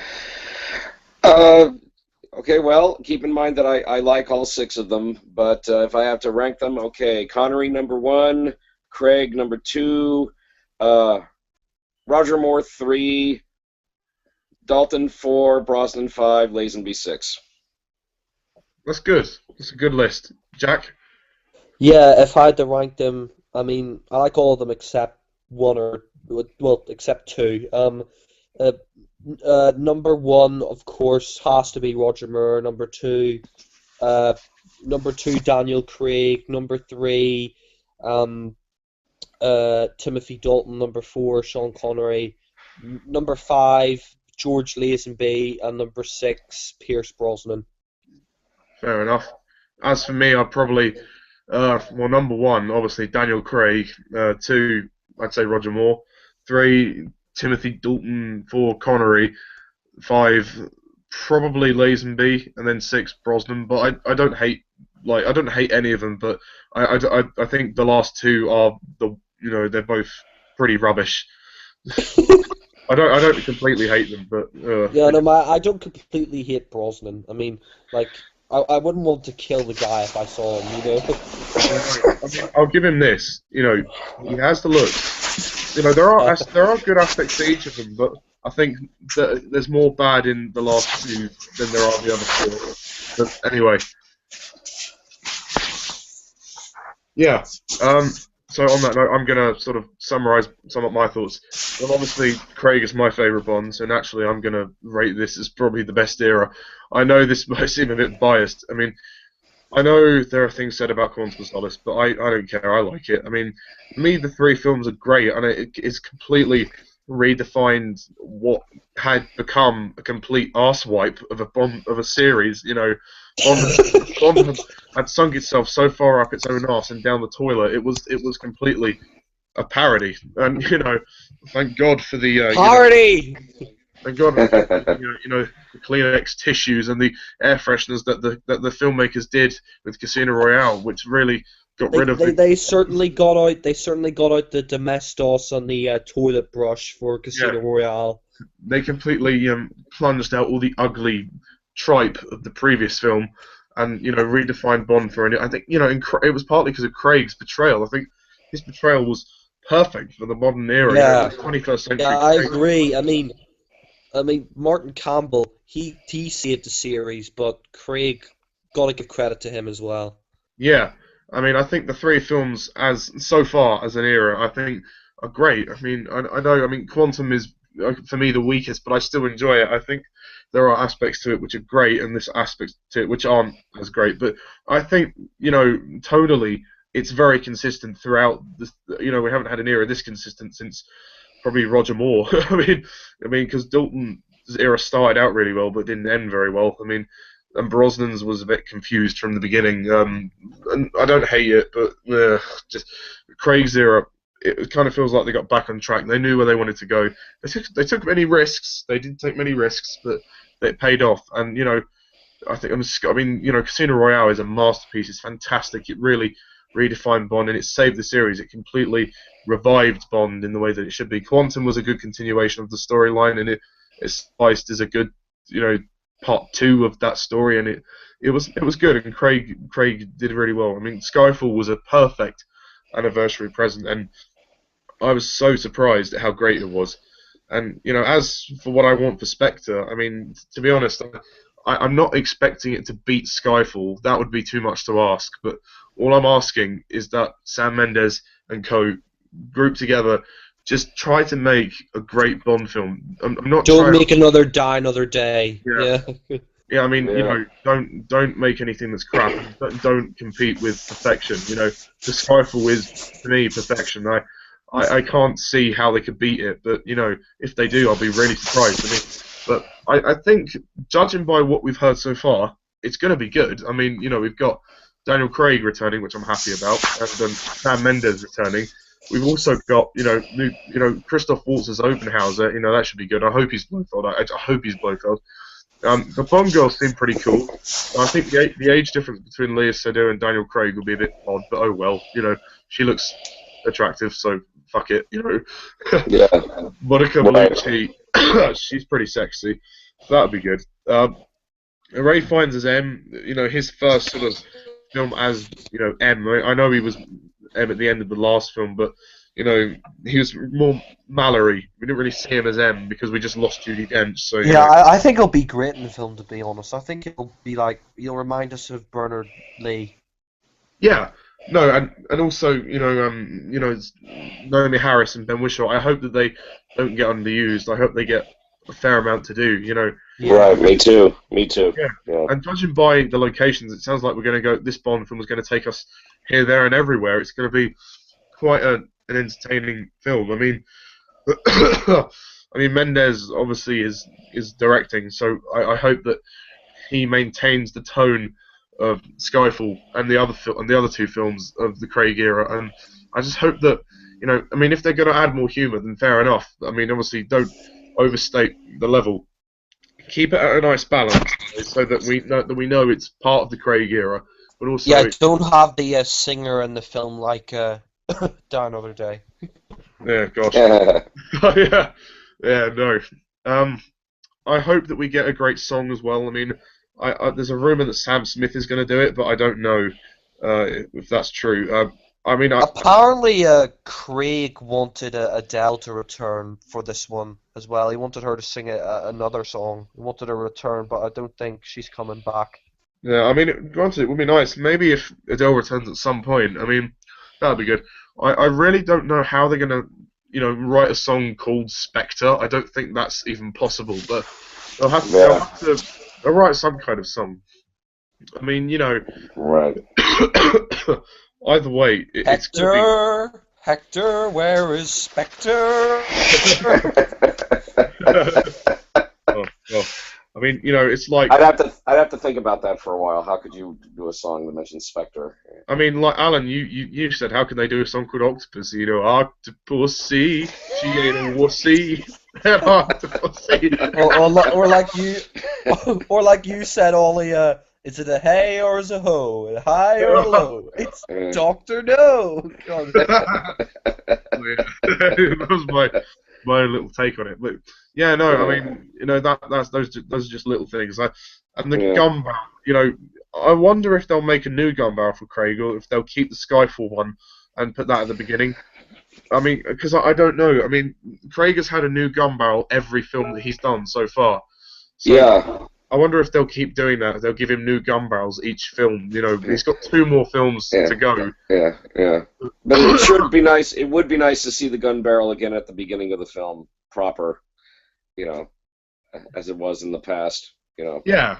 No, I mean, I think it will be good. I mean, yeah. I mean, as for Spectre,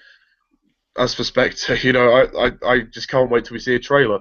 Once there is a trailer, we can do a retrospective on that as well. I mean, but when we see the film, all of us, including Awesome, we'll do a hangout on it, so then we can. Yeah, I mean, it as well. Sure. I don't know what happened to Awesome for this hangout, but yeah. Yeah, it just wasn't available. That's too bad. Yeah, I sent him a message, but he wasn't around. But oh well, that's that. I'm afraid that's the way it goes. But yeah, no, that's pretty much it. They're reflected on all 6 actors of James Bond, and we've ranked them in our personal choice. Obviously, Awesome wasn't here, so sorry to the viewers who wanted him to be here, but sometimes life gets in the way. But I will tell you this though. This is his opinions, just quickly. He thinks Craig is overrated. He likes Craig. He put him at number 3, take him over Brosnan, but he thinks he's overrated.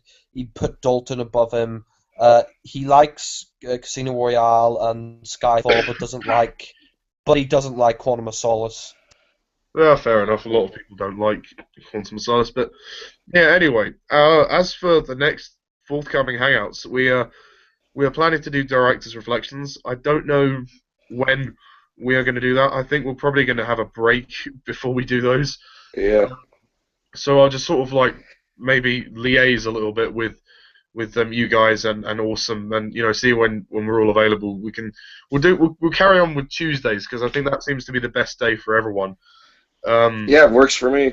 Yeah, I mean, obviously I'll still contact Awesome, and but I think He just said he had to go when he didn't give us an explanation, but yeah.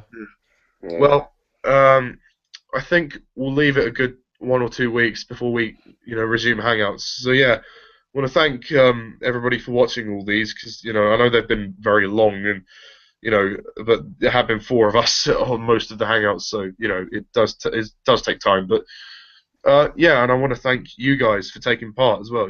Alan and Jack and Awesome as well. I know he's not here, but I'm going to thank him anyway. So yeah, thanks guys, and Thank you. It's been please, fun. That's all right. Look, please subscribe to Jack, to Alan, to Awesome, and subscribe to me if you wouldn't Great mind. fun, guys. Great fun. Yeah. Yeah. These hangouts. fun. Yeah. And, We'll do some more. Yeah. Yes, we will, and we will now end this hangout by cheering for the greatest spy who ever lived, Bond, James Bond. So yeah, Taken, not that's stirred. Yeah. yeah, and roll on Spectre. Bring it on. Yeah. Well, thanks everybody for watching. I'm Mr. Thomas Levin. This is Alan Kalo and Jack Culler. See you around. Bye.